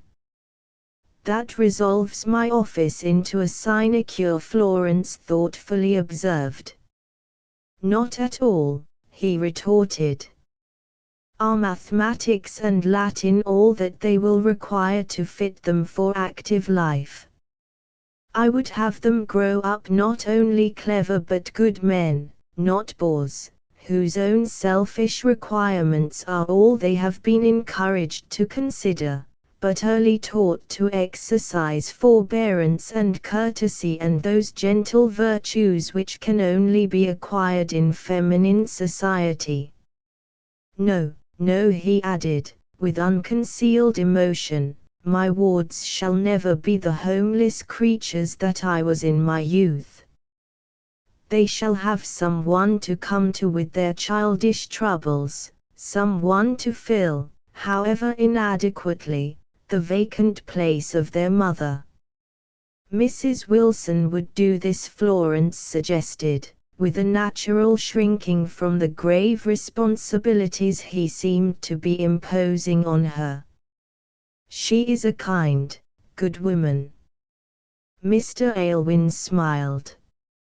She is the best and kindest of women. May I beg you to take especial care that she does not throw them into a fever with her generous attentions. Florence looked gravely from one to the other of the lads, who returned her glances fearlessly, and only wanted a little encouragement to talk to her freely. Raising her eyes to Mr. Aylwin's, she said, Am I old enough and experienced enough to take this charge upon me? Is it such a very onerous one? He asked, a little impatiently. If I read all it involves rightly, yes. I must be more, much more than the mere teacher of a certain number of accomplishments to these orphans. Undoubtedly. I hold accomplishments as secondary to other things. I have already told you so. Florence made no reply to this for some few minutes. Wearied with the long strain her powers had undergone during the last few years of her father's life, she had come to Orwell Court expecting to find repose, to have certain daily duties to fulfill which, when done, her time would be her own, her cares ended, but to fulfill Mr. Aylwin's wishes involved much more than this. It was Mr. Aylwin's voice that broke the silence. You are afraid that I shall demand too much, more than I have a right to expect. Well, perhaps I do. Perhaps I have explained my views more fully to you than I should have done to another. but while I spoke I was thinking of a generous, tender woman, who would have taken these desolate boys to her heart, and forgotten the gravity of the charge in the deepness of her compassion. Miss Herriton, what would your mother have counseled you to do in this case? The question was a startling one, and it was with some difficulty that she steadied her voice to answer it. She would have bidden me take up the work that presented itself, whether it was what I should have chosen or not. But, is this my duty? She was about to add if he had not interrupted her. I knew you would come to this decision, it was not in your nature to do otherwise. And I am glad, although, for a moment his eye rested on the face of Florence with an expression of overpowering regret, and he held out his hand as if he would have taken hers. But the emotion was so transitory that before she had scarcely detected it he had conquered himself, and, with a word to his wards, left the room. Resolutely subduing her wish to run away, and think over what he had been saying, Florence devoted herself to Walter and Fred. Won out of their timidity by her gentle cheerfulness, they soon talked with all the frankness of their age, and as she was careful to avoid any painful subjects, their spirits rose more and more. It was with increasing respect for Mr. Aylwin's disposition that she casually learned that these boys had no claim upon him beyond his compassion, for the only relatives their parents possessed had hesitated to burden themselves with two penniless orphans. Only once did Florence find it necessary to turn the current of their thoughts quickly, and that was when Fred, gulping down a great sob, timidly drew his hand over her glossy hair, saying, "It was just like Mamma's, dear, dear Mamma's." Tears glittered in her own eyes as she kissed the boy, but, starting up, she pointed to a grassy eminence visible from the window, and, declaring there was just time to climb it before lunch, bade them fetch their hats. In high glee, they obeyed, and ere their walk was over Walter's delight in her companionship broke out in a boyish assurance that everything here was jolly, but she was the jolliest of it all. Leaving them in the courtyard to make friends with the good-tempered old house dog, Florence went into the room where luncheon was generally spread. She could not resist smiling and remembering Mr. Aylwin's warning as she saw the profusion of dainties Mrs. Wilson had prepared to tempt the appetites of her young charges.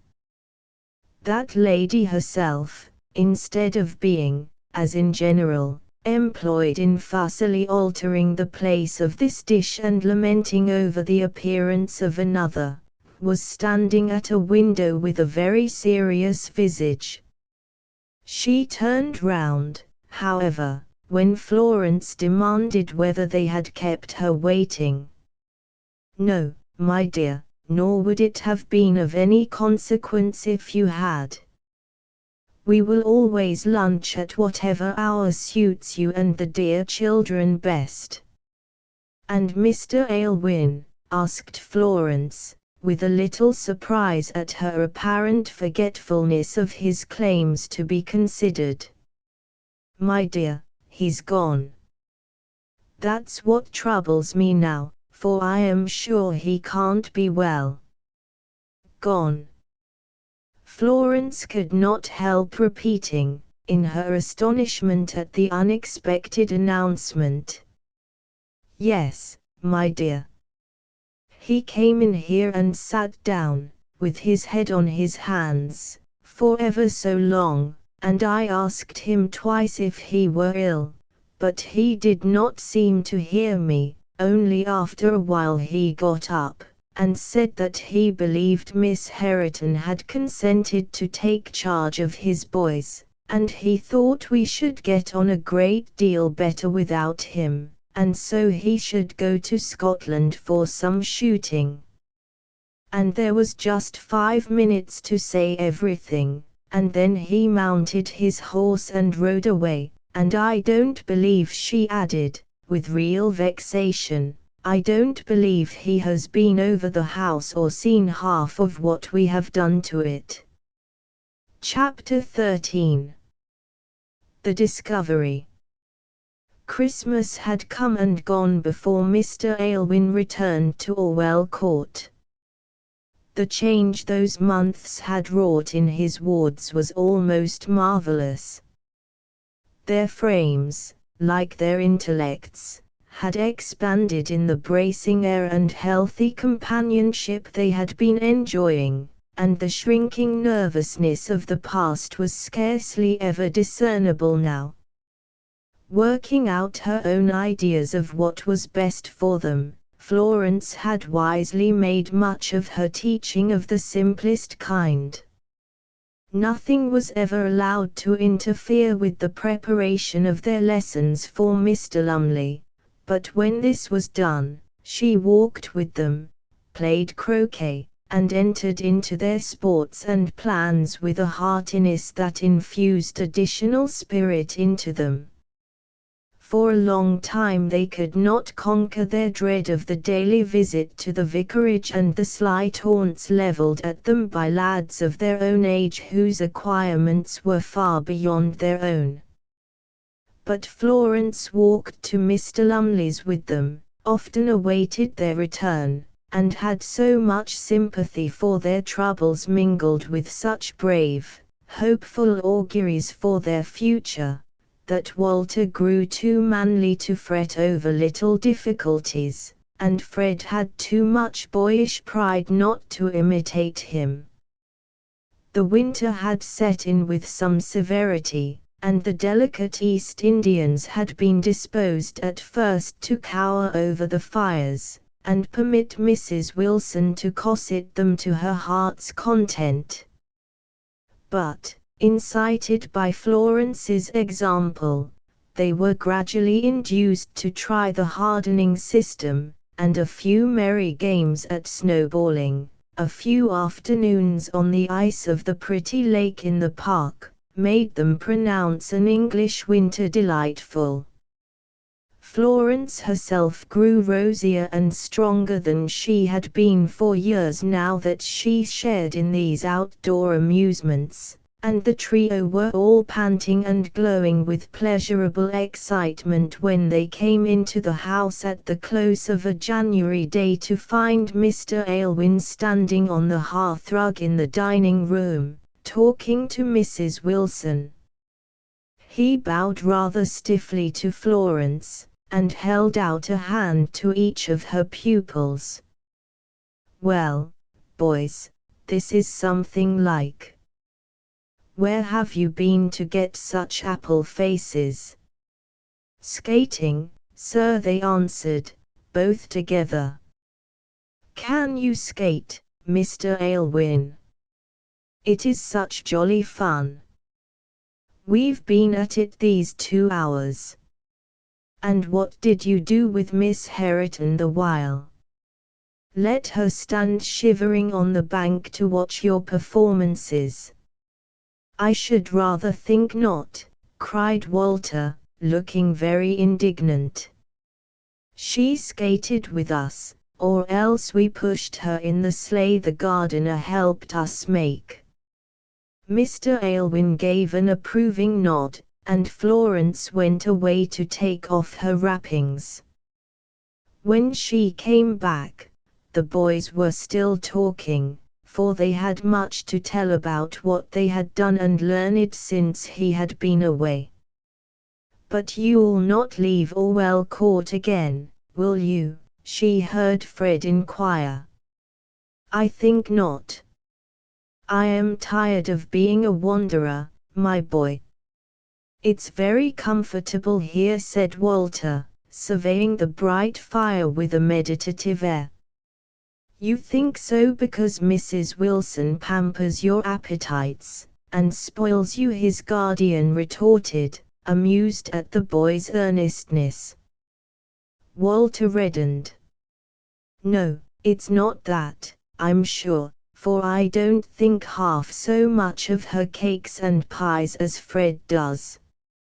It's because, well, I don't hardly know why, except," and, catching sight of Florence, who had just come, he slid his fingers into hers, "except it's because you are here, Donna." His guardian frowned. "Does Miss Herriton permit you to call her by a stupid nickname?" Walter was silent, but Fred ventured to stand up for his pet appellation. "I don't think it's a stupid one, Mr. Aylwin. It means a lady, and I'm sure Miss Herriton's one. The more reason, my boy, why you should call her by her own name." "But it sounds so long and stiff, and we like the other best," pouted Fred. "And she don't mind it a bit, for she says so." "Before such very conclusive arguments my own opinion must give way," retorted his guardian dryly. "But take care that you never for a moment forget the respect due to Miss Herriton, unless you would incur my serious displeasure." The sternness with which this speech was concluded awed the sensitive boys, and nothing was said until Fred seized an opportunity of whispering in Florence's ear, "You do not think us rude, do you?" "Certainly not. I am sure you love me too well to treat me discourteously." But how crossly he spoke! "Hush, dear boy," said Florence, who saw by the glance of that gentleman's penetrating eye that he overheard what was passing. "Mr. Aylwin is tired tonight. Tomorrow he will understand you better." But the morrow did not bring with it the anticipated change in his manner, and Mrs. Wilson was the only one who was at her ease with him. Perhaps he thought that Walter and Fred would be none the worse for standing in some fear of his anger. Anyhow, he was distant to their governess, and sufficiently stern to her pupils to make them careful of offending him. From his favorite corner in the drawing-room, where he sat every evening with his papers and books, an imperative reminder would issue if ever the boys showed any disposition to resist Florence's mild rule, and although he rarely addressed her after the courtesies of the morning had been exchanged, she knew that his eye often followed her movements, and that he watched her closely and continually. It might be in the interest of her young charges that he did this. Certainly, his demeanor betokened no recollection of an earlier acquaintance, no kindly feelings such as pleasant memories of the past evoke, and yet Florence's conviction that in her wealthy employer she beheld Frank Dormer gained ground instead of decreasing. Though careful to conceal this, she often caught herself listening to his voice, furtively scanning his features, and recalling everything he had said that tended to strengthen her supposition. Many an idle hour was spent in conjecturing what could have changed the gentle, affectionate Frank into the cold, reserved man who seemed often inclined to ignore her very existence. Yet, as time went on, traces of a different feeling peeped out. When she heard with regret and alarm that her Aunt Margaret, travelling across the Apennines, had been attacked by brigands, Mr. Aylwin, unasked, made inquiries for her concerning the report, nor rested until he had ascertained that it was exaggerated, and Mrs. Blunden safely on her way to Paris. The books she preferred always found their way to her table. The boys would be warned to avoid walks which would prove too wet or long for their gentle companion, and the only time that Mrs. Wilson fell under Mr. Aylwin's displeasure was when he detected her feeding the sweet-toothed Fred with some dainty Florence had forbidden. Still he was outwardly so careful to keep the same impassable distance between them that Florence began to chafe at it and ask herself if her changed fortunes occasioned it, if his accession to great wealth had hardened the heart once so tender and true. With a haughty gesture, she told herself that she would brave his selfish coldness, and let him see that, though she had lost all else, her pride steeled her against aught he could do or say. From this time she imitated his reserve. If he was cold, she was still colder. If he relaxed sufficiently to propose anything for her pleasure, she was either deaf to the suggestion, or with curt thanks refused to avail herself of it. She rigidly adhered to her duties as governess to his wards, and with proud humility accepted the stipulated payment for her services. But when Walter and Fred, in a little speech taught them for the occasion, begged her acceptance of a desk far too elegant to have been purchased with their pocket money, the gift was steadily refused. Mr. Aylwin was piqued, though he said nothing, and for some days looked more sombre than ever. It was soon after this that Walter, who progressed admirably under Mr. Lumley's tuition, began Euclid, and was dreadfully puzzled with the dry problems, which his young head refused to retain. Pitying the boy, who was really anxious to master his work, Florence nightly went over it with him, and together they succeeded in conquering many of the early difficulties he encountered.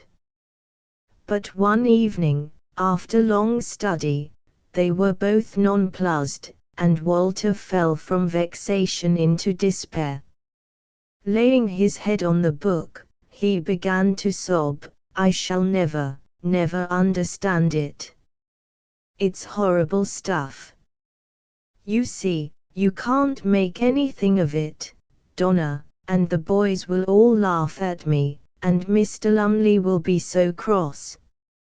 Mrs. Wilson put down her knitting and spectacles with a pitying "Dear me," and trotted away to the storeroom for some almonds and raisins to console the weeper, but Fred exclaimed, "What, blubbering? Oh, Wal, you are a big baby," and then subsided again into the agreeable study of Robinson Crusoe.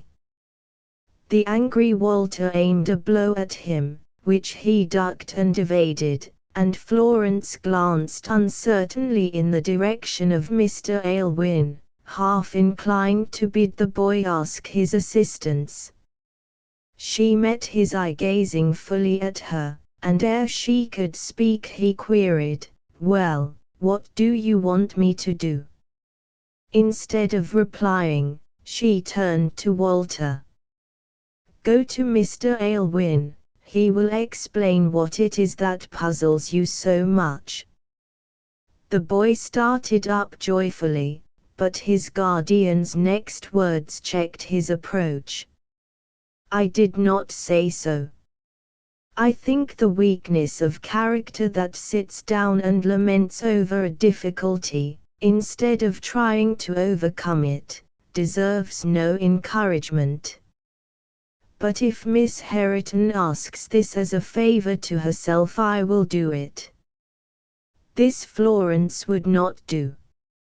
Drawing the book toward her, she began to study it more determinately than ever. Mr. Aylwin watched her in silence for a few minutes, and then said, "Will you accept nothing at my hands, Miss Hareton? It is Walter, sir, who needs your help, not I." "So be it, then," he said, with a half sigh. "I had no business to be so over-officious. Come here, youngster." With alacrity, Walter obeyed, and put the book into his guardian's hand. "Blockhead that you are," was the comment. "Do you not see this, and this? Give me a piece of paper, now a pencil." "No, I have one here in my pocket." Despite his grumbling at the boy's stupidity, he patiently went over the proposition till the rejoiced lad had thoroughly mastered it. "Now take yourself off to bed," said Mr. Aylwin, as he returned the book. "No, don't thank me. I only came to your aid because I saw that you were boring Miss Hareton most unmercifully. She is too good-natured to you." "Oh, no, she isn't," cried Fred, running up to give her his good-night kiss before he followed his brother from the room. "Seriously," said Mr. Aylwin, as Florence was putting books and papers together preparatory to following her pupils, "seriously, I never contemplated your taking so much unnecessary trouble with these boys, and I beg that you will not do it any more." "Their love amply repays me for it," she replied. "Ha," he said gloomily. "Can you still build upon anything so delusive? Is it not a folly that always ends in disappointment?" Florence did not answer. In taking the pencil from his pocket, Mr. Aylwin had dropped something, and now a restless movement of his foot pushed it toward her. She stooped for it, and, as she raised herself, saw with indescribable feelings that it was a tiny ivory card case, her mother's gift to Frank Dormer before he quitted Hareton Priory. Chapter 14. Too late. Without a word, Florence held the card case toward its owner. As he took it from her hand, he raised it reverently to his lips with apparent unconsciousness of the wounded pride that she was silently struggling to subdue. "You remember this," he said. "And the night on which it was given to me. Why do you speak of it?" Florence retorted, after a pause. "It is among the things of the past." "True," he answered mournfully. "And she whose gentle hands bestowed the gift little dreamed of the changed times those she left have seen." Florence winced. There was something cruel in this remark, coming as it did from one who had been the first to alter. "Other times changed more than the faces of those who then called themselves our friends," she cried, with bitterness. For a moment Mr. Aylwin was silent, then, with gentle earnestness, he said, "Forget those who have been so false to their best feelings, Miss Hareton, and remember only that there are some who would still claim that title if you would permit it." For a moment her reproachful eyes were raised to his. "Where?" He looked hurt. "What have I done that you should utter this reproach to me? Why have you so persistently avoided every little kindness I have attempted to show you? Florence, Miss Hareton, for your dear mother's sake let me redeem the promise I made when I bade her farewell. Let me be the friend, or, if need be, the protector, of her orphan child. The promises made by our guest, Mr. Dormer, are not supposed to be binding on Mr. Aylwin, answered Florence haughtily. Since when has he thought proper to remember them? Always. Never has a word spoken in that last interview with Mrs. Herriton left my memory, although the hopes she permitted me to cherish you have destroyed. Astonished and confounded, Florence looked at him inquiringly. What could he mean? He did not seem in any haste to explain himself, and with increasing stateliness she said, "Pardon me, sir, if I remind you that such retrospection is as painful as unpleasant. And rest assured I should never have provoked it by coming to Orwell Court had I known whom I should recognize in its owner." Bowing slightly, she moved toward the door, but ere she reached it Mr. Aylwin, in great agitation, placed himself before her. "Miss Herriton, what am I to understand by this? Can it be possible that you did not know me?" There was such intense earnestness in his manner that Florence faltered something about the lapse of time and the change in his appearance, and yet more in his name. Yes, I am aware of all this. But Mr. Herriton knew that I had assumed my uncle's name. I wrote to him both before and after leaving India. I did not see those letters, said Florence, with some reluctance. You did not, he cried excitedly. But they contained others for you. Surely Mr. Herriton did not withhold those. Florence could not speak a word that reproached her father's memory, but her silence was sufficient reply. Mr. Aylwin struck his hands together and paced the room in great disorder. It was cruel, it was dishonorable. Yes, it was dishonorable. How dared he use me so? Hush, sir.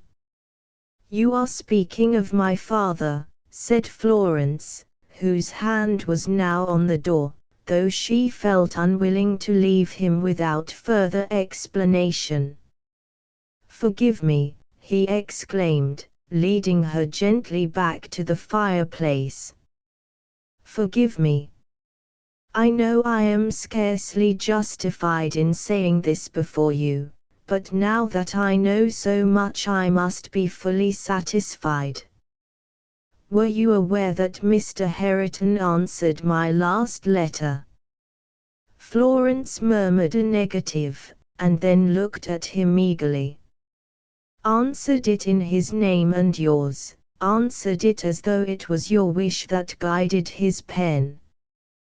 While her eyes fell consciously beneath the steady gaze of his, he went on, you did not know this. I see it all now that it is too late.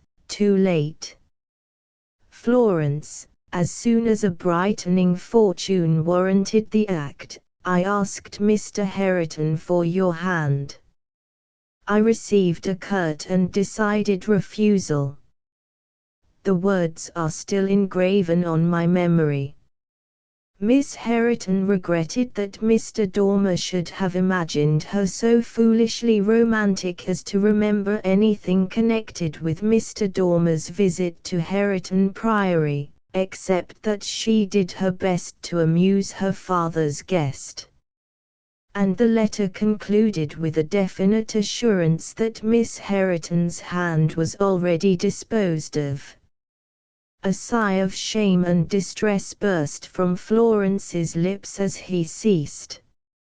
She well remembered that at the time of which Mr. Aylwin spoke, her father's expectations had been raised to a pitch of the highest extravagance by the fair-seeming speculation he had embarked in, and a few flattering speeches whispered in her ears by a needy nobleman who had lent his name to the scheme had inspired Mr. Hareton with a belief that he should soon see his daughter a peeress. For such wild and unfounded hopes as these he had sacrificed her happiness, and not hers only, but another's. For a moment the conflict in her mind between filial love and her sense of having been cruelly wronged was severe. But the better feeling soon predominated, and she murmured, "Forgive him, forgive him." He was unhappy in his advisers, and his impatience to retrieve his position led him to do many things his better judgment condemned. Mr. Aylwin made no immediate reply to this appeal. He could not judge Mr. Hareton's conduct as leniently as his daughter was doing. At last he said hoarsely, "We are taught to believe that our greatest sorrows and disappointments tend to some good purpose. But knowing what I know, and remembering from what a depth of trouble and humiliation I might have been able to save you, Florence, it is difficult to think so." She turned from him with burning cheek. "Forgive me," he went on, "if I have pained you. I will never recur to this subject again. Perhaps it would have been better if I had never learned the truth, if I had always believed that it was your own will that separated us. But, Florence, though I may never ask more, though there is a barrier between us I may not attempt to remove, you will give me your friendship, will you not? You will let me have the satisfaction of knowing that you have found a safe shelter beneath my roof. That, as far as fate has left it in my power, I have fulfilled my pledge to the gentlewoman so dear to both of us." Before she could reply, Mrs. Wilson, who had been detained by some petitioner from the village, came hurrying in to know Mr. Aylwin's wishes about the relief she proposed sending. Florence thankfully availed herself of the opportunity thus afforded her of quitting the room. Her brain was in a whirl that effectually banished sleep from her pillow for the greater part of the night. Frank Dormer had been true to her. Oh, joyful thought! He had returned to make her his, as her beloved mother had fondly expected that he would. And then her head dropped on her hands, and she wept bitterly, to think that for the mere love of wealth and rank her father had separated them. A yet deeper grief lay at the root of Florence's tears. She had heard with a thrill of pain Mr. Aylwin's voice passionately declare that the discovery had been made too late. He had asked for her friendship. He had hinted at a barrier that totally precluded his asking more, and this it was that made her heart sink more than all she had hitherto undergone. She had learned that his youthful fancy had strengthened and ripened beneath the hot suns of India, that he had hastened home in all the flush of joy to claim her. The letters she had thought it so hard not to be permitted to read had been full of devotion to her whose only earthly hope had been that such an hour would come, and now that at last she knew this, and saw him worthy in all points of her affection, his own lips had declared that it was too late. Their love must be forgotten, and they must be content to be friends. Florence rebelled against this conclusion. Young, warm-hearted, and free, she felt that she could have loved him devotedly. What, she asked herself, could it be that intervened to keep them apart? Could it be that Frank, in his vexation at Mr. Hareton's refusal, had betrothed himself to another. In vague conjectures like this, the hours passed away, until, thoroughly exhausted, she threw herself on the bed in her clothes, and sank into a heavy sleep. It was Mrs. Wilson who awakened her, and Florence started up in a fright to find the sun high in the heavens, and the usual hour for breakfast long over. "I've been in before," Mrs. Wilson explained, "for it's such an unusual thing for you to sleep late that I felt sure you were not well. And when I saw how pale you looked, I could not bear to wake you till there was some fresh tea made. Do sit up and drink it, my dear. Not undressed, too. How very ill you must have felt. Why did you not call me?" In silence, Florence swallowed the contents of the cup so kindly held to her lips, and then got rid of Mrs. Wilson with the assurance that she felt much better, and only wanted a bath to be quite herself again. When alone, she tried to decide upon the best course of action she could adopt. Not all Mr. Aylwin's generosity could reconcile her to remaining beneath his roof while unable to regard him with indifference. At the same time, she felt that she owed it to him to receive his kindness with gratitude, and neither withdraw herself rudely nor hastily, lest he suspect the true reason. "I will write to my Aunt Margaret," she decided. "She is the only relative I possess, and I have a just claim upon her protection. With all her faults she is affectionate, and will not refuse me a home." She opened her desk directly, and had just commenced her epistle, when Mrs. Wilson tapped at the door. "I'm sorry to disturb you, my dear, but here is a note Mr. Aylwin asked me to give you. He has been waiting for more than an hour to see you, but could not stay longer." "Has he left Orwell Court again?" asked Florence, with a dismayed conviction that if it were so he went to avoid her. "Yes, my dear.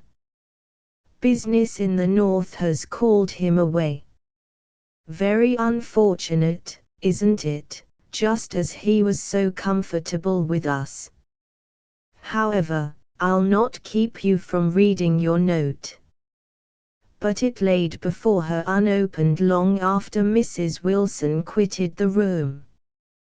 With eyes fixed on the bold superscription, she sat, as if unable to nerve herself to learn what lay beneath.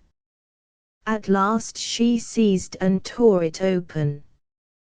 "I cannot leave home," it ran, "without expressing my fears that, by my selfish recurrence to the past, I have wounded not only your feelings, but your delicacy. I ought to have preserved a rigid silence upon what has happened, but I believed till last night that you knew me, and that, even though shrinking from an open recognition, you felt that beneath my roof there was a refuge from all such earthly troubles as a faithful friend's care can avert. If it were not so then, let it be so now. Try to forget anything I may have said with reference to my own feelings, and look upon me as what I earnestly wish to be to you, a brother in whose hands you may fearlessly trust your future. I may not return to Orwell Court for months, perhaps not for a year or two. But a letter directed to my bankers will always find me, if you should require advice or assistance from yours most faithfully, Frank Dormer Aylwin." Florence dashed away a tear as she folded this letter and put it away in her desk, but her cheek was crimson with resentment. He is too careful to make me comprehend that the old affection has entirely died out. He means to stay away until I have accustomed myself to this, perhaps till I have reconciled myself to seeing a fairer and wealthier bride brought here to fill the place that should have been mine. But he shall never know how much this costs me. I will go to Aunt Margaret as soon as she consents to receive me, and see him no more. Chapter 15. The Storm. When Florence's letter to Mrs. Blunden had been written and dispatched, she felt calmer, and was able to go through her daily duties with an appearance of cheerfulness. No one guessed the soreness at her heart when the boys spoke of their absent guardian, or Mrs. Wilson lamented his erratic habits, concluding with, "It's such a pity he doesn't marry, isn't it? So fond of children as he is, and so generous and gentle with all women, he would make an excellent husband, wouldn't he?" "Perhaps Mr. Aylwin is already engaged," Florence suggested, with her head bent over her work. Mrs. Wilson meditated. "Well, it may be so, my dear, for I remember when he first came to England that he used to ride out sometimes with a Major Dawson and his daughters. Pretty young creatures they were. Too young then for anything of the kind, but they must be growing quite fine women now." After hearing such remarks as these, Florence would grow eager for her aunt's reply, and she certainly had some cause for her impatience in the length of time she had to wait before it arrived. Mrs. Blunden was in Paris, and apologized for her silence by saying that she had been greatly worried by the loss of her jewel box and the subsequent arrest of the thief. "I could not settle down to anything," she said, "until this matter was over, for between my dread of an innocent person being falsely accused and unwillingness to let the guilty one escape unpunished, my mind has been greatly excited. I'm very angry with you, Florence. It's my duty to be so, for though I freely forgive you for the wicked falsehoods you wrote to me about your poor uncle's legacy, I cannot pardon the folly that has made you penniless and a dependent. As to coming to me, it is what you ought to have done directly upon the decease of my poor, foolish brother. But as I am in dear and uncomfortable lodgings, and fully resolved to leave this nasty, frivolous city as soon as the weather permits of the journey, why, don't come. You are in good hands, and can stay quietly at Orwell Court until I join you there. You don't seem to be aware that I know Mr. Aylwin. I met him in Italy when I was on my way to Nice, and fairly harassed to death with the extortions of the innkeepers. I had provided myself with a tariff of the charges made at a respectable London hotel, and I was as firmly resolved to abide by this as the horrid, chattering Italians were to cheat me. After I had explained myself to Mr. Aylwin, I had no more trouble, as he paid the bills for me. They could not take the same advantage of a resolute man as they had been attempting with an unprotected female. How did you make Mr. Aylwin's acquaintance? I found that he knew your father, but he so evidently avoided speaking of him that I was obliged to conclude he had lost money through some of my brother's mad speculations. Is it so? And to what amount? And why do you thank me for sending you £100 while your father was ill at Brompton? I did not send it.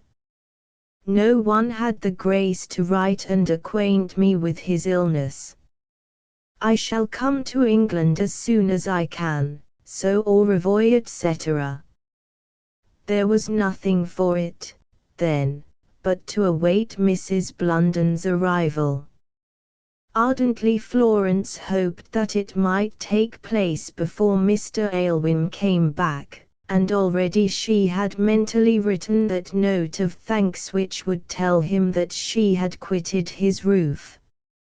She would not think of the real sorrow it would cost her to do this, nor of the blank her life would be when the loving faces of her young pupils no longer met hers, and she could never more linger stealthily in the corner where stood their guardian's favorite chair, and draw her fingers with tender touch over the books he had last read, or the paper knife he used, or sit in the twilight dreamily fancying that his earnest eyes were following her movements, as she had so often detected them in doing when he thought himself unobserved. Meanwhile time fleeted on. The spring was merging into summer, and she was often glad to forget herself in long walks to the many lovely spots in the neighborhood. In these her pupils were generally her companions, and they had been urging her for some time to indulge them with a trip to an isolated hill some 3 or 4 miles distant, celebrated for the beauty of the views to be obtained from its summit.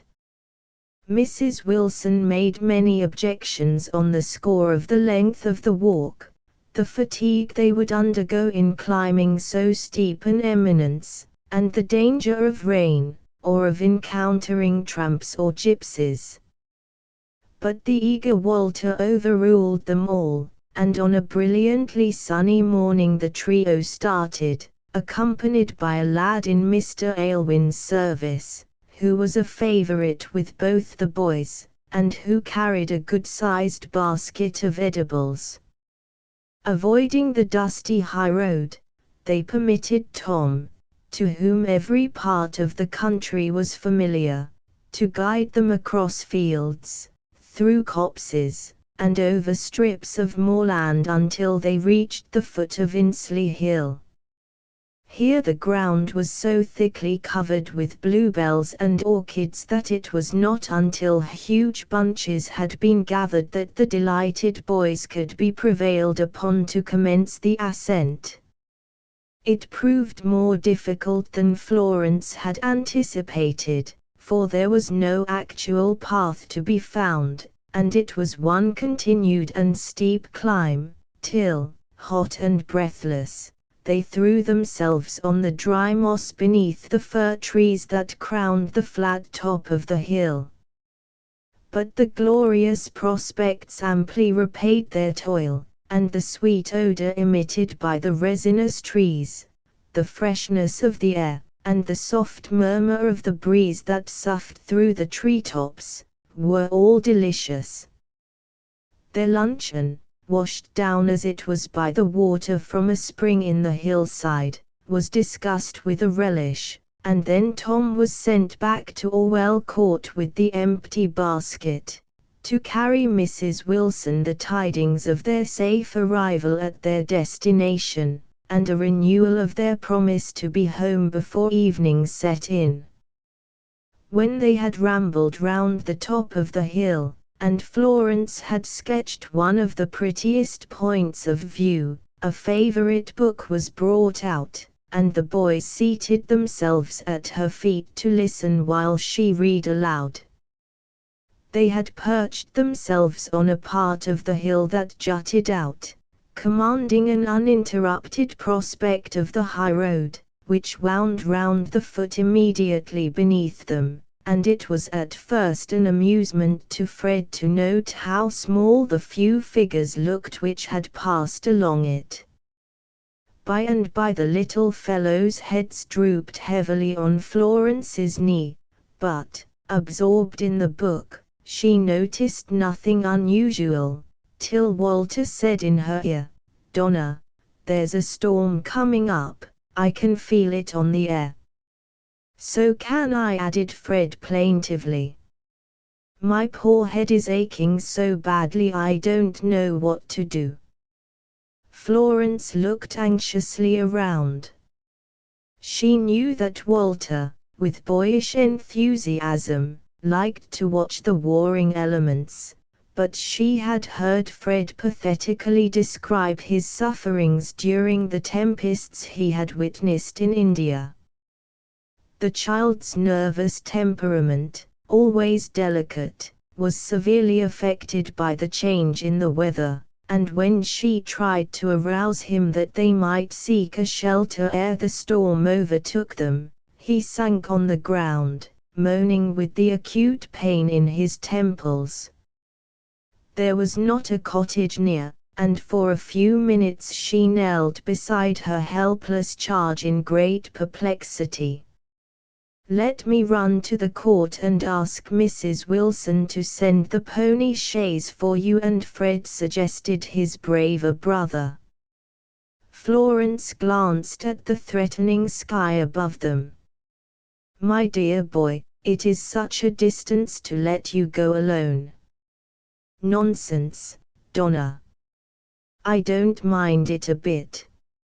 It's no use to stay here, for it will be hours before Fred is better." This seemed too feasible to be denied. "I'll run all the way," Walter added eagerly. "And old John will soon rattle the chaise here, with plenty of cloaks and umbrellas." Reluctantly Florence consented to let him go. But no sooner had she given a faint consent than, delighted to prove his courage by the undertaking, Walter bounded down the hill. He stopped a moment at the foot to wave his cap, then vaulted over the stile, and she saw him run swiftly toward the field path by which they came, just as a deafening clap of thunder was followed by a few large drops of rain. Afraid to take refuge beneath the trees at the summit, and incapable of effecting Fred's removal to the foot, Florence laid him beneath the projecting bank which had formed their seat, and tried to revive him by bathing his forehead with the cool water from the spring. But ere long all her efforts had to be centered in sheltering him from a pelting shower that came down fast and furiously. By wrapping her own mantle around the child she succeeded in keeping him tolerably safe, but her own dress of some thin material was soon drenched, and she began to reckon the moments since Walter's departure, and long impatiently for the appearance of the chaise. As she stood up to gaze along the silent highway, a gentleman, riding in the opposite direction, came in sight, and his eye was caught by her figure. It was something so entirely out of the common way to see a lady in this solitary spot, especially with a storm raging around her, that he checked his steed and looked again. This minute a survey of the graceful form on the heights ended in his dismounting, securing his reins to a sapling, and commencing the ascent of the hill. Florence neither saw nor heard his approach. She had been too much absorbed in her own chilly condition and the plaints of Fred, and, returning to the boy, she was kneeling by his side, trying to soothe the terrors which made him cry and tremble every time the hoarse muttering of the thunder was audible. The first thing that made her aware that they were no longer alone was the snapping of some branches beneath a heavy foot. The next moment the bushes were parted, and Mr. Aylwin appeared. Too much astonished to speak, she rose and stood before him like a beautiful statue of silence, her parted lips, her varying color, alone betraying the pleasure she could not help feeling at his coming. But when he drew nearer and began to ask with solicitude the reason he found her here, she remembered herself, and, withdrawing the hand he had taken, gave a curt explanation. He bent compassionately over Fred, and then eyed her more steadfastly than before. "But your dress is wet, your shoulders quite unprotected. How long do you say Walter has started? You must let me put my coat around you." But this Florence would not permit, and made light of the fears he expressed. "I shall catch a cold, perhaps, but it is unavoidable, or, rather, I have nothing to blame for it but my own folly in not watching the weather more carefully." Mr. Aylwin's uneasiness on her account was not appeased by this careless speech, and Florence, whom it alternately vexed and flattered, was thankful when the pony carriage came in sight. Wrapping Fred in the coat she had refused, Mr. Aylwin raised the boy in his arms to carry him down the hill, and Florence prepared to follow. But after taking 2 or 3 steps he looked back, and warned her not to attempt it. "The rain has made the dry, short moss as slippery as glass," he said. "And it will be impossible for you to keep your feet without assistance. Pray stay where you are until I can return." She obeyed so far as to stand still until he had passed out of sight, but her pride revolting against the idea of accepting his aid, or of leaning on his arm, she resolved to essay the descent without it. Mr. Aylwin had in no wise exaggerated the difficulty. Florence's thin boots, with their flat soles, afforded no resistance to the glassy earth. She was fain to snatch desperately at the trees to save herself from being thrown down, and at last, in one long glissade, she was impelled forward until she was on the very brink of a sand pit, and only saved from being hurried into it by the projecting roots of an old ash tree, which she succeeded in grasping. Frightened at the danger so narrowly escaped, and conscious that she must have wandered from the direct route, she tried to return to the spot where Mr. Aylwin had left her. With difficulty she raised herself to her feet, for the fury of the lightning, and the beating of the rain in her face, dizzied her. Catching at the tufts of heather and the brushwood for support, she had nearly succeeded in returning to the path, when a flash, more vivid than any of the previous ones, lit up the murky air. A venerable tree, struck by the electric fluid, wavered and fell so immediately in the direction she was pursuing, that, shrieking and cowering down, she hid her face. Those mighty branches threatened to crush her beneath them, but she had no power to avert her doom. She knew that a fearful death was at hand, but time and strength to escape seemed alike to have left her. With a mighty crash the old tree measured its length upon the earth, that trembled beneath the shock, but Florence felt herself snatched from her dangerous position, and knew that she was safe and in the arms of Mr. Aylwin. Chapter 16. A Man of Mystery. For some few moments the awed Florence could not collect her senses sufficiently to know more than that she was saved. When she began to recover herself a little, Mr. Aylwin was hurrying her down the hill, nor did he pause until they stood beside the carriage in which Fred was already comfortably laid. Miss Herriton must not ride home, she is too wet to run the risk, said Mr. Aylwin authoritatively. Take my horse with you, John, and I will walk with her across the fields. Without giving her time to raise any objection, he led her away, and the exceeding gravity of his face kept Florence mute and embarrassed, until he paused a moment to inquire if he was walking too fast. I owe you my life, she faltered. This is the second time you have saved me from a fearful death. How can I thank you? Hush, he replied, his lip quivering a little.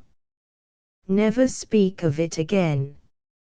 Only let me treasure among my few pleasant recollections the remembrance that I have been able to be of use to you. You must also let me be grateful, said Florence, chilled by something in his speech. My life is of little worth to anyone but myself, yet I shudder at the thoughts of losing it so fearfully and suddenly. Mr. Aylwin walked on a few paces without speaking, then, bending toward her, he said softly, Poor little Florence.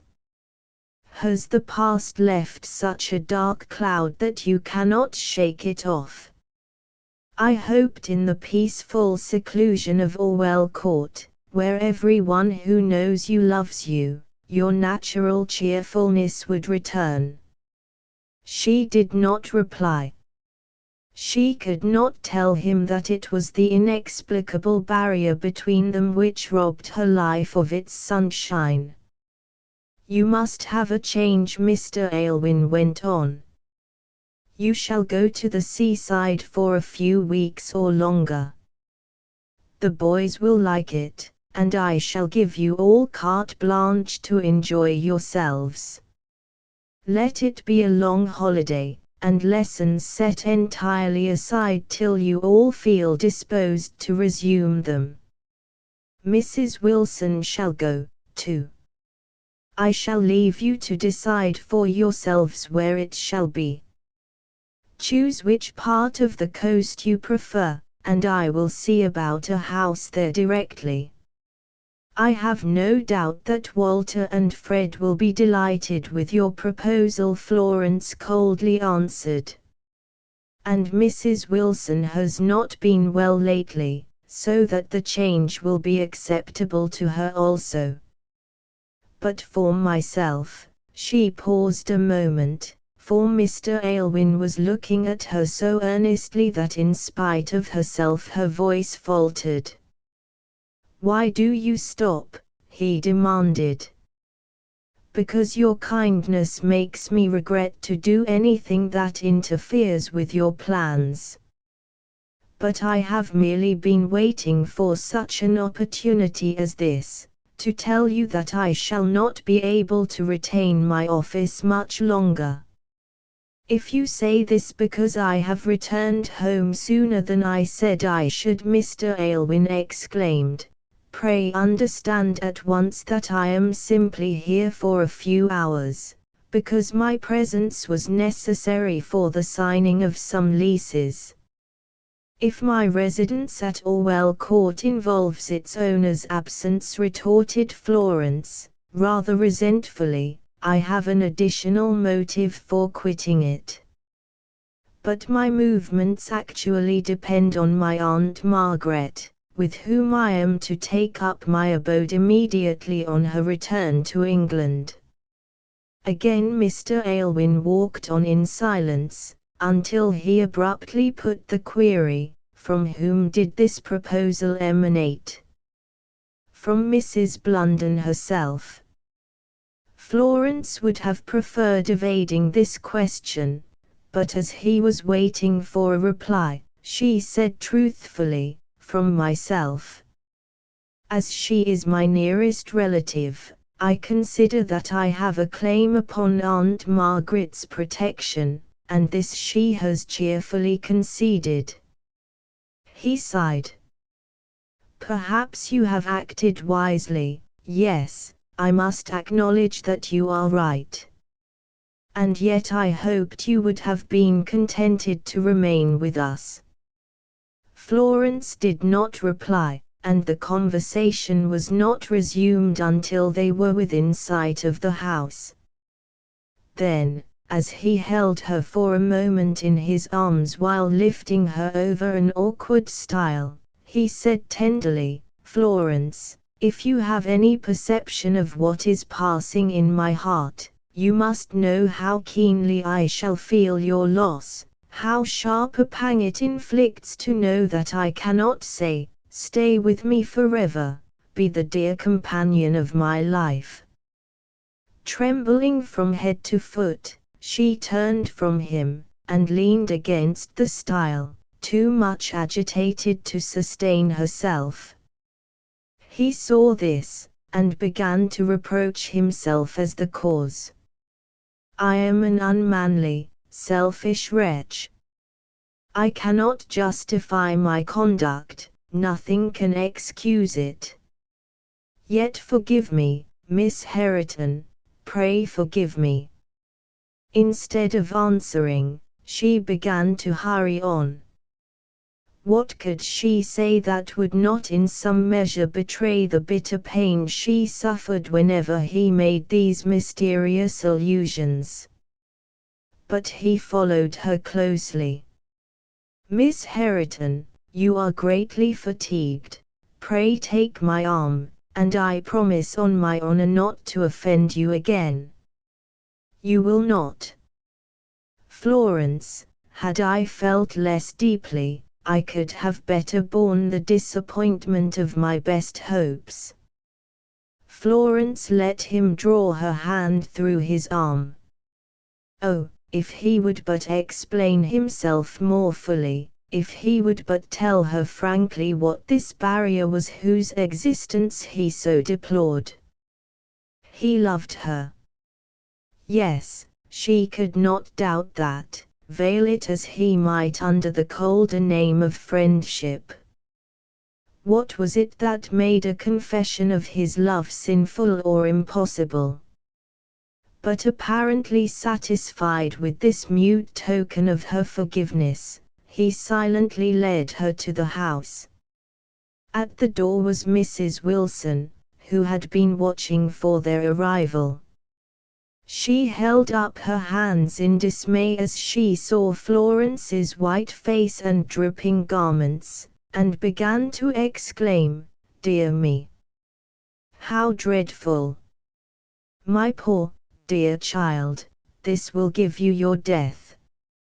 "Not if proper precautions are promptly taken," said Mr. Aylwin significantly, and his kind-hearted housekeeper acted on the hint with such dispatch that the weary girl was soon undressed and laid in a warm bed, with directions to have a long, comfortable sleep and not make herself uneasy about Fred, who was getting better already.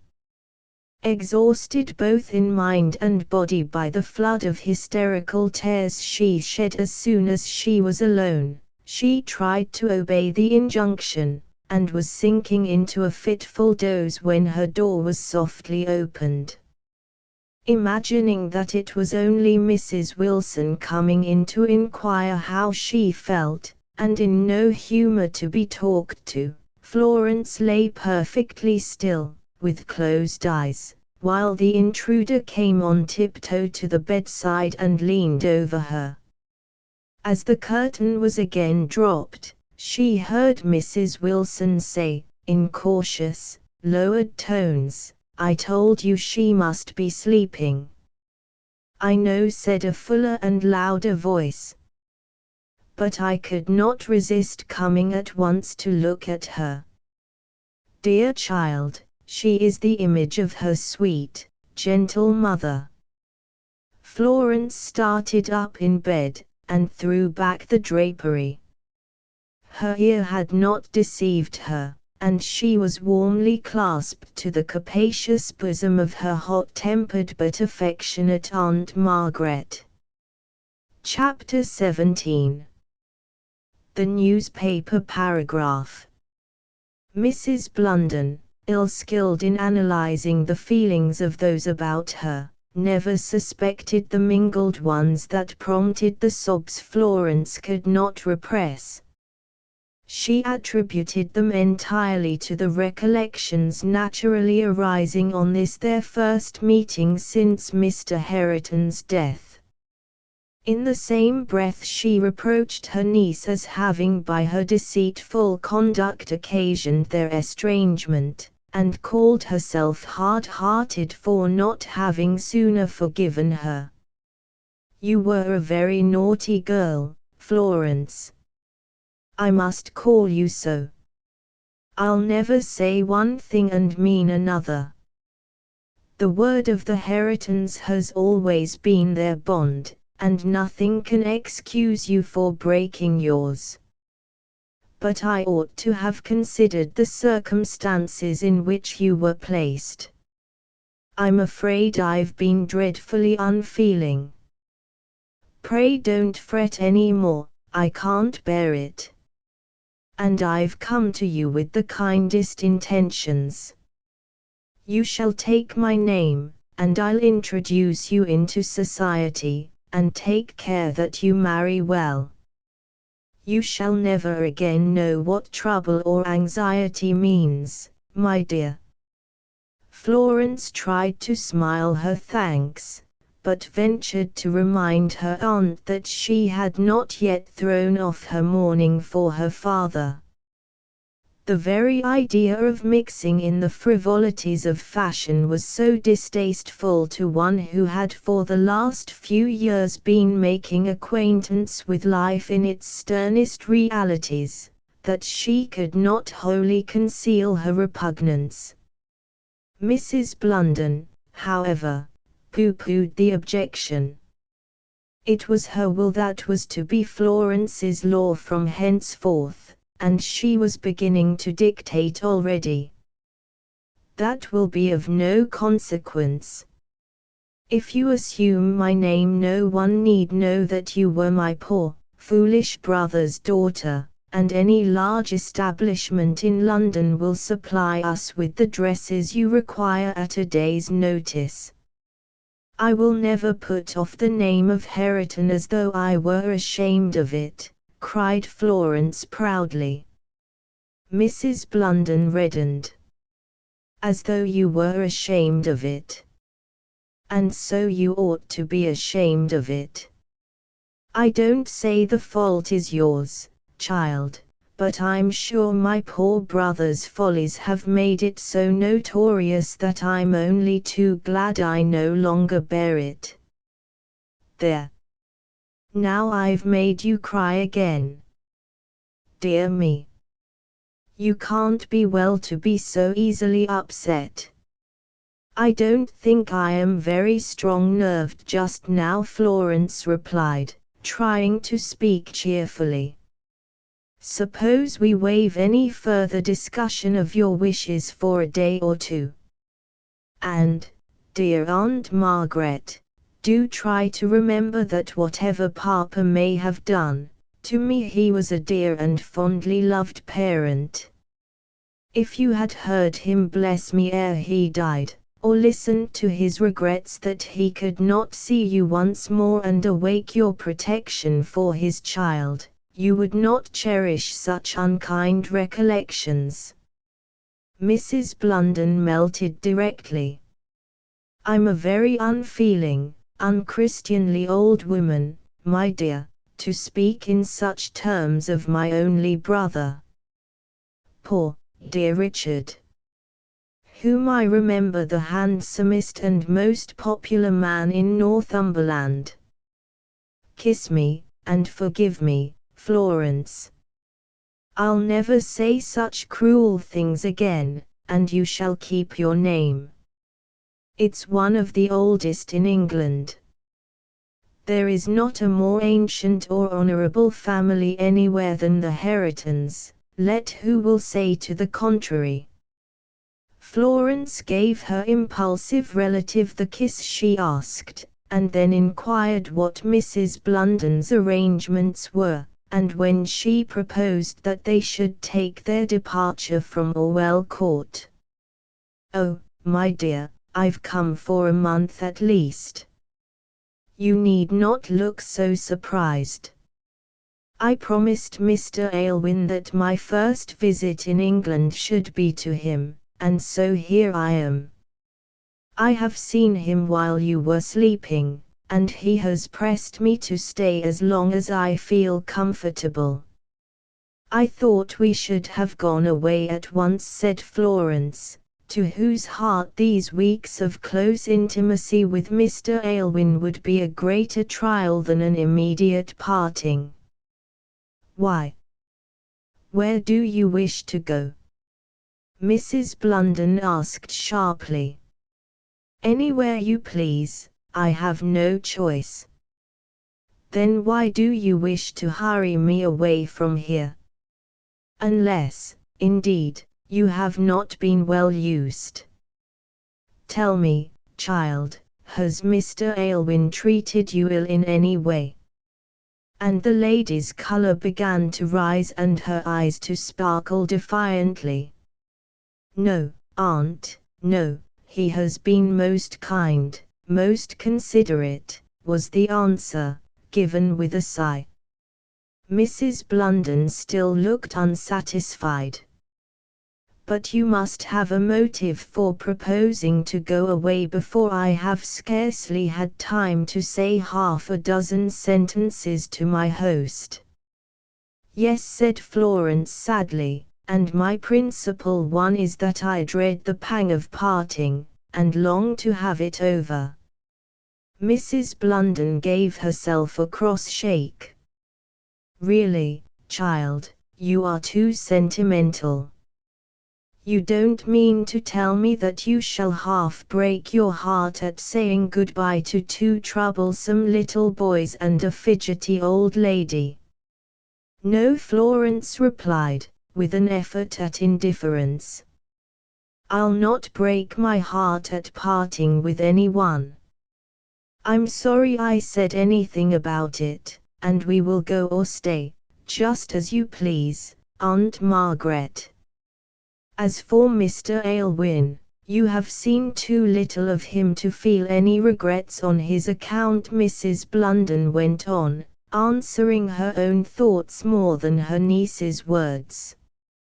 "Neither is he the sort of man to captivate a young girl's fancy. He is too staid, too reserved. Besides, I have my doubts about him." "Doubts, Aunt Margaret?" cried Florence breathlessly. "What do you know?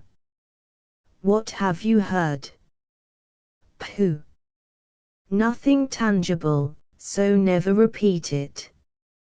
But there's no denying that he's very eccentric, and it's my own opinion that his brain is slightly affected. You know he had been in India for some years, which might account for it." Florence turned away from her in a pet. Mr. Aylwin, the keen observer, the profound scholar, the man of business habits, declared not only eccentric, but something worse. It was a few minutes before she could answer her aunt's remarks without betraying her annoyance. She went, however, with Mrs. Blunden to the rooms prepared for her, and assisted her maid in unpacking, putting the lady in such a good humor by her attentions that she descended to dinner prepared to like every one. Fred was not well enough to rise again that day, but Florence had found time ere she joined the party below to pay him a short visit, and promise him a longer one in the course of the evening. As she was leaving him he grasped her dress and drew her back. "Mrs. Wilson was saying something to Jane just now about an aunt of yours coming here to fetch you away, Donna. But you'll not leave us, will you?" Florence stooped and kissed him without replying, for she had seen Mr. Aylwin enter the room while the boy was speaking, and knew that he, too, was listening to hear what she would say. When he found that she was silent, he came forward, and Fred in great tribulation turned to his guardian. "Mr. Aylwin, she is going away. What shall we do without her? There isn't anyone who has been so good to us since we lost Mama. Can't you get her to stay? Oh, do, sir, do try. She'd listen to you if you asked her." But he, too, was silent, and Florence, to end the awkward pause, said to the excited child soothingly, "Dear Fred, I am not going yet. Lie down and be quiet, or you will make your head worse. I may not leave you for some weeks to come." "But I don't want you to go at all," sobbed the boy, and Mr. Aylwin walked quietly away. With some trouble Florence reconciled her pupil to the necessity of their separation, and sat by him till he fell asleep. When she entered the drawing-room, Mrs. Wilson was absent. Her anxiety that the dinner should be perfection to the palates of her employer and his lady guest made her fidget in and out of the kitchen incessantly, until the cook was thrown into a state of desperation, and declared to her sympathizing assistants an intention of sitting down and leaving Mrs. to finish the cooking herself. Mrs. Blunden, unconscious of the turmoil her visit had created in the lower regions, was conversing with Mr. Aylwin, and recalling some of her travelling experiences for the amusement of Walter, whose bright, intelligent face had taken her fancy. But after her niece entered, the depressed manner she could not shake off attracted her aunt's notice, and although Florence was not near enough to hear her half-whispered remarks, she was painfully conscious that Mrs. Blunden was adverting to it. Mr. Aylwin, too, though politeness compelled him to lend an ear, was evidently embarrassed, and anxious to change the subject. This he succeeded in doing when dinner was announced. But in the evening Mrs. Blunden fastened upon him again, and consoled herself for the silence she had promised to observe to Florence, by making him a confidant of all the vexation her poor brother's folly had cost her. Growing desperate at last, Florence challenged her aunt to a game at chess, as the only means of quieting her. "Presently, love. Arrange the men, and I will be with you before you are ready." Walter ran to fetch the board and bring a little table closer to the center lamp, and Florence followed him to it. This brought her nearer the talkers, if Mr. Aylwin can be so named, whose conversational efforts had been vainly directed to turning his companion's thoughts into another channel. Mrs. Blunden had not the delicacy to understand or appreciate this.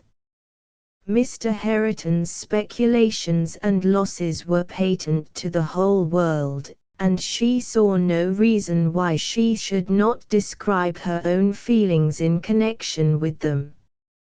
Yes, Florence heard her say, though the act was that foolish child's, I'm sure, from what my solicitor has since told me, that it was at my brother's pressing solicitations, and I know it was drawn out to put into the hands of that wicked rogue we were speaking about. Florence, she added, in louder tones, Florence, my dear, am I not right? Didn't your legacy go to swell Lieutenant Mason's gains? Mr. Aylwin, who had striven to prevent the putting of the question, started up and left the room, but as he went he saw Florence redden to the temples, and heard her indignant and reproachful exclamation, "Aunt Margaret!" "Well, my dear," was the placid reply, "what harm have I done in alluding to this? You forget that everyone knows it, and I chose Mr. Aylwin to understand that I never gave your poor father any encouragement in his follies." Florence could have cried with vexation. Instead of her aunt's presence being a comfort to her, her feelings had been tried already more than they had been for months. But Mrs. Blunden could not be made to see this.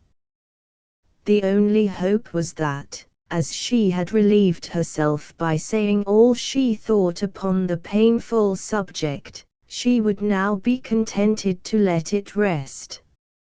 Mr. Aylwin came back no more that night, sending an apology for his absence, which was graciously received, and Florence, with aching head and troubled mind, played chess with Mrs. Blunden till the latter grew out of patience with her careless moves, and proposed that they should go to bed.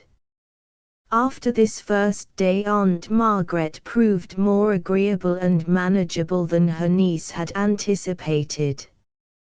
Mrs. Wilson, to whom her activity and decision were something remarkable, deferred to her visitor continually, and Mrs. Blunden, always pleased to be made of consequence, arranged her store closet for her, set her books in order, and advised and directed with a brisk precision that the poor, little, nervous housekeeper thought wonderful.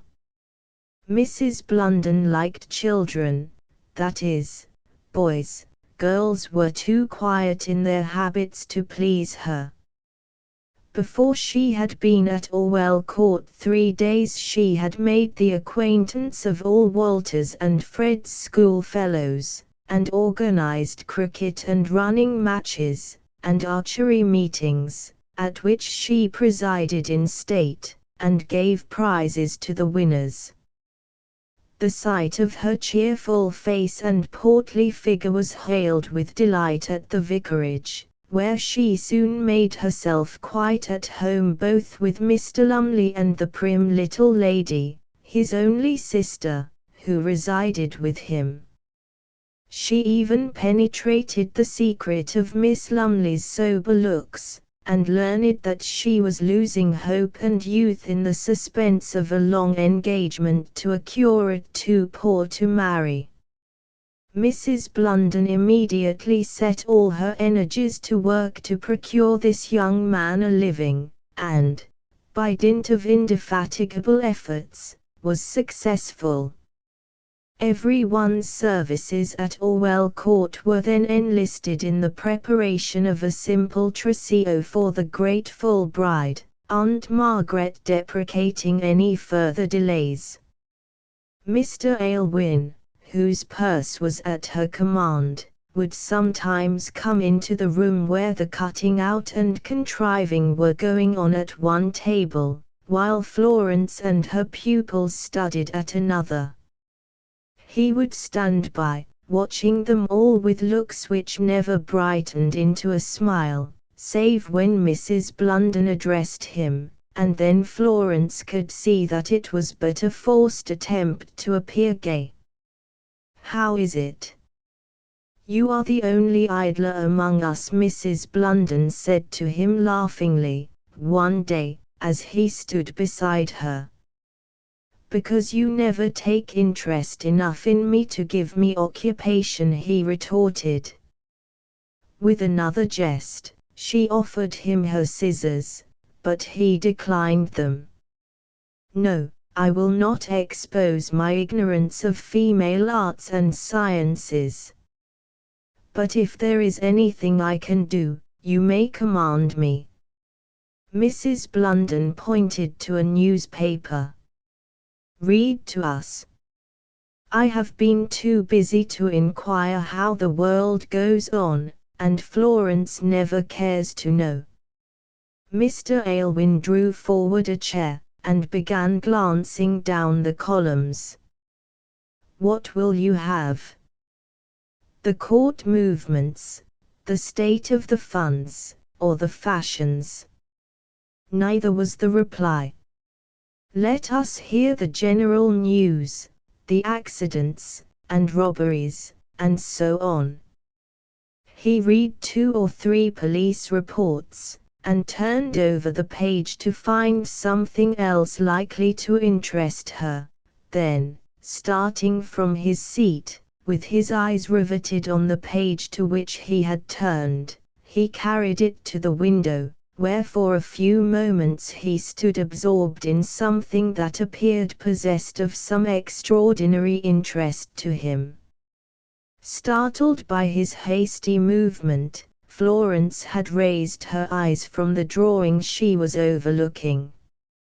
She saw him turn very pale, flush as deeply, and drop the newspaper. Opening the sash, he stepped out onto the lawn, and before Mrs. Blunden missed him he had plunged into the shrubbery. "What? Is he gone? I thought he would soon tire of reading aloud. I detest it myself. Come here, Florence, and tell me whether you think these trimmings should be pink or blue."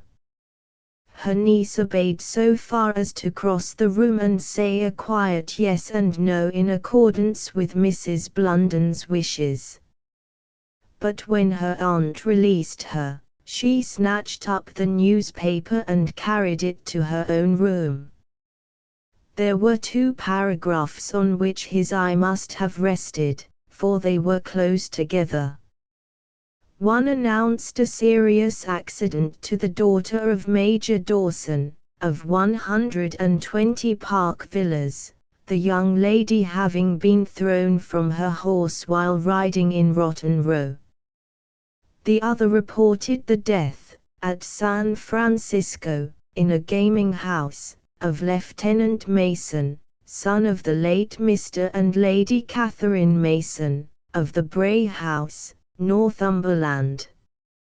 Which of these reports was it that had so powerfully affected Mr. Aylwin?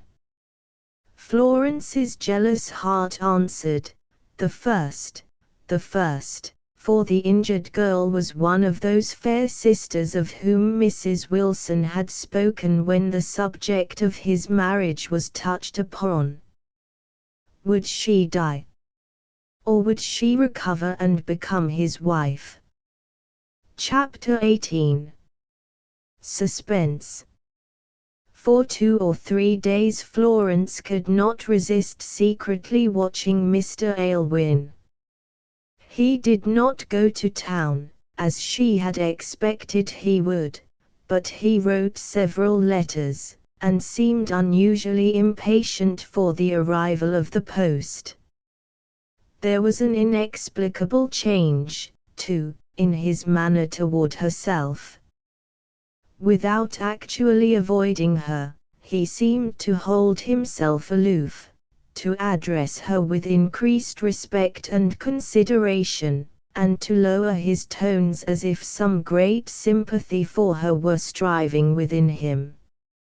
Florence flushed to the temples as she imagined a reason for this. He had missed the newspaper, had guessed whose hand had abstracted it, and divined the feelings with which she had discovered his interest in its contents. Ashamed to have so betrayed herself, she tried to appear careless and light-hearted, but succeeded so ill that even Aunt Margaret detected something amiss, and openly wondered what ailed her. "I cannot understand that girl," she said to Mr. Aylwin confidentially. "I'm sure she has some secret she keeps from me, which is most ungenerous of her, for she knows how much I abhor mysteries and deceit." Miss Herriton wants a change, he answered abruptly. She must go away from here, or she will have an illness. Take her to the seaside, Mrs. Blunden, and let my wards go with you. She will then have less time to be lonely and brood over her sorrows. Sorrows? Mrs. Blunden ejaculated, almost angrily. Good gracious! Why, she has none, or, if she has, it's very unthankful of her. She knows I shall make a provision for her future, whether she marries or remains single, and I'm neither exacting nor ill-natured. Sorrows indeed! The young have many thoughts they do not always care to publish, he replied evasively, and Miss Herriton may have had troubles in her father's lifetime which have robbed her of her natural cheerfulness. It's more likely that the heat of the weather has affected her, said Aunt Margaret, unable to enter into his ideas. I'm afraid she has her mother's delicate constitution. I was very inconsiderate not to think of that before. Poor child, she added, all her better feelings awakening. I've no doubt she has felt languid and poorly for some time, and would not confess it for fear of alarming me. I'll have a physician from London directly, and he shall counsel me where to take her. Accordingly Mrs. Blunden dispatched a telegram for one of the highest medical authorities, who arrived before the astonished Florence knew he was on his way. To please her aunt she saw him, although protesting that nothing ailed her. The physician pronounced her nerves weak, prescribed a simple tonic, agreed with Mrs. Blunden that sea air would prove efficacious, and drove away, and in another hour Orwell Court was in commotion, for the business of packing commenced directly, Aunt Margaret declaring that no time should be lost in effecting the contemplated change. Mr. Aylwin, through the agency of a friend, secured them a charming cottage at Babbacombe Bay, and made every arrangement for the comfort of the party that his thoughtful consideration could devise. He had insisted that Mrs. Wilson should accompany them, although she strongly urged the impossibility of leaving him at Orwell Court alone. Don't be uneasy on my account, he said, I shall do very well. When I begin to get hipped and miss my comforts I will send for you. What's that? Cried Mrs. Blunden, who had been engaged with someone else. Hipped? Why should you be? Of course you will go with us. No, he answered decidedly, he should not leave home until he had received some letters for which he was daily looking. But you'll join us. He hesitated. He did not know. He could not say. He would be guided by circumstances. She was a little annoyed at her non-success in prevailing with him, and bade him but a cold farewell.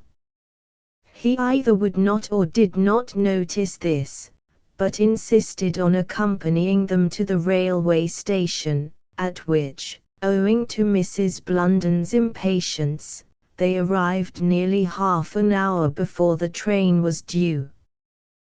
While the boys wandered about the platform, plying Aunt Margaret with questions, and Mrs. Wilson overlooked the labelling of the luggage, Florence retreated to the waiting room. Here Mr. Aylwin found her. Don't let me disturb you, Miss Herriton, I have only come to say goodbye, and to ask you if there is anything I can do for you in London, where I purpose going tomorrow. She said no, and thanked him coldly, but still he lingered. I do not wish to force myself into your confidence, yet between old friends like you and me a little license may be permitted. Give me leave to speak freely, will you? I do not know what you can mean, said Florence, surprised at this preamble. Indeed. Then perhaps I am premature, perhaps you do not know. But there is, or, rather, was, a report in one of the daily papers that I fancied you would wish to hear confirmed or contradicted. Florence grew crimson with mortification. Even if he guessed the jealous regret she had been nourishing, it was indelicate of him thus to allude to it. I have heard all I wish to hear, she exclaimed, and hurried toward her aunt, who now called out that the train was in sight. I have looked my last on Orwell Court, thought Florence when they were actually on their journey, perhaps on its master, nor do I think that I would wish to see him again, even if a wish would bring him to my feet. If he has engaged himself to this young girl, how cruel to waver, to keep aloof, now that she is suffering. If the report be false, why torture me with glances and sighs that reveal his affection, even while he plainly says he cannot ask me to be his? I will never see him again if it be possible to avoid it, but persuade Aunt Margaret to travel, to take me somewhere out of the beaten track, where even his name cannot reach my ear, and it may be possible in time to forget him. Chapter 19. Still a mystery.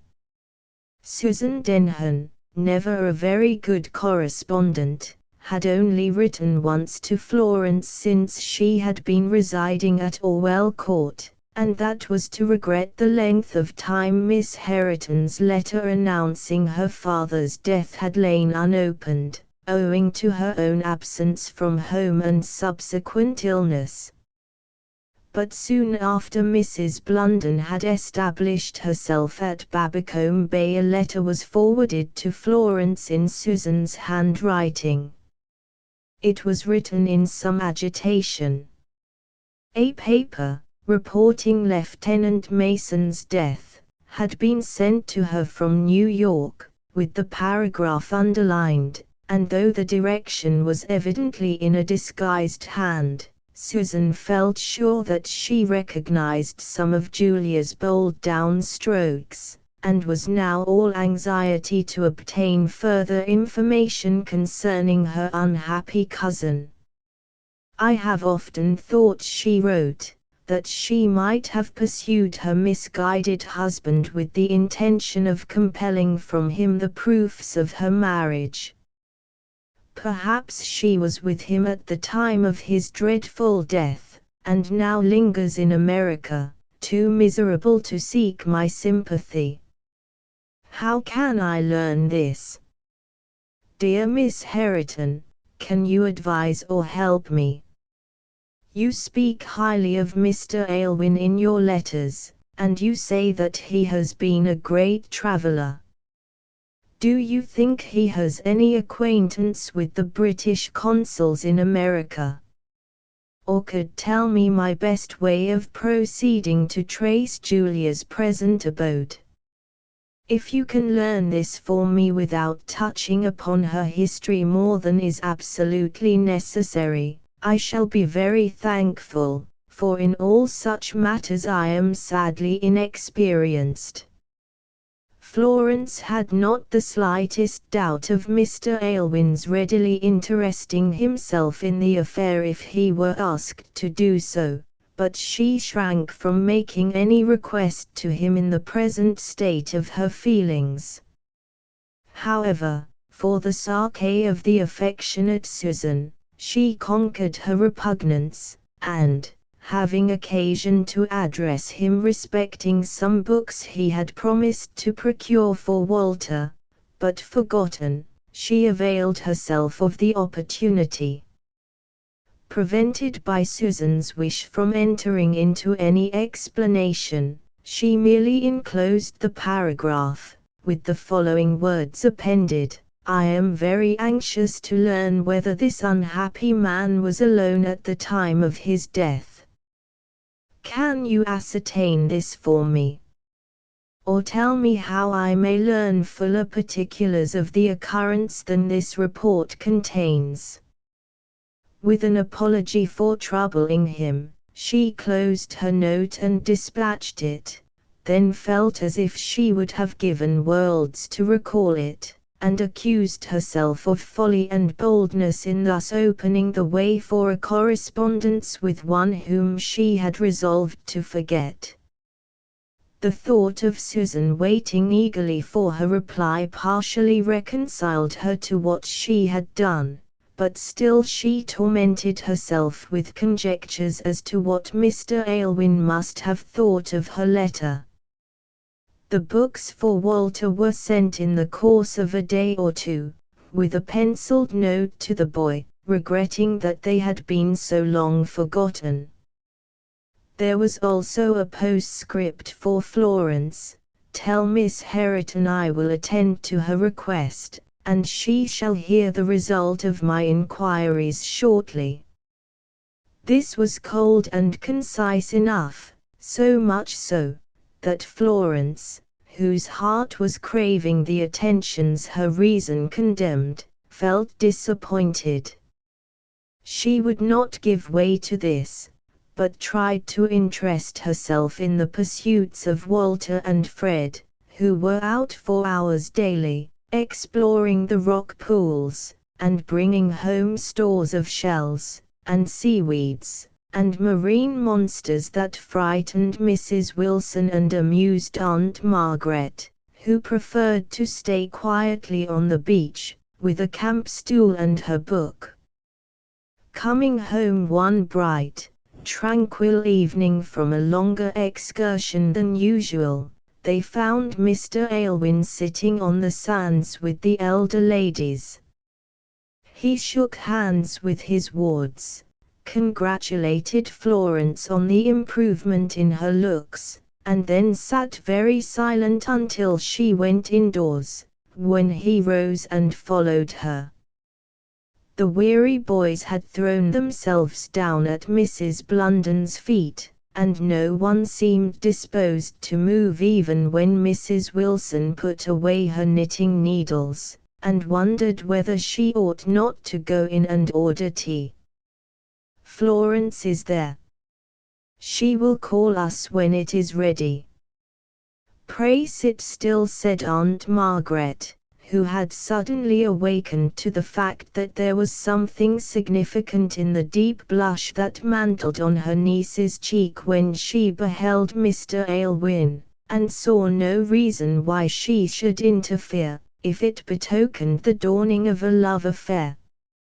Florence had gone into the drawing-room and taken off her hat, unconscious that anyone had followed her, until she turned, and saw in the twilight pervading the apartment the object who filled her thoughts.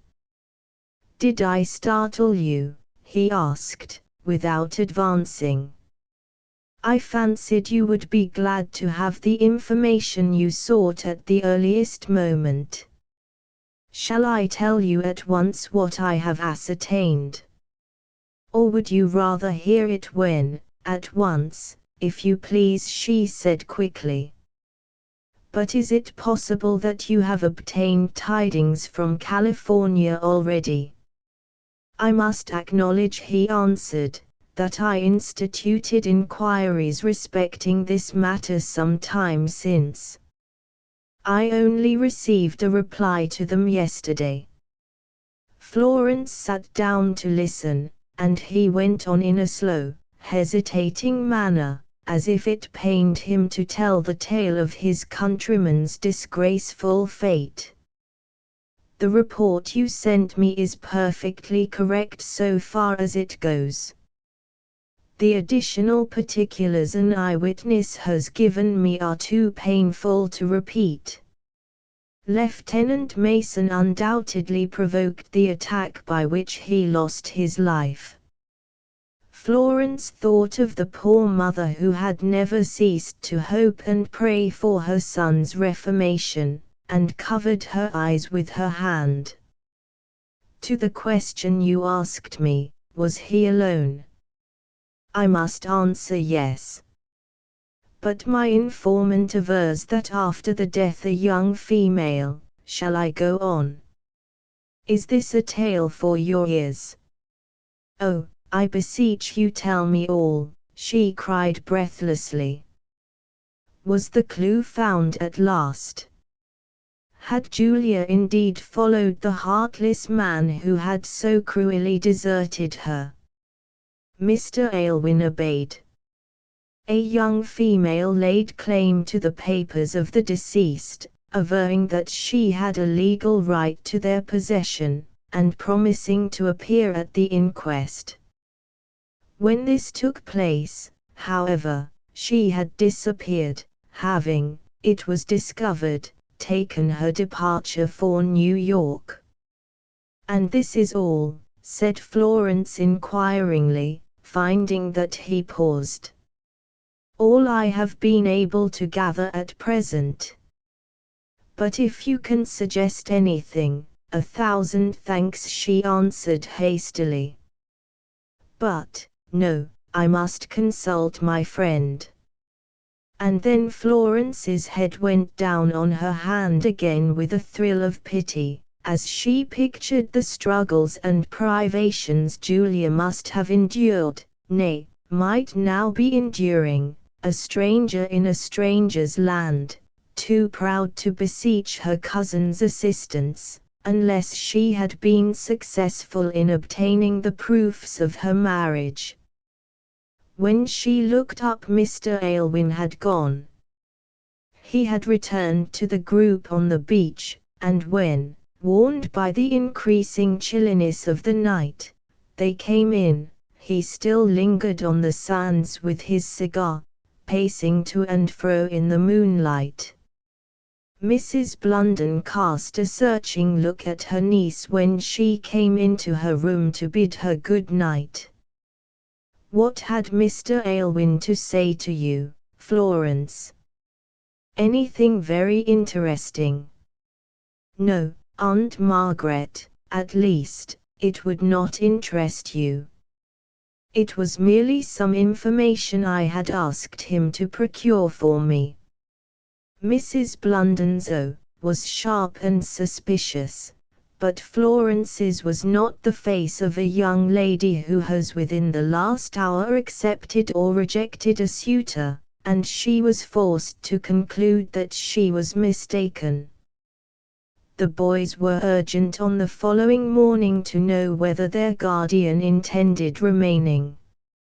"You'd better, sir," pleaded Fred, "for there's splendid walks all round about, and if you were here we might have a boat and sail to lots of places where the Donna don't like to trust us with only old Sam, the boatman."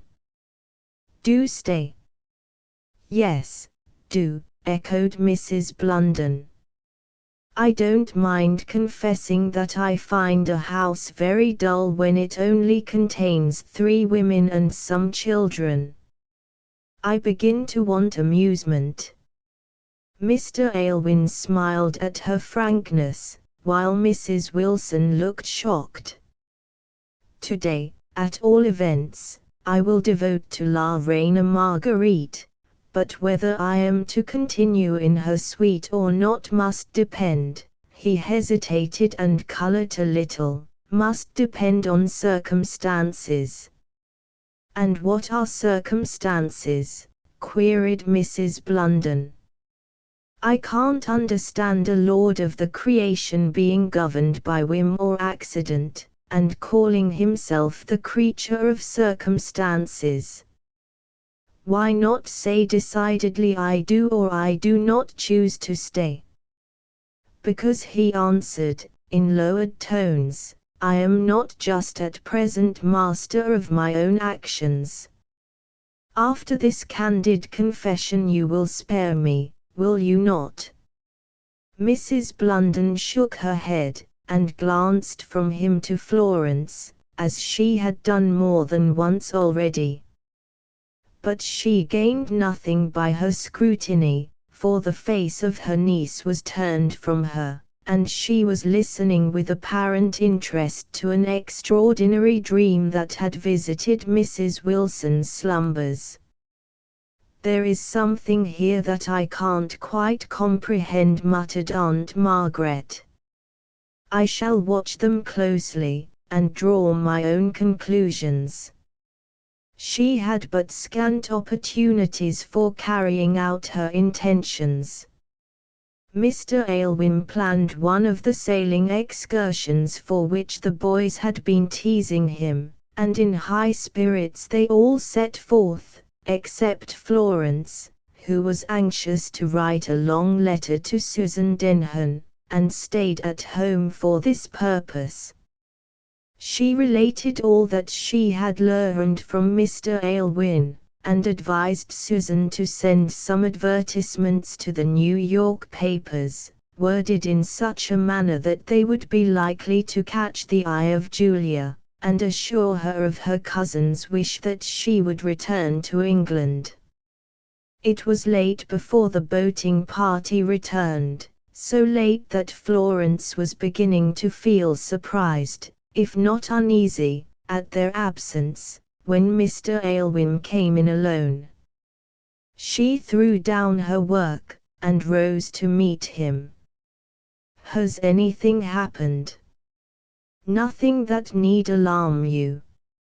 Our friends have been detained by an hospitable acquaintance of Mrs. Blunden's, who insists that they stay to take tea with her, and I came to acquaint you with the reason of the delay, and to ask you if you will join them. I had rather not, said Florence, who still shrank from the gay, gossiping people in whom her Aunt Margaret delighted. Mr. Aylwin did not press her going, but he said, it is not right that you should lose the whole of this lovely day indoors. Will you not walk along the beach to meet them? A little embarrassed by the request, she would have declined, but he said, do not refuse, Florence, I may never ask aught from you again. Her confusion was greatly increased by the low, deep tones in which he spoke.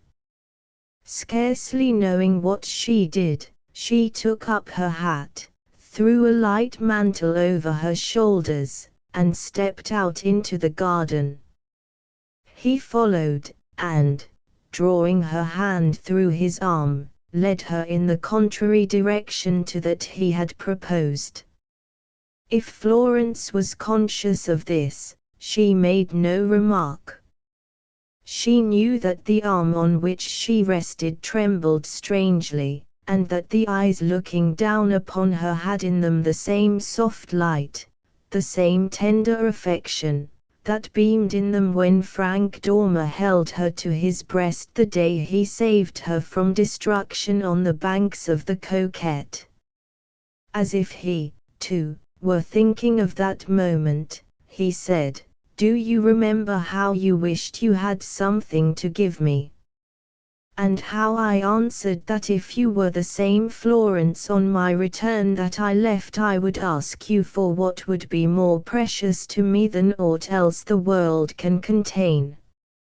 You were too young and childish to comprehend me then, or to guess how the only hope I carried away with me was of returning to ask you to be mine.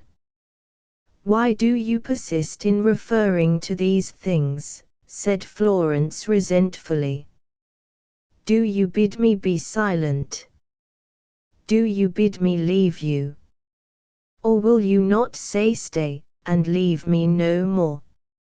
She flashed one look of glad surprise at the earnest speaker, then, checked by the recollection of his strange behavior, exclaimed, "Should you ask me this, you, who have yourself acknowledged?" He would not let her finish the sentence. "Hush! That is all past and gone now. We are both free, and no foolish punctilios shall stand between us. You are the same Florence I have always loved, and there shall be no more looking back. Never allude to what has been. It maddens me to think of it.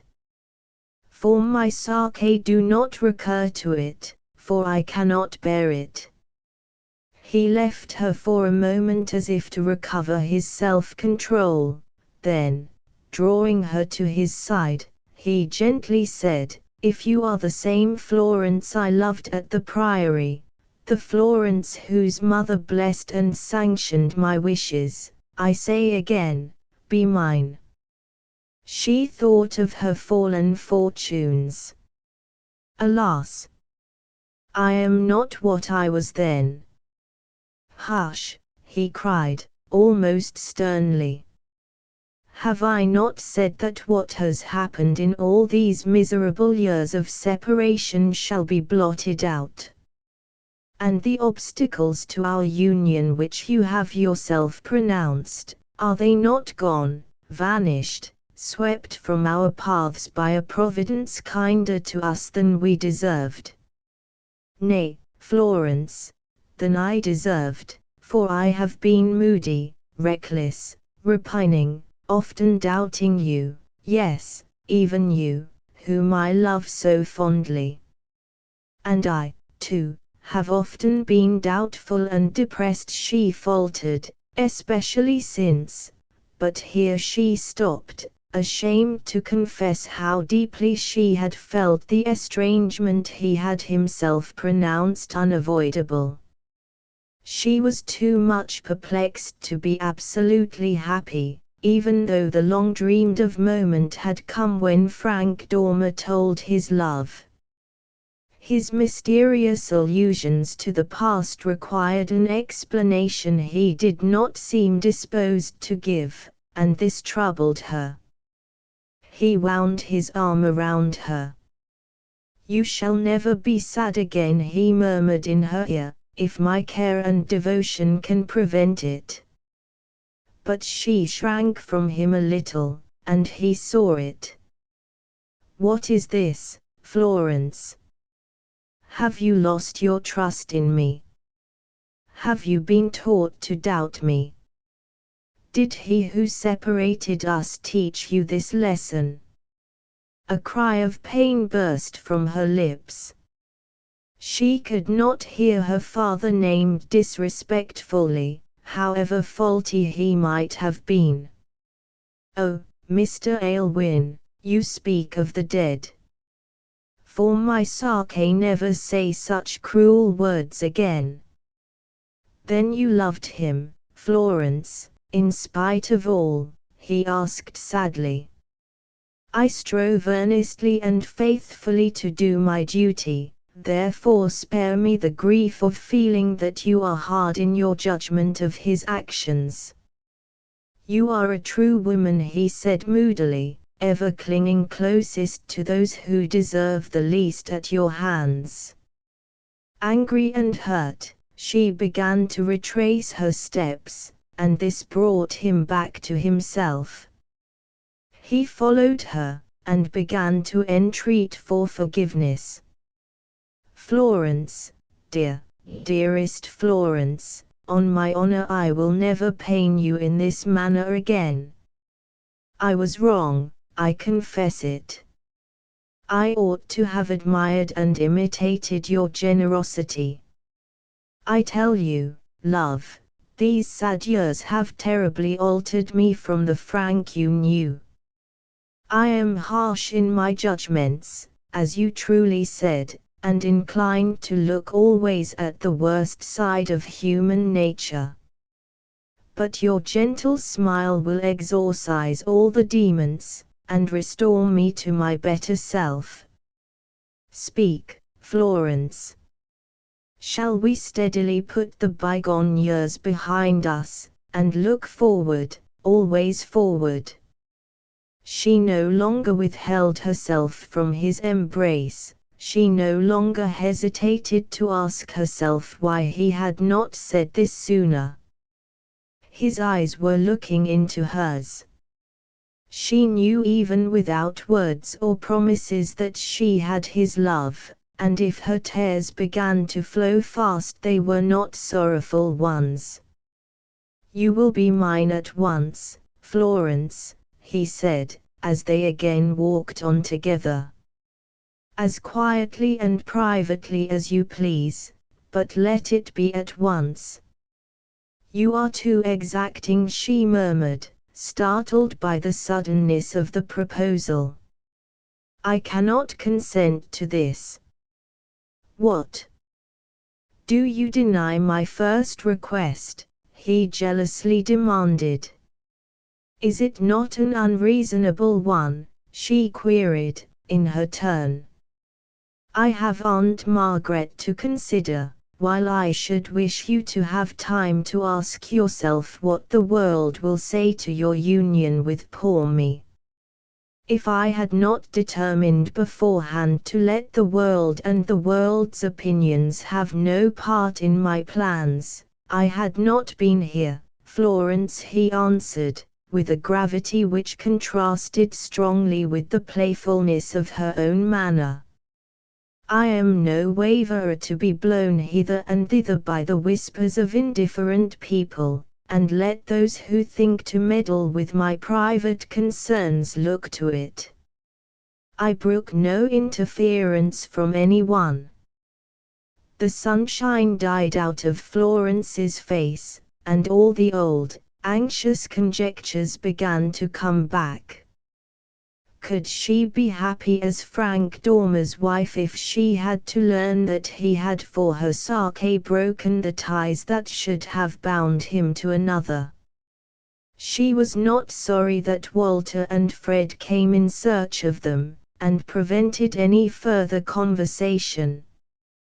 But at the door Mr. Aylwin sent the boys in and held her back. "Tell me, Florence," he whispered, "is it to be as I wish?" "Ah, no," she faltered.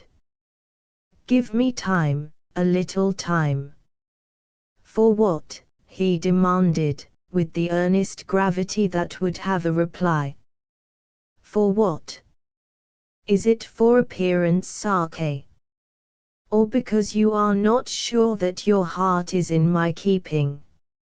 "If you knew," Florence began, almost indignant at the implied doubt, then paused. "But no, I will tell you nothing more. You ought to know that I am incapable of playing the coquette." He took both her hands in his, and drawing her to him, kissed her fervently. But at the same moment he breathed so deep a sigh that Florence, as soon as she was released, stole away in the dark to her own room, trembling with some inexplicable fear. What could it mean? What was this cloud that not even the assurance of her love had banished from his brow? Chapter XX. Not quite happy. Mrs. Blunden looked volumes at the heavy eyes with which her niece appeared at the breakfast table on the following morning, nor did the tender solicitude of Mr. Aylwin's manner, as he rose to give Florence a chair, and hovered about her till rewarded with a blush and smile, escape her notice. She had scarcely patience to sit still till the meal was ended, and as soon as she had found a pretext for getting rid of Mrs. Wilson and the boys, she began to query sharply, "What's all this, Mr. Aylwin? Florence, what's all this?" In much confusion Florence played with her teaspoon without any attempt to reply, but her lover's answer was prompt and decided. "It means, Aunt Margaret, that I have asked and obtained a boon, subject, of course, to your approval. Will you give me your Florence?" Mrs. Blunden smiled quizzically.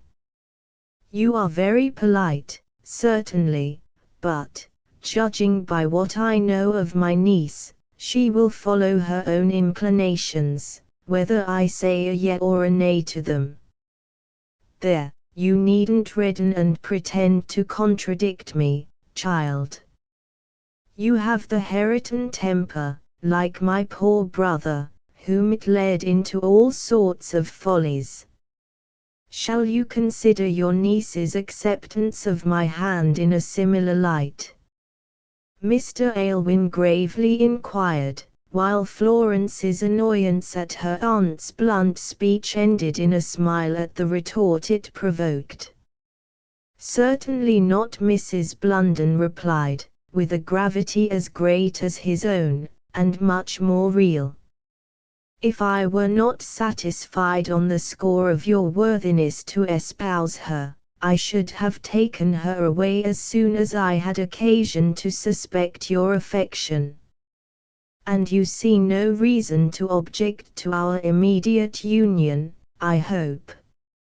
Mr. Aylwin observed, without appearing to see the embarrassment of his betrothed. Mrs. Blunden raised her eyebrows. "Why, this is being in a hurry with a vengeance.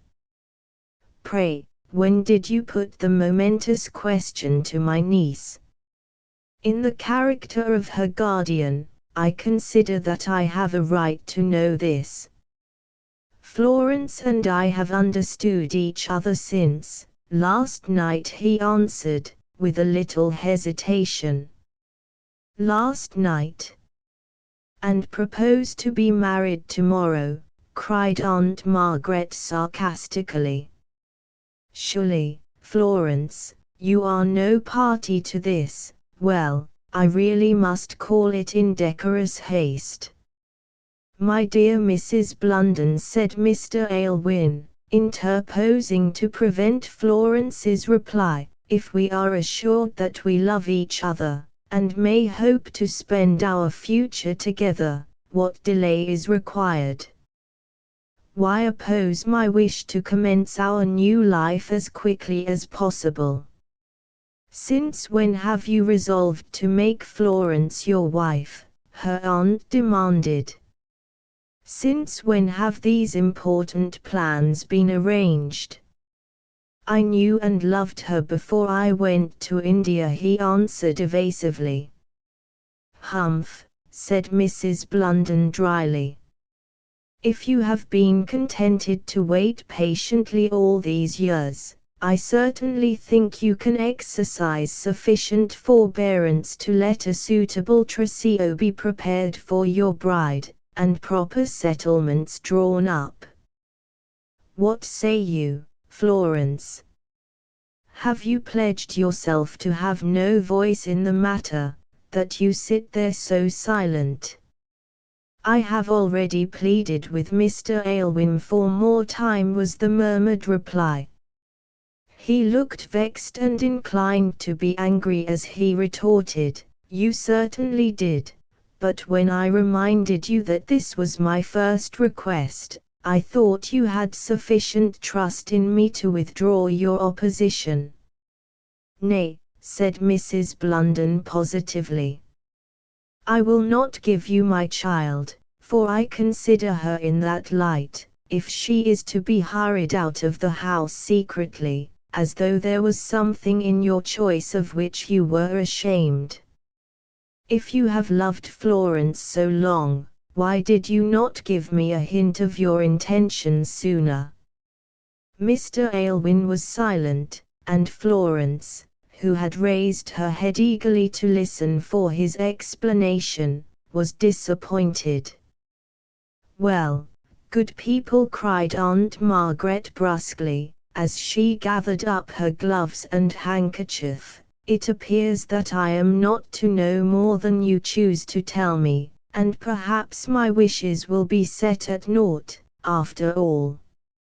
"No, dear aunt, no, no," cried her niece, running to her, and throwing her arms around her neck.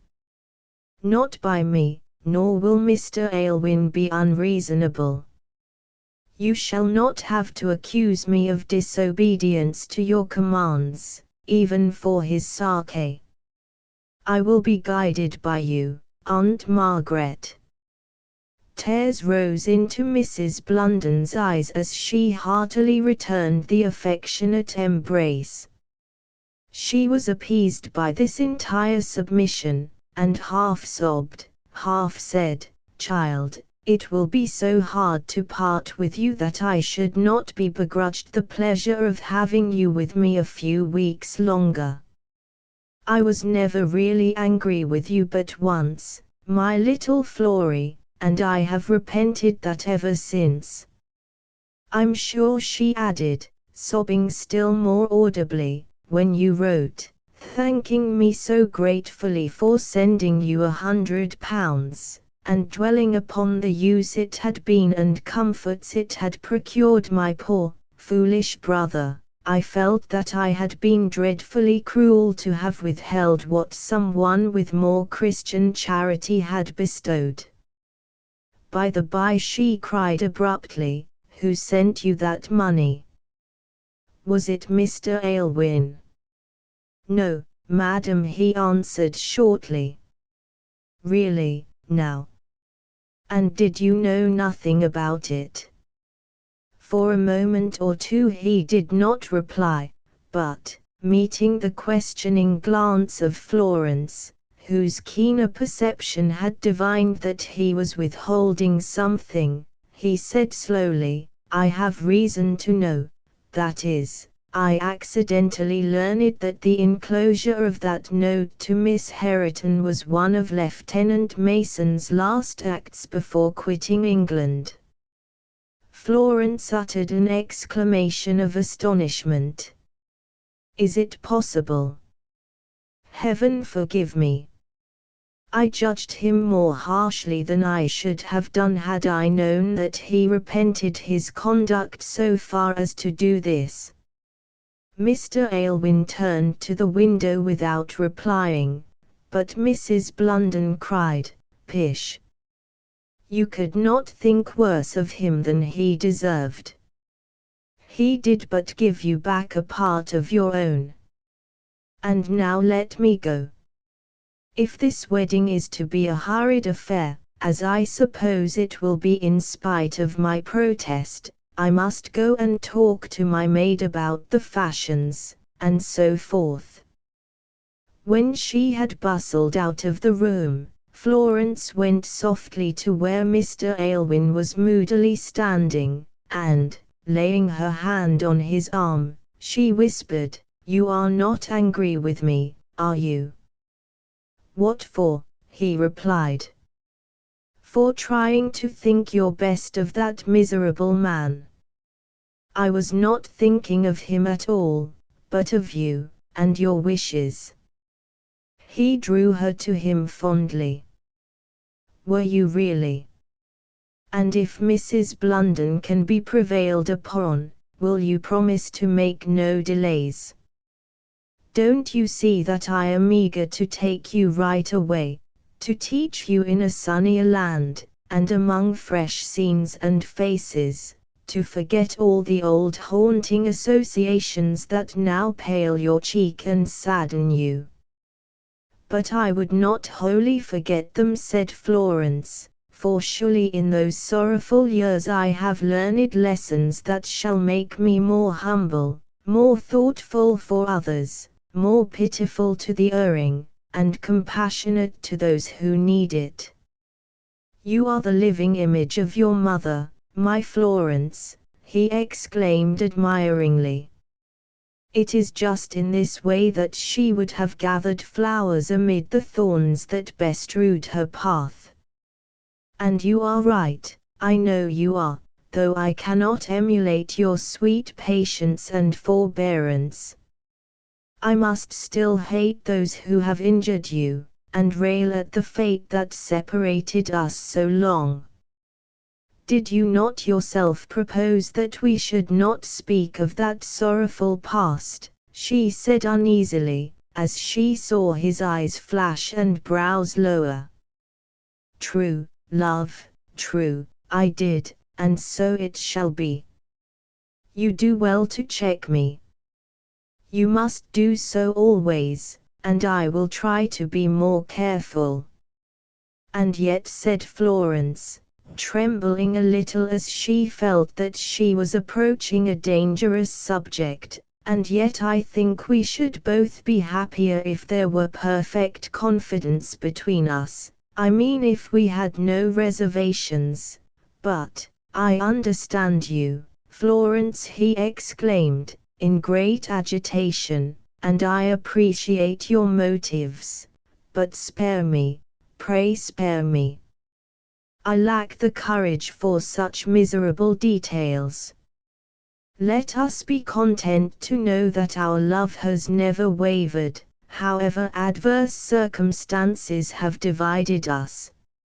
And it never has it, my Florence? To this she could truly answer no, and he seemed satisfied.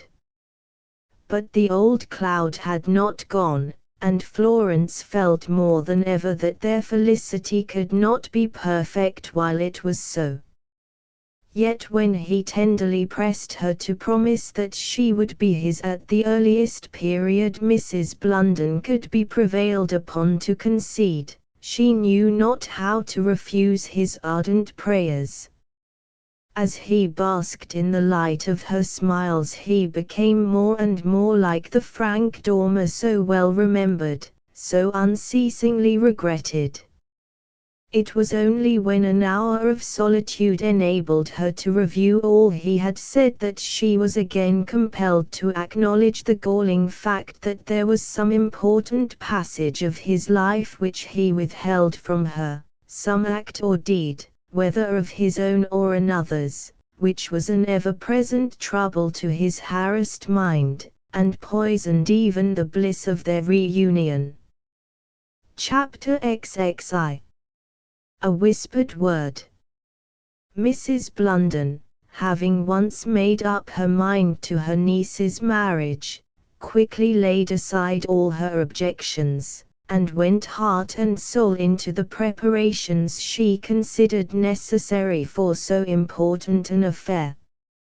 Mrs. Wilson was her delighted assistant, for she was sincerely attached to Florence, and considered her worthy to become the wife of Mr. Aylwin, even though he was in her eyes of all men the most peerless. The boys were wild with joy when it was whispered to them that the Donna would soon become the bride of their guardian, and hung about their gentle governess with an affection that would not be repressed. Mrs. Blunden proposed that they should remove at once to London, where the very handsome trousseau she intended to purchase could be more easily procured, while Mrs. Wilson was impatient to return to Orwell Court, in order to commence the cleaning and polishing she thought the house and furniture would require before it was fit for the reception of its lovely young mistress.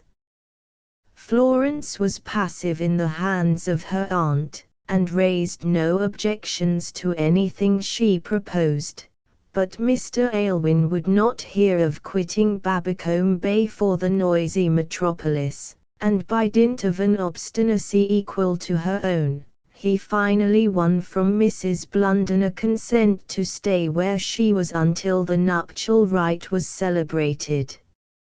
Florence, naturally domesticated and attached to Orwell Court, would have liked to go quietly home after her marriage. Mr. Aylwin's prolonged wanderings must, she fancied, have wearied him of other lands, yet it was he who sketched out a route which must detain them abroad for many months.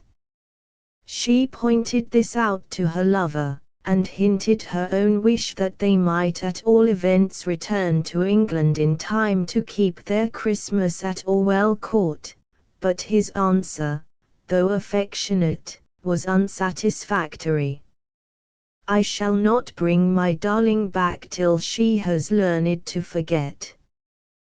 When she wears the bright, untroubled face of the Florence I remember, then, and not till then, shall I be content. And do you think it possible that I can ever again be the gay, careless child you then knew? She asked, with a sigh. Or shall I be less dear to you because contact with the world has taught me to think and to suffer? Hush, love, hush. Whenever your voice takes that mournful strain, it brings back memories that unfit me for everything.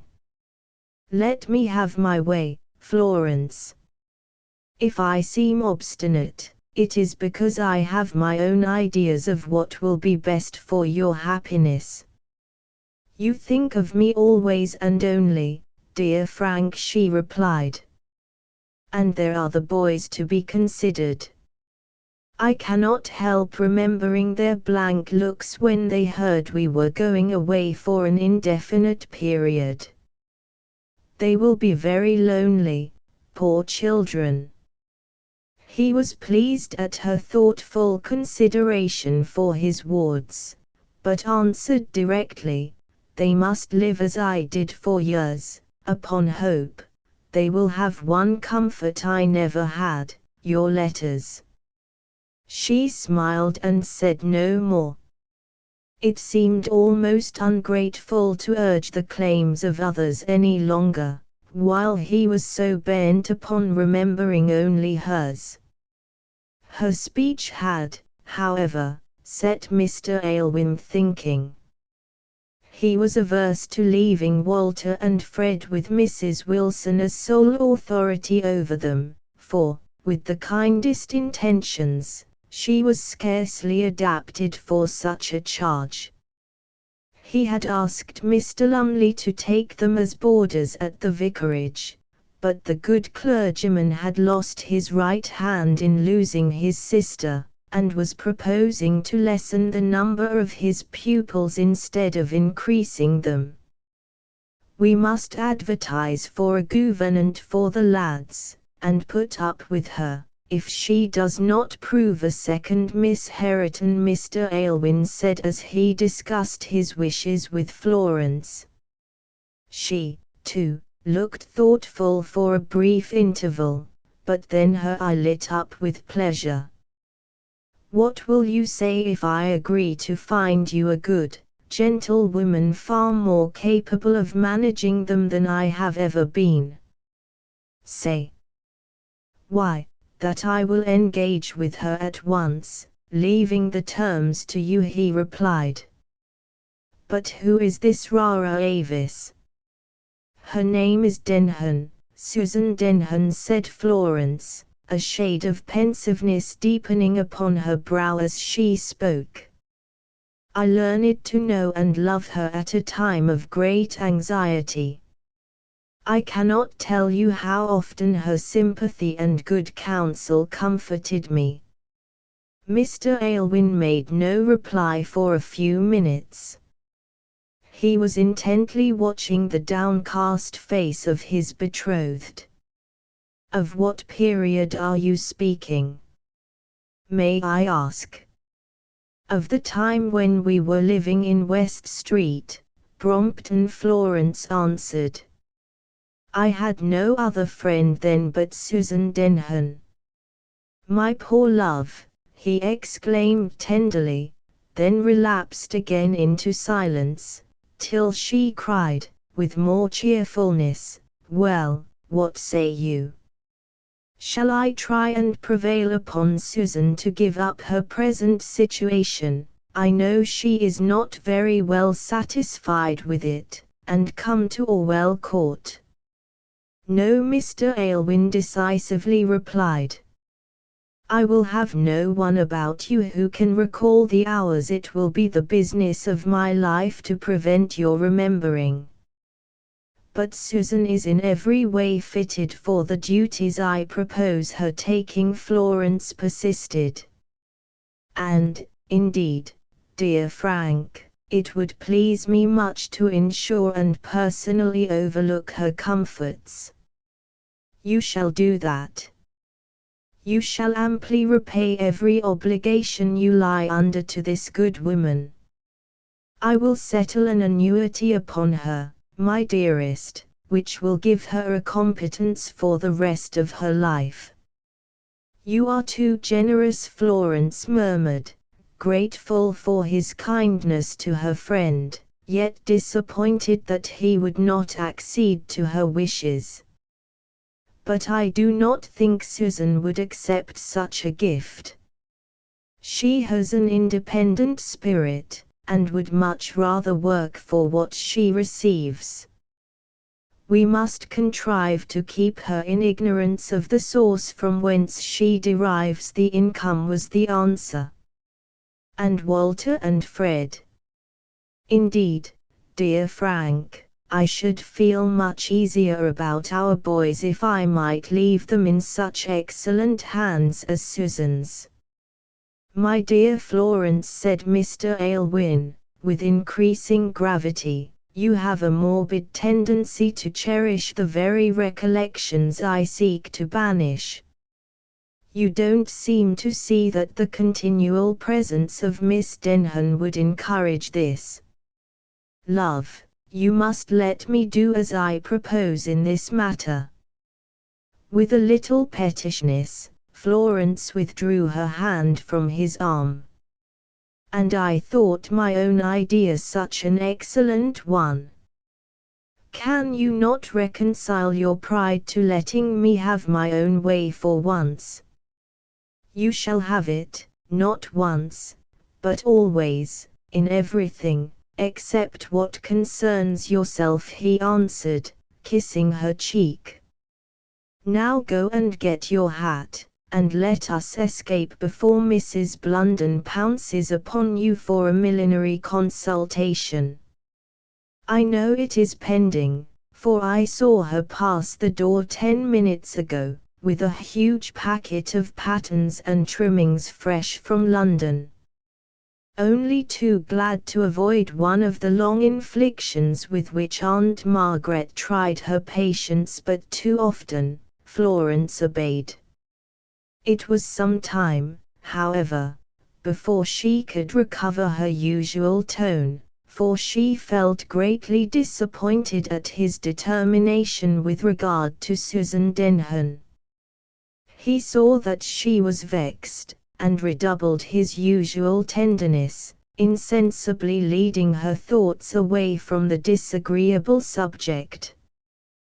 The morning, too, was a lovely one, soft and hazy, with the fast-falling leaves glittering in their autumnal tints beneath a cloudless sky. Insensibly they wandered on, leaving the seaside for the deep and intricate lanes of the inland country, sometimes talking, sometimes silent, occasionally pausing and resting on a stile or bank, but always happy, for they were together, and every glance, every murmured word, spoke the fullness of their content. At last, with a start and a bewildered look around him, Mr. Aylwin paused. I haven't the slightest idea where we are, have you? Florence laughed gaily at their dilemma, for she was in equal ignorance, and not a creature was in sight, or a cottage visible where they could make inquiries. Mr. Aylwin pulled out his watch. By Jove! It is nearly 3 hours since we left the house. How inconsiderate I am! You must be tired to death. I did not feel it till you spoke, but I will confess now, to wishing myself nearer home. We had better return as quickly as we can. By no means, I could not think of letting you walk back. There must be a village somewhere near here, for I can hear the voices of children. Let me go forward and reconnoiter the neighborhood. He climbed a bit of rising ground, and returned to say that he had espied a respectable-looking inn at no great distance. There they could doubtless procure a conveyance to carry them back to the bay, where their absence, if it lasted much longer, would cause uneasiness. When they reached the inn they were received by a slatternly, sullen-looking woman, who scarcely vouchsafed a civil reply to Mr. Aylwin's questions. Maybe they could have a chaise, maybe they couldn't, it was just as her master took in his head. "Send him here," then said the gentleman imperatively. "And show me the way to a room where this lady can rest a while." Still muttering, but somewhat awed by his manner, she obeyed so far as to push open the door of a sitting room. They then heard her screaming to someone upstairs, "You're wanted, d'ye hear? Here's gentry in the parlour, and if they wants waiting on you may come and do it. I ain't going to drudge here while you sits above with your wine and takes your pleasure, I can tell you." There was a muttered retort, and then a quick footstep, and the next minute a smart, dapper man was bowing and cringing at the door, and, in very oily tones, requesting the favour of their hoarders. "Some wine and biscuits, and a vehicle to convey us to Babbacombe Bay as quickly as it can be got ready," Mr. Aylwin replied. "Most certainly, sir. The horse shall be put in the chaise directly. Bless me," he added, catching a fuller view of Florence's features. "I beg your pardon, I'm sure, but it's Miss Herriton, ain't it? I hopes there's no offence in saying I'm glad to see you so well, miss." "Who is this fellow?" Mr. Aylwin demanded, as he bowed himself out to fetch the wine. "Do you not remember him? And yet his is a face not easily forgotten," Florence replied, and, seeing that he still looked puzzled, she added, "He is the ci devant servant of Lieutenant Mason." Mr. Aylwin hissed an oath between his clenched teeth. "Could I bring you nowhere but to his house? I will go and hasten the harnessing of the horses that we may get away as quickly as possible." He hurried from the room as he spoke, almost upsetting the landlord in his hurry as he entered with a tray. "The gentleman as took my master's chambers in the Albany, I believe." "Your husband, miss." "Excuse me." Florence, annoyed at this impertinence, turned to the window without replying, but, nothing daunted, he went on, "I hope, miss, I may say without offence that I'm glad my foolish little whispered words didn't do you no harm, and that you bears no malice, for I'm a different man to what I was in those times. I'm married, miss, to that excellent creetur you see. A little temperish she is, but we've all our faults, though I've repented mine, and hope I can say I'm a reformed character, thanks to a saving grace." Florence scarcely heard the end of this hypocritical harangue. The expression he had made use of in the beginning had greatly astonished her, and though she revolted at holding any converse with such a fellow, she could not refrain from asking his meaning. "To whom did you whisper anything concerning me?" "To Mr. Aylwin." "And what was it?" "Oh, miss," he answered fawningly, "I hope you'll let bygones be bygones, for there's no harm done, nor there wasn't no harm meant."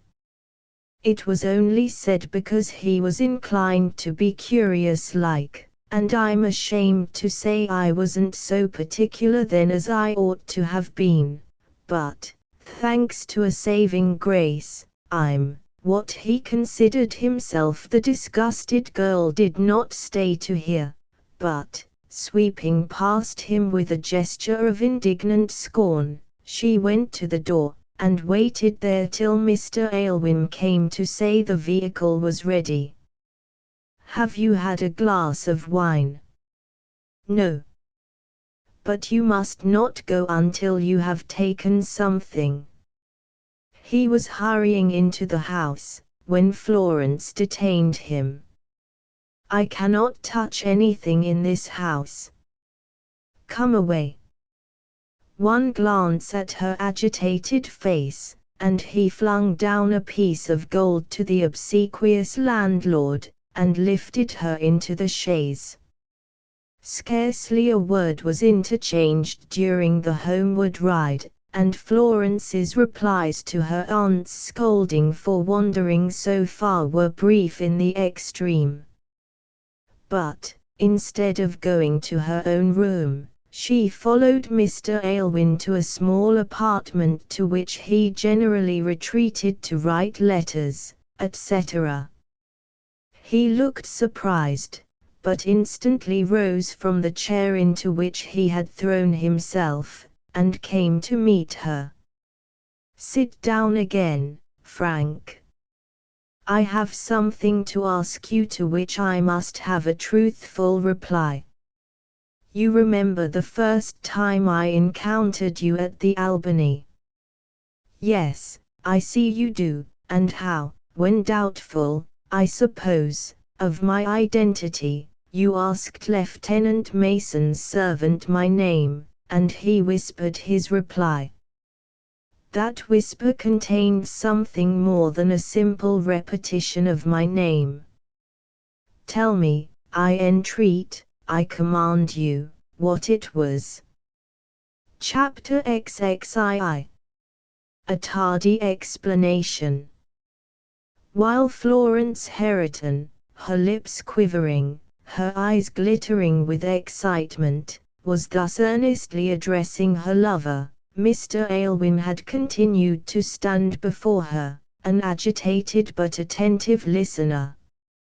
But when she ceased speaking, a spasm of pain contracted his features, and, dropping heavily into his chair, he covered his face with his hand. "Why do you speak of this?" he asked, in low, uncertain tones. "Let it suffice that I have long known all, and pray do not recur again to a topic so fraught with misery to both of us." "You speak in riddles," she retorted, her excitement and determination to be enlightened increasing with his evident reluctance to satisfy her. "You speak in riddles. I have never had anything to conceal, as you would seem to imply. Tell me your meaning frankly, for that man has aroused within me doubts and fears which nothing but your explanation can allay."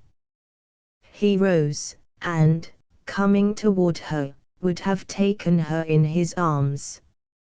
She stepped back and prevented this, but, without noticing the repulse, he said affectionately, "My Florence, if in the first paroxysm of my natural grief and distress I permitted myself to think harshly of you, a more intimate knowledge of my darling's character has made me repent this. I am satisfied that you were deceived, misled, that you never really knew what you were doing. And now let us say no more, for I lose all self-command when I think of your wrongs." Again Florence put back the hands that were extended to clasp her. "Not yet. I must and will know what all this means. Tell me, Frank, I conjure you, what you have heard from this man. Do you still persist?" Why should you, when you see how painful it is to me? Have you never imagined that that fellow was deep in all his master's secrets?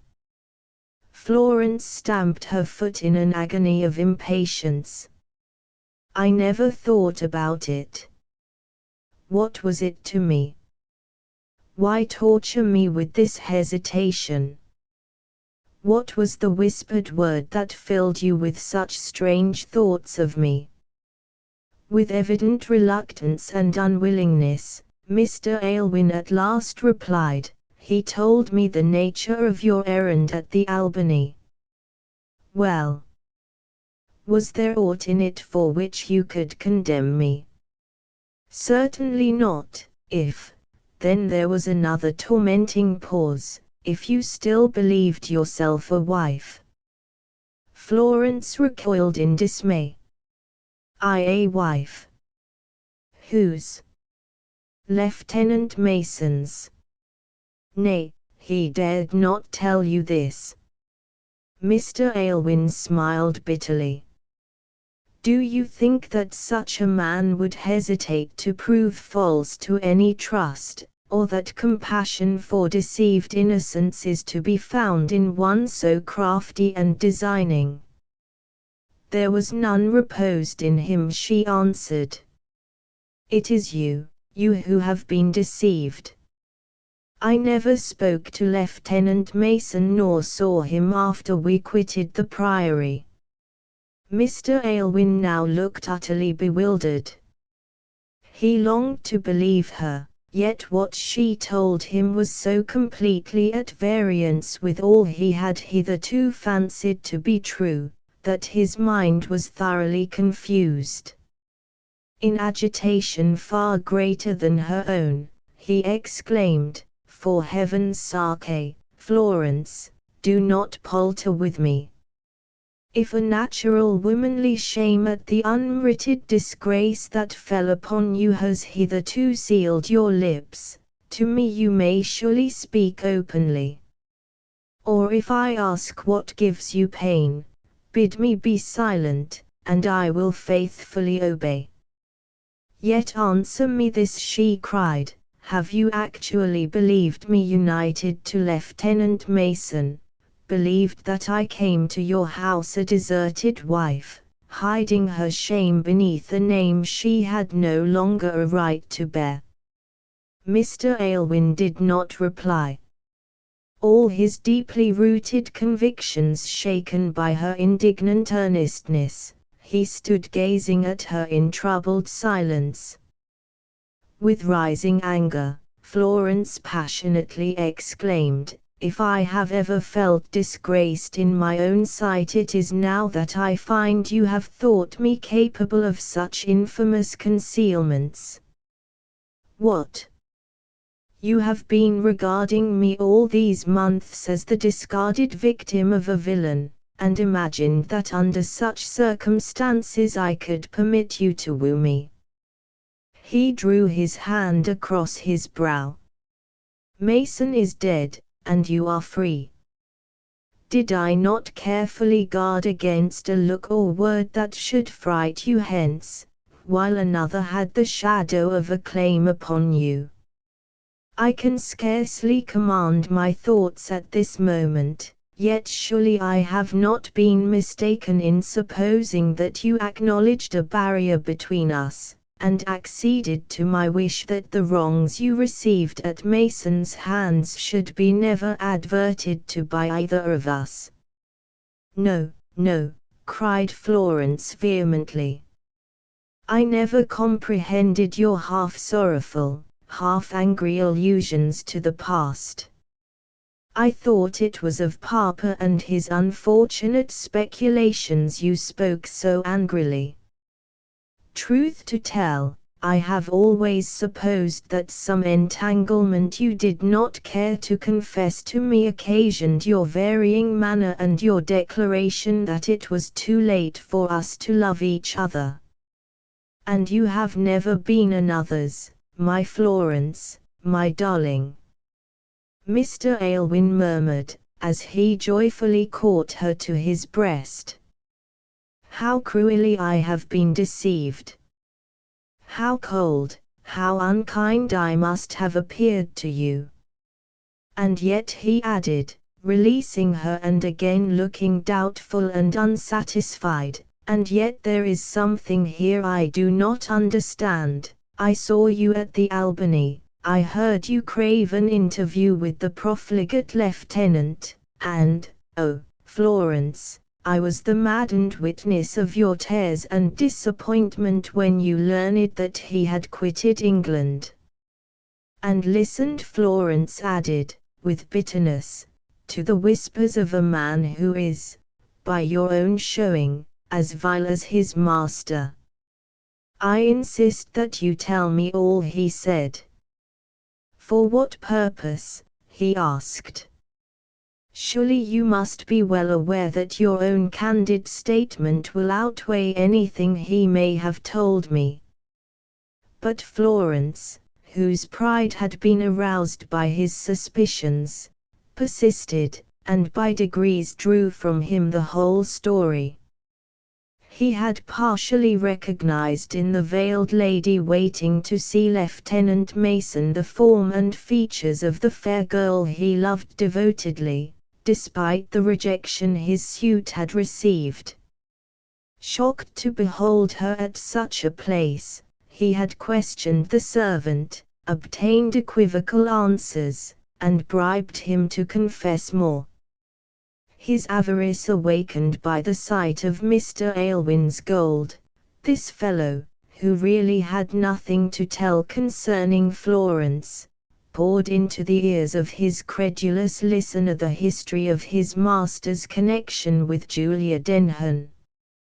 Careful to mention no names, he told it more by hints and half-sentences than an open relation of facts, and Mr. Aylwin left him at last, sadly convinced that the beautiful young creature at West Street, Brompton, who had gone through the form of a marriage with Lieutenant Mason was Florence Herriton, the gentle, trusting girl whom for years it had been his cherished dream to win. This, then, explained all that had so long perplexed Florence in his behavior. It was because he believed her morally if not legally bound to another that he had avoided her. It was in pure compassion that he had, after the first start of surprise, rejoiced that she had found an asylum beneath his roof. Now it became easy enough to find a meaning for all he had said that had hitherto sounded mysterious, as, for instance, his allusions to the recollections of her wrongs as being too painful to bear retrospection. And then the flush faded from her cheek and left her deathly pale, for she remembered that she had nothing but her own simple assurance to oppose to Mr. Aylwin's deeply rooted conviction that she was the unhappy girl Lieutenant Mason had wedded and deserted. Then in her distress, anger at his credulity began to make itself felt, and, drawing herself up, she proudly said, I scorn myself when I think how low an estimate of my character you must have formed to believe this tale. Could I, the Florence whose early years were spent in listening to the teachings of my good, prudent mother, have stooped to the secret addresses of a profligate, and a clandestine marriage? Mr. Aylwin seized her hand. You are right, and I was mad, blind to be so easily duped. Only give me your own explanation of your visits to the Albany, and I promise to be satisfied. That is quickly given. I went as the bearer on each occasion of a note from my poor father, whom Lieutenant Mason, by the most specious pretenses, tricked of the only sum of money remaining to us. It was the knowledge that he had ruined us that occasioned my dismay. But do you think that I can be satisfied until my innocence of all connection with this man is fully proved? No, Frank, no. By the memory of my mother I vow that I will never be your wife till that has been done. Florence, he cried wildly, unsay those rash words. Mason is no more, and you know full well that there is no one else who can attest the falsity of his servant's story. But Florence would stay to hear no more. Repeating, I will never become your wife till the slur upon my name has been removed, she would have fled the room. Mr. Aylwin saw her intention, and put his back against the door. You shall not leave me in anger. I have been over-credulous, I know, yet make some excuses for me. Remember how I saw you, veiled deeply, and evidently in much agitation, earnestly seeking an interview with a young and handsome man, notorious for his gallantry. Can you wonder that, seeing you thus, I was only too ready to believe what I was told? Florence flung herself upon his breast with a bitter cry.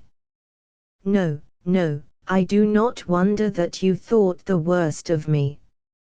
Neither do you blame me that I keep to my vow even though our separation rends my heart. Your wife, my Frank, must be above suspicion. I could not be happy if I were yours. The slightest cloud on your brow, the slightest change in your voice, would fill me with dread that your suspicions were returning. Ah, Frank, I cannot, dare not give you my hand until no shadow of so fearful an estrangement can come between us. For a moment her lips were pressed to his, and then, resisting all further efforts to detain her, Florence tore herself from his embrace. Chapter 23. Conclusion. Mrs. Blunden was not at all surprised to be told that her niece had gone to her room, pleading excessive fatigue as an excuse for not appearing at the dinner table. But she was greatly concerned when, in consequence of the agitation she had undergone and a night spent in weeping, Florence became seriously ill. She could not conceal from her aunt that something had happened to cause this, nor did Mrs. Blunden rest until she was put in possession of all the circumstances. Like all hasty-tempered people, she scarcely waited to hear the end before she began to complain loudly of the little confidence that Florence had reposed in her, nor could she be made to understand why her niece had concealed the secret uneasiness Mr. Aylwin's mysterious allusions had frequently occasioned her. Finding the suffering girl incapable of answering her reproaches, she then turned the torrent of her wrath upon Mr. Aylwin, declaring his credulity in suspecting a Hareton of allying herself clandestinely with a man of Lieutenant Mason's character to be quite unpardonable. Too much harassed by the condition of Florence to attach much weight to anything Mrs. Blunden could say, he permitted her to scold and storm unchecked. He would wait, he said, till Florence was better and able to listen calmly to his reasoning. She, at least, would acquit him of knowingly wronging her.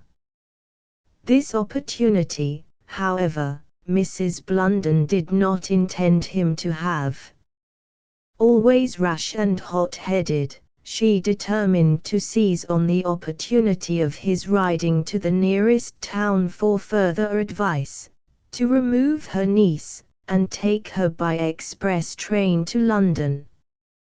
But the angry lady's exordiums and violent anger against her betrothed had made Florence so much worse that she became delirious, and her alarmed aunt soon showed herself as eager to implore Mr. Aylwin's advice and sympathy as she had been to repudiate it. "She speaks constantly of someone of the name of Denham, Julia Denham, I think," cried the tearful Aunt Margaret. "She asks for her frequently. What shall I do?" "It must be Susan Denham whose presence she craves," Mr. Aylwin answered. "I will go to town and find her." His search, assisted by an old letter Mrs. Blunden found in Florence's desk, he was soon successful. Nor did Susan refuse to return with him.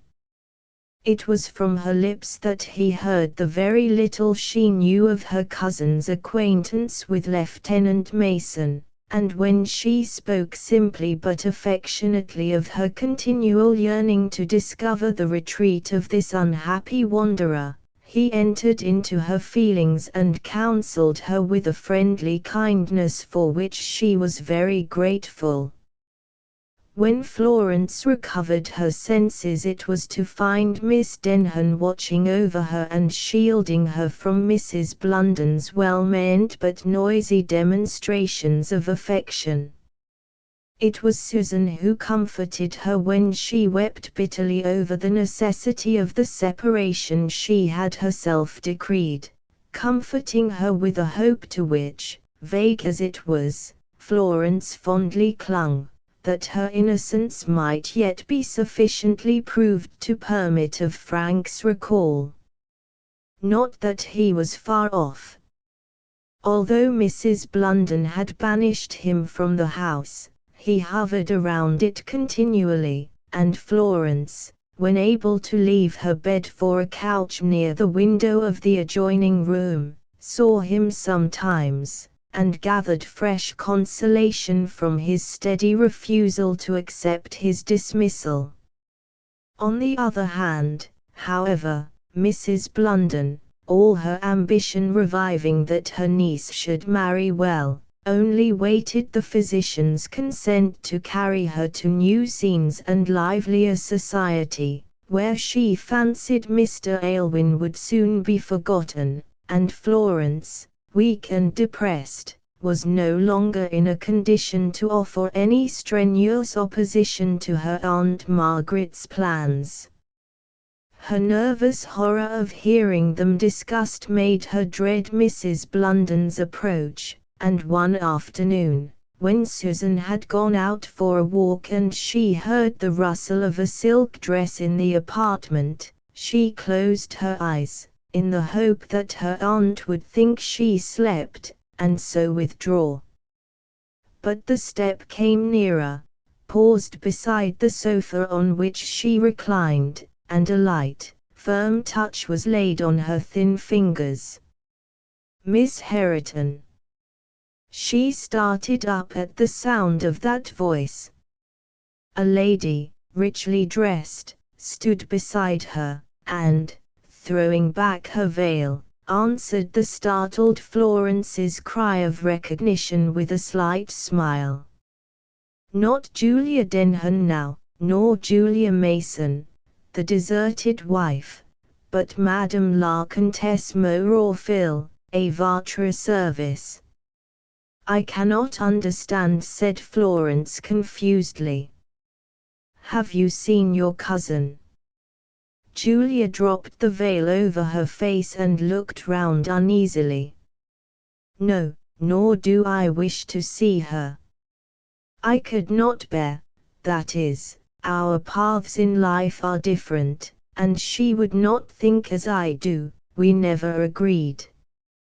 I am here to serve you, Miss Herriton, not to see Susan." "Me?" "Yes, and myself.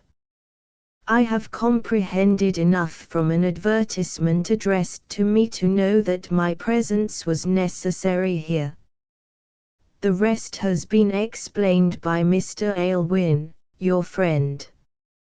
Florence, with rising color, now gazed at her eagerly. Julia smiled reassuringly. Poor child.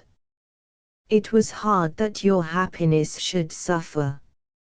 See, here are 2 of the letters I had from my worthless husband, and here the certificate of the marriage it suited him to deny, and here are your father's notes imploring the return of the money entrusted to him.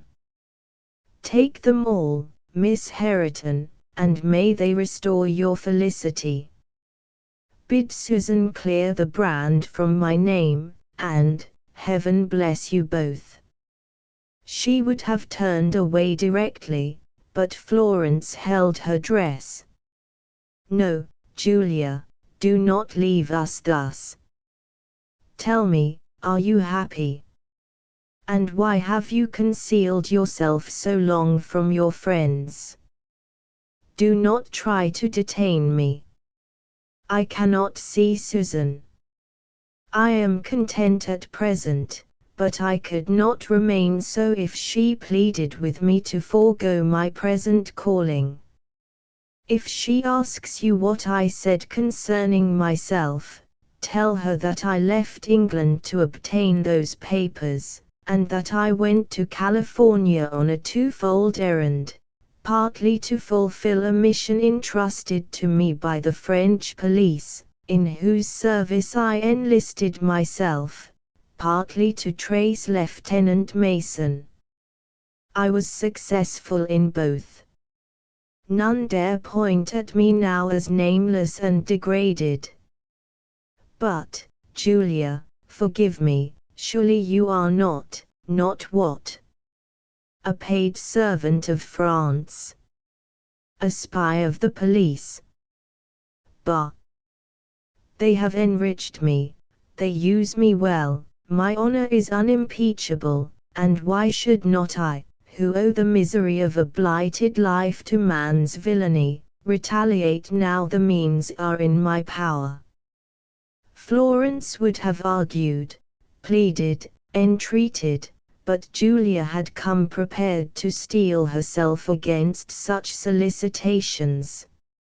She had been forced, she said, in hard, reckless tones, into the course she was now pursuing, forced by the desertion of the husband she had loved with all the intensity of her passionate nature, and she lived now only for herself. Then, hurriedly repeating her adieus, she extricated herself from the invalid's feeble hold, and departed. Susan Denham afterward made repeated attempts to see her, or draw her into a correspondence, but in vain.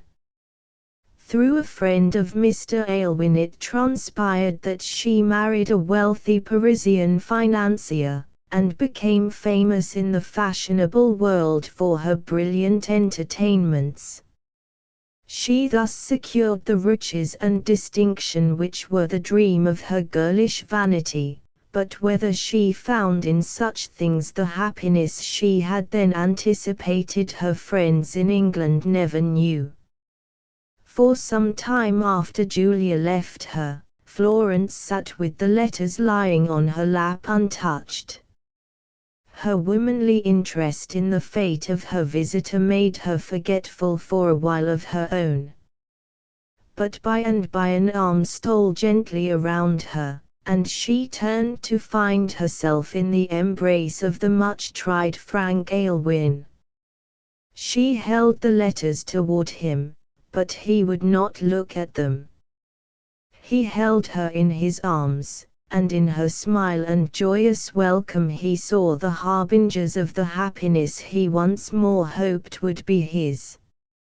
How Mrs. Blunden scolded, and protested that she would never consent to a renewal of the engagement we need not repeat, for, before she had discovered the audacious intruder, he had won from the blushing Florence a promise to be his as soon as Mr. Lumley could come to perform the nuptial rite. When Aunt Margaret had exhausted her invectives, it was easy to conciliate her, and within a fortnight of Julia's strange visit Mr. Aylwin and his bride left England for the south of France, where Florence soon recovered her health, or only retained sufficient traces of her late illness to make the tender assiduities of her husband very delightful. Susan Denham went to Orwell Court, after all, to take charge of Walter and Fred.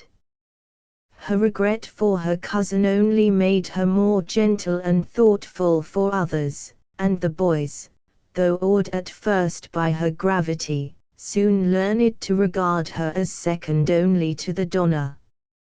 Nor were they alone in discovering Susan's excellent qualities, for when Florence and Frank came back to Orwell Court Mr. Lumley confided to his old college friend the attachment he had formed for Miss Denham, who did not prove insensible to the good vicar's suit. But it was not at Orwell Court, dearly though she loved it, that Florence was destined to spend her married life. Mr. Aylwin had been for some months negotiating for the purchase of Heriton Priory, and the title deeds of the estate were his gift to his bride on the first anniversary of their wedding day. On the banks of the Coquette, where Florence spent her own sunny girlhood, her children will sport and play, and the sobering recollections of the troubled years spent since she quitted those lovely scenes have chastened the joy of returning to it the fondly loved and contented wife of Frank Dormer. The End. The greatest American authoress. New illustrated edition of Mrs. Georgie Sheldon's books at great expense. We have prepared a new illustrated edition of the works of Mrs. Georgie Sheldon, as listed below. Every reader of romantic fiction is familiar with this writer's splendid work. We know this to be a fact, because of the enormous sales of Mrs. Sheldon's books. Over 30 millions have been sold to date and they are gaining in popularity every day. The handsome colored covers of these books are by such famous artists as Harrison Fisher. Each book contains 3 full-page, half-tone illustrations by other artists of note. No better or more attractive books have ever been offered to the public in paper-bound edition. Price: 15 cents. Issued semi-monthly. All titles always in print to the public. Those books are sold by news dealers everywhere. If your dealer does not keep them, and will not get them for you, send direct to the publishers, in which case 4 cents must be added to the price per copy to cover postage. 1. Dorothy Arnold's Escape by Mrs. Georgie Sheldon. 2. True Love Endures by Mrs. Georgie Sheldon. 3. Earl Wayne's Nobility by Mrs. Georgie Sheldon. 4. Verge's Inheritance by Mrs. Georgie Sheldon. 5.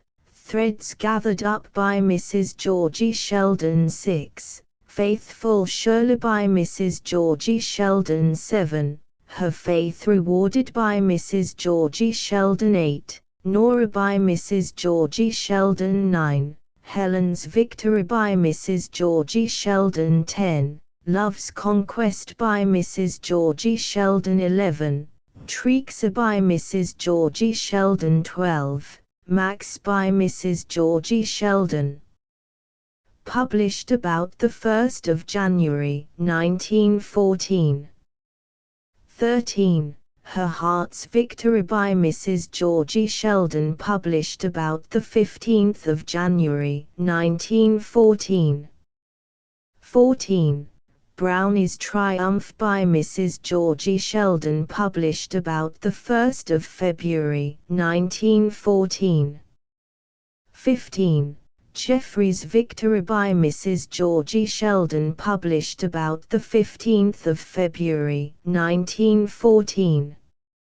16. For Love and Honor by Mrs. Georgie Sheldon, published about March 2d, 1914. 17. A True Aristocrat by Mrs. Georgie Sheldon, published about the 16th of March 1914. 18. The Forsaken Bride by Mrs. Georgie Sheldon, published about the 1st of April 1914. 19. Marguerite's Heritage by Mrs. Georgie Sheldon, published about the 15th of April 1914. 20. Marguerite's Heritage, Volume II by Mrs. Georgie Sheldon, How Will It End? Published about the 1st of May 1914. 21. Lost, a Pearl by Mrs. Georgie Sheldon, published about the 15th of May 1914. 22. The Lily of Mordaunt by Mrs. Georgie Sheldon, published about the 1st of June 1914. 23. The Lily of Mordaunt, Volume II by Mrs. Georgie Sheldon, He Loves Me for Myself. Published about the 15th of June 1914. 24. Sybil's Influence by Mrs. Georgie Sheldon, published about the 1st of July 1914. 25. The Masked Bridal by Mrs. Georgie Sheldon, published about the 15th of July 1914.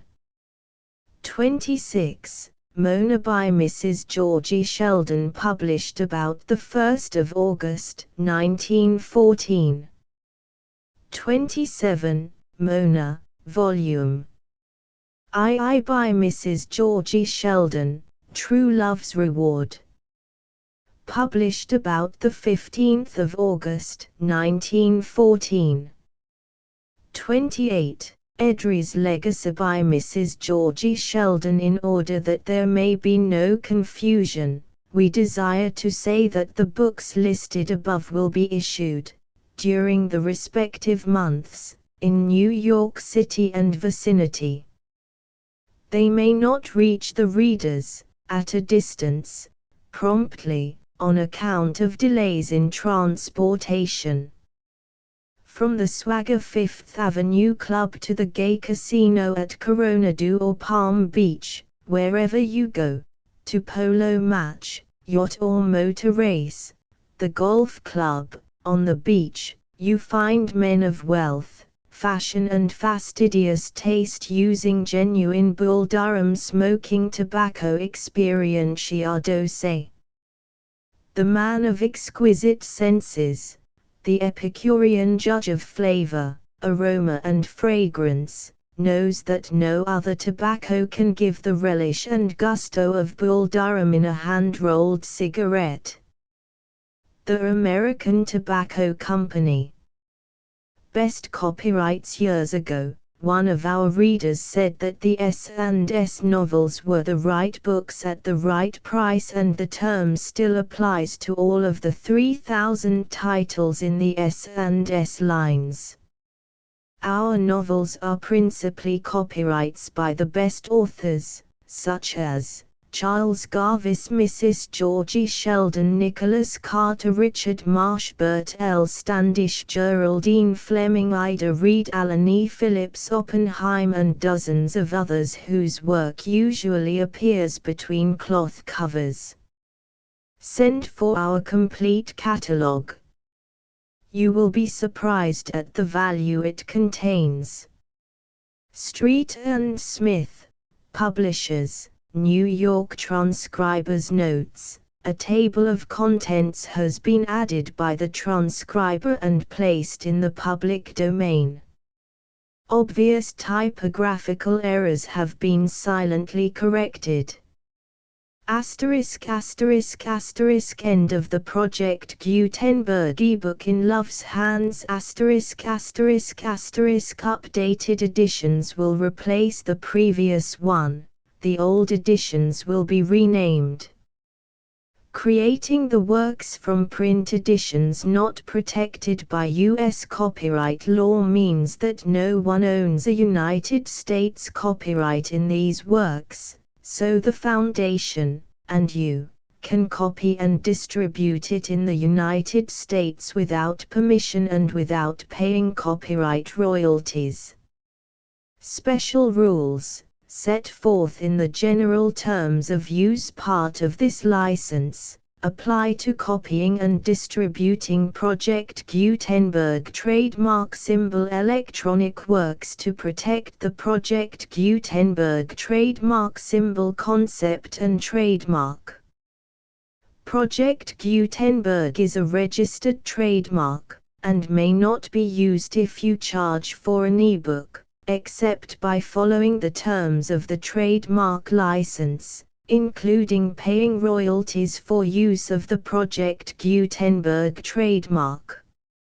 If you do not charge anything for copies of this ebook, complying with the trademark license is very easy. You may use this ebook for nearly any purpose such as creation of derivative works, reports, performances and research. Project Gutenberg ebooks may be modified and printed and given away. You may do practically anything in the United States with ebooks not protected by U.S. copyright law. Redistribution is subject to the trademark license, especially commercial redistribution. Start. Full license. The full Project Gutenberg license. Please read this before you distribute or use this work to protect the Project Gutenberg trademark symbol mission of promoting the free distribution of electronic works, by using or distributing this work, or any other work associated in any way with the phrase Project Gutenberg. You agree to comply with all the terms of the full Project Gutenberg trademark symbol license available with this file or online at www.gutenberg.org/license. Section 1. General Terms of Use and Redistributing Project Gutenberg Trademark Symbol Electronic Works 1.0. By reading or using any part of this Project Gutenberg trademark symbol electronic work, you indicate that you have read, understand, agree to and accept all the terms of this license and intellectual property, trademark/copyright, agreement. If you do not agree to abide by all the terms of this agreement, you must cease using and return or destroy all copies of Project Gutenberg trademark symbol electronic works in your possession. If you paid a fee for obtaining a copy of or access to a Project Gutenberg trademark symbol electronic work and you do not agree to be bound by the terms of this agreement, you may obtain a refund from the person or entity to whom you paid the fee as set forth in paragraph 1.e.8. 1.b Project Gutenberg is a registered trademark. It may only be used on or associated in any way with an electronic work by people who agree to be bound by the terms of this agreement. There are a few things that you can do with most Project Gutenberg trademark symbol electronic works even without complying with the full terms of this agreement. See paragraph 1.c below. There are a lot of things you can do with Project Gutenberg trademark symbol electronic works if you follow the terms of this agreement and help preserve free future access to Project Gutenberg trademark symbol electronic works. See paragraph 1.e below. 1.c. The Project Gutenberg Literary Archive Foundation, the Foundation or PGLAF, owns a compilation copyright in the collection of Project Gutenberg trademark symbol electronic works. Nearly all the individual works in the collection are in the public domain in the United States. If an individual work is unprotected by copyright law in the United States and you are located in the United States, we do not claim a right to prevent you from copying, distributing, performing, displaying or creating derivative works based on the work as long as all references to Project Gutenberg are removed. Of course, we hope that you will support the Project Gutenberg trademark symbol mission of promoting free access to electronic works by freely sharing Project Gutenberg trademark symbol works in compliance with the terms of this agreement for keeping the Project Gutenberg trademark symbol name associated with the work.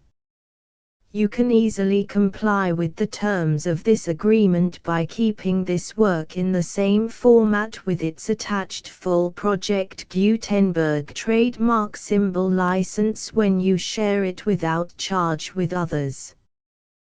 1.d. The copyright laws of the place where you are located also govern what you can do with this work. Copyright laws in most countries are in a constant state of change. If you are outside the United States, check the laws of your country in addition to the terms of this agreement before downloading, copying, displaying, performing, distributing or creating derivative works based on this work or any other Project Gutenberg trademark symbol work.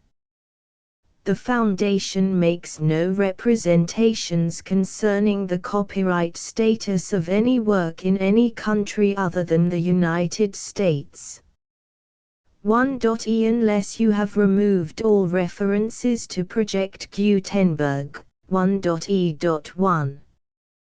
The following sentence, with active links to, or other immediate access to, the full Project Gutenberg trademark symbol license must appear prominently whenever any copy of a Project Gutenberg trademark symbol work, any work on which the phrase Project Gutenberg appears, or with which the phrase Project Gutenberg is associated, is accessed, displayed, performed, viewed, copied or distributed.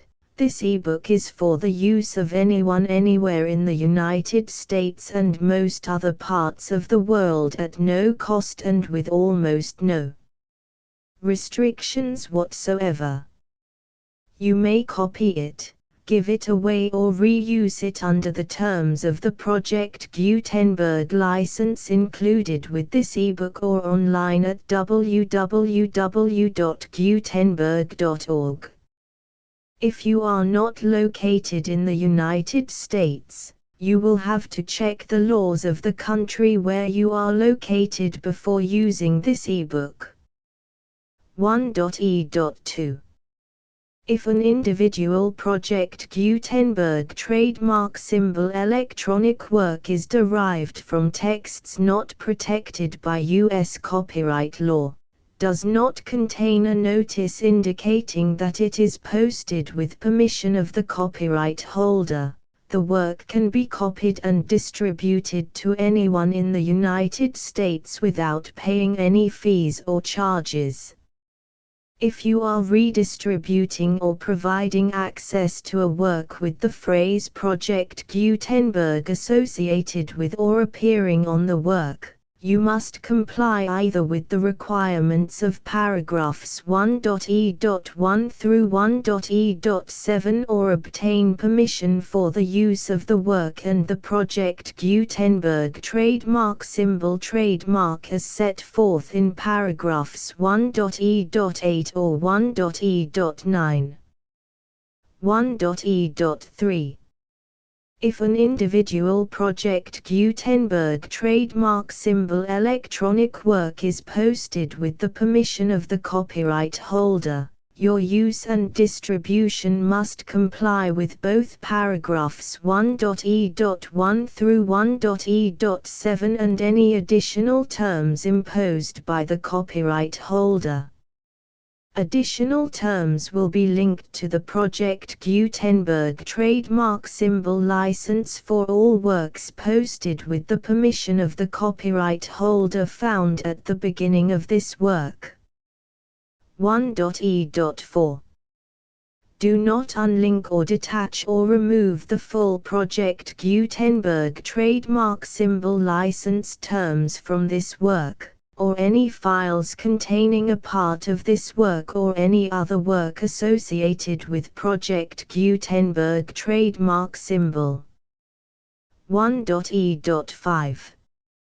Do not copy, display, perform, distribute or redistribute this electronic work, or any part of this electronic work, without prominently displaying the sentence set forth in paragraph 1.e.1 with active links or immediate access to the full terms of the Project Gutenberg trademark symbol license. 1.e.6. You may convert to and distribute this work in any binary, compressed, marked up, non-proprietary or proprietary form, including any word processing or hypertext form.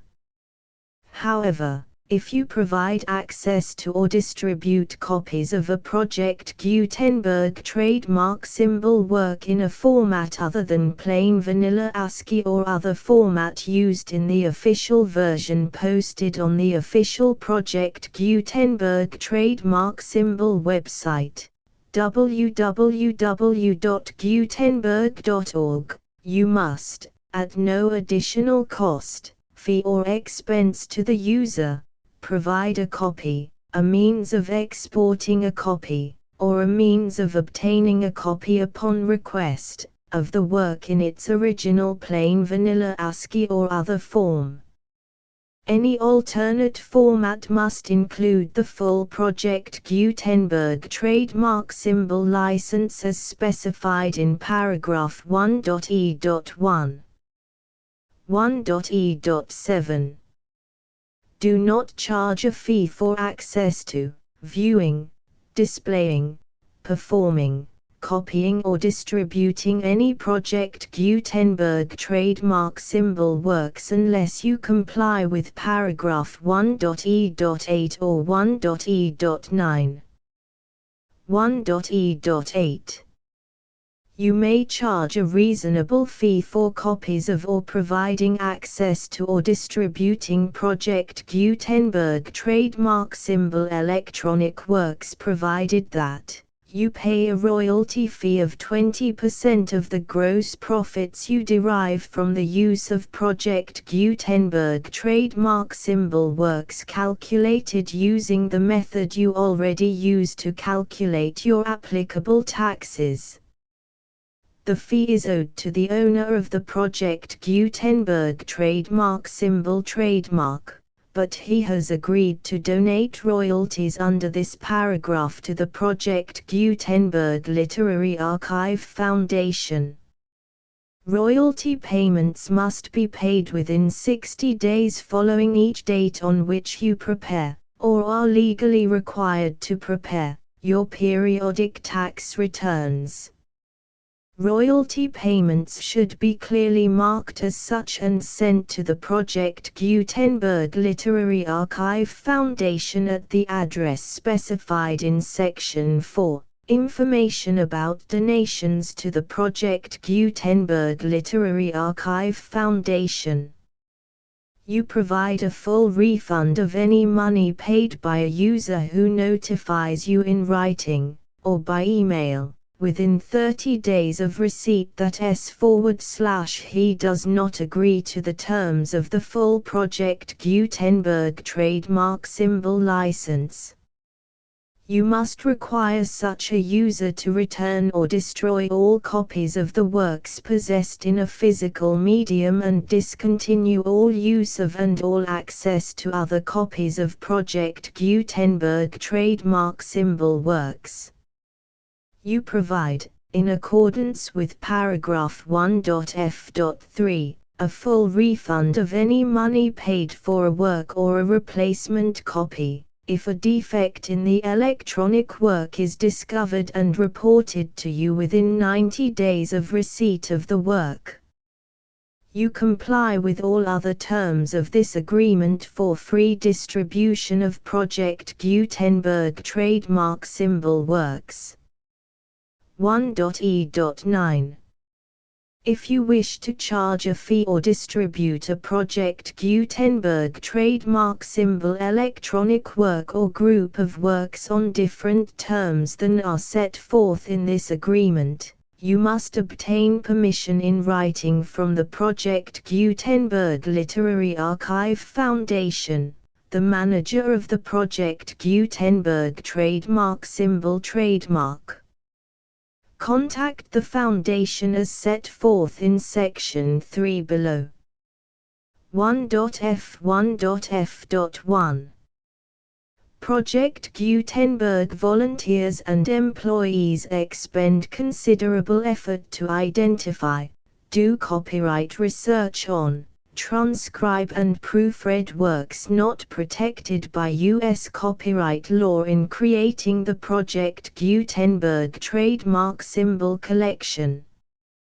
Despite these efforts, Project Gutenberg trademark symbol electronic works, and the medium on which they may be stored, may contain defects such as, but not limited to, incomplete, inaccurate or corrupt data, transcription errors, a copyright or other intellectual property infringement, a defective or damaged disk or other medium, a computer virus, or computer codes that damage or cannot be read by your equipment. 1.f.2 Limited warranty, disclaimer of damages, except for the right of replacement or refund described in paragraph 1.f.3, the Project Gutenberg Literary Archive Foundation, the owner of the Project Gutenberg trademark symbol trademark, and any other party distributing a Project Gutenberg trademark symbol electronic work under this agreement, disclaim all liability to you for damages, costs and expenses, including legal fees. You agree that you have no remedies for negligence, strict liability, breach of warranty or breach of contract except those provided in paragraph 1.f.3. You agree that the Foundation, the trademark owner, and any distributor under this agreement will not be liable to you for actual, direct, indirect, consequential, punitive or incidental damages even if you give notice of the possibility of such damage. 1.f.3 Limited right of replacement or refund. If you discover a defect in this electronic work within 90 days of receiving it, you can receive a refund of the money, if any, you paid for it by sending a written explanation to the person you received the work from. If you received the work on a physical medium, you must return the medium with your written explanation. The person or entity that provided you with the defective work may elect to provide a replacement copy in lieu of a refund. If you received the work electronically, the person or entity providing it to you may choose to give you a second opportunity to receive the work electronically in lieu of a refund. If the second copy is also defective, you may demand a refund in writing without further opportunities to fix the problem.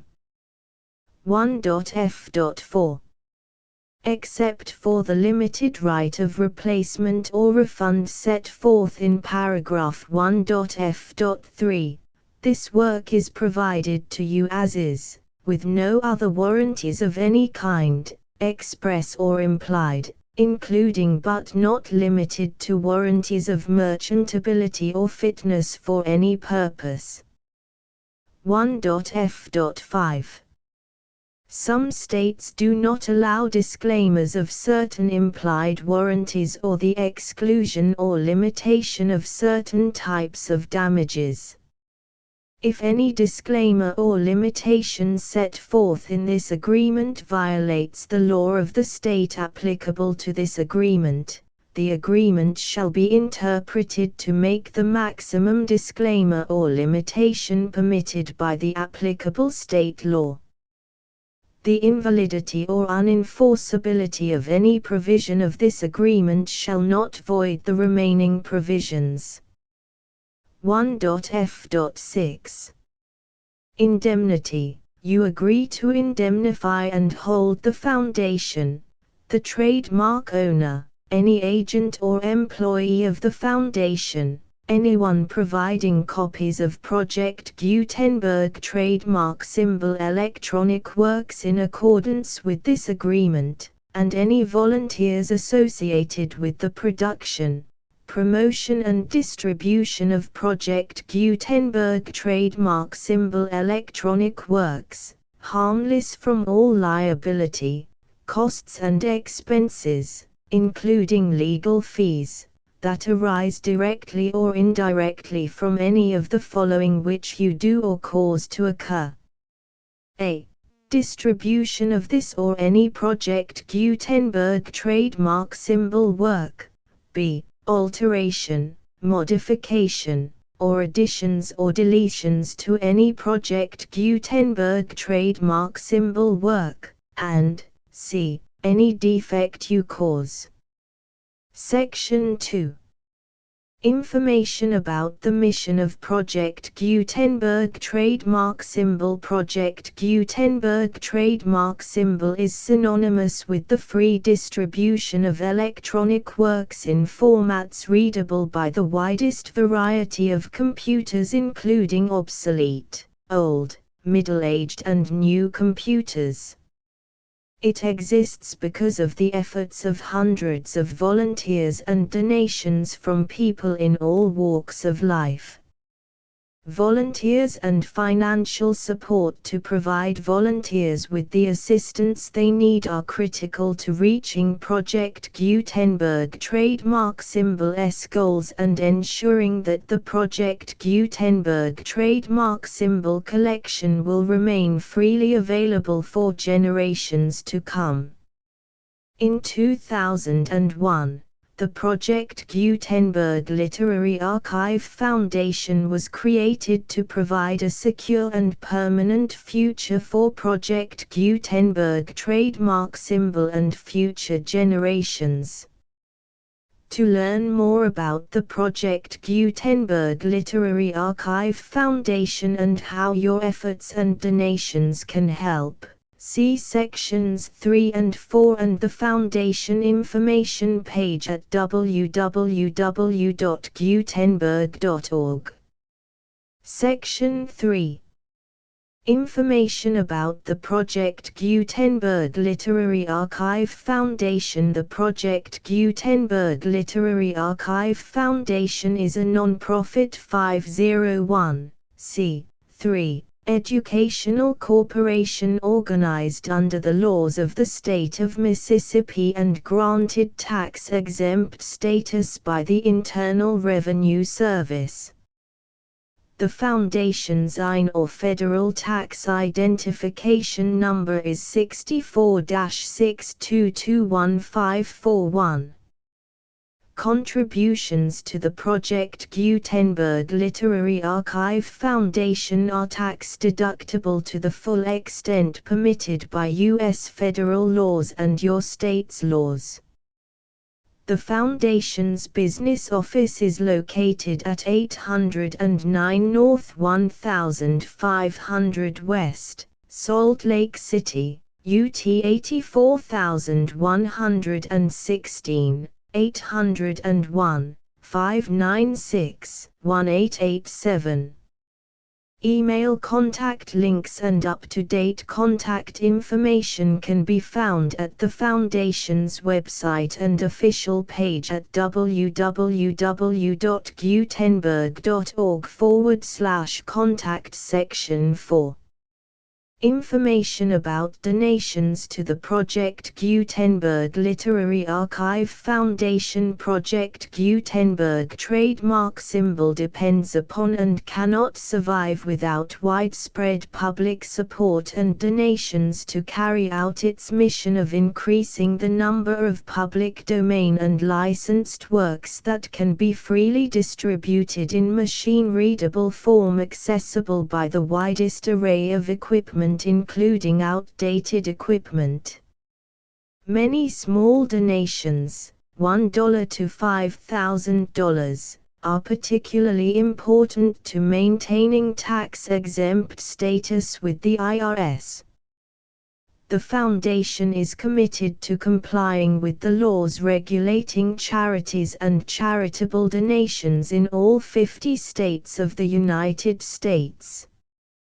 Compliance requirements are not uniform and it takes a considerable effort, much paperwork and many fees to meet and keep up with these requirements. We do not solicit donations in locations where we have not received written confirmation of compliance. To send donations or determine the status of compliance for any particular state, visit www.gutenberg.org/donate.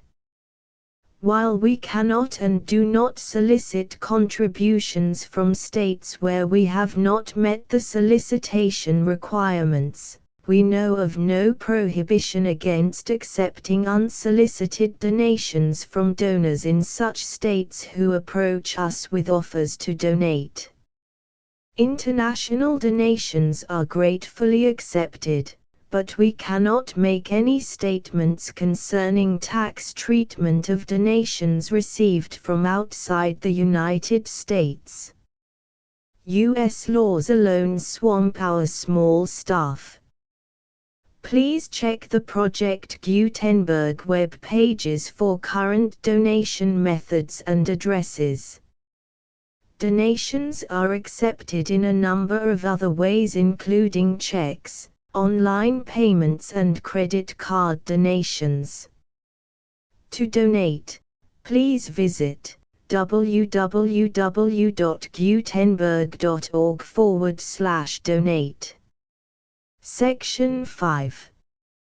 General information about Project Gutenberg trademark symbol electronic works. Professor Michael S. Hart was the originator of the Project Gutenberg trademark symbol concept of a library of electronic works that could be freely shared with anyone.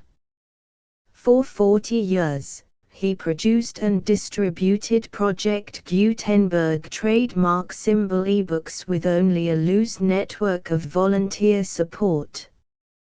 Project Gutenberg trademark symbol ebooks are often created from several printed editions, all of which are confirmed as not protected by copyright in the U.S. unless a copyright notice is included.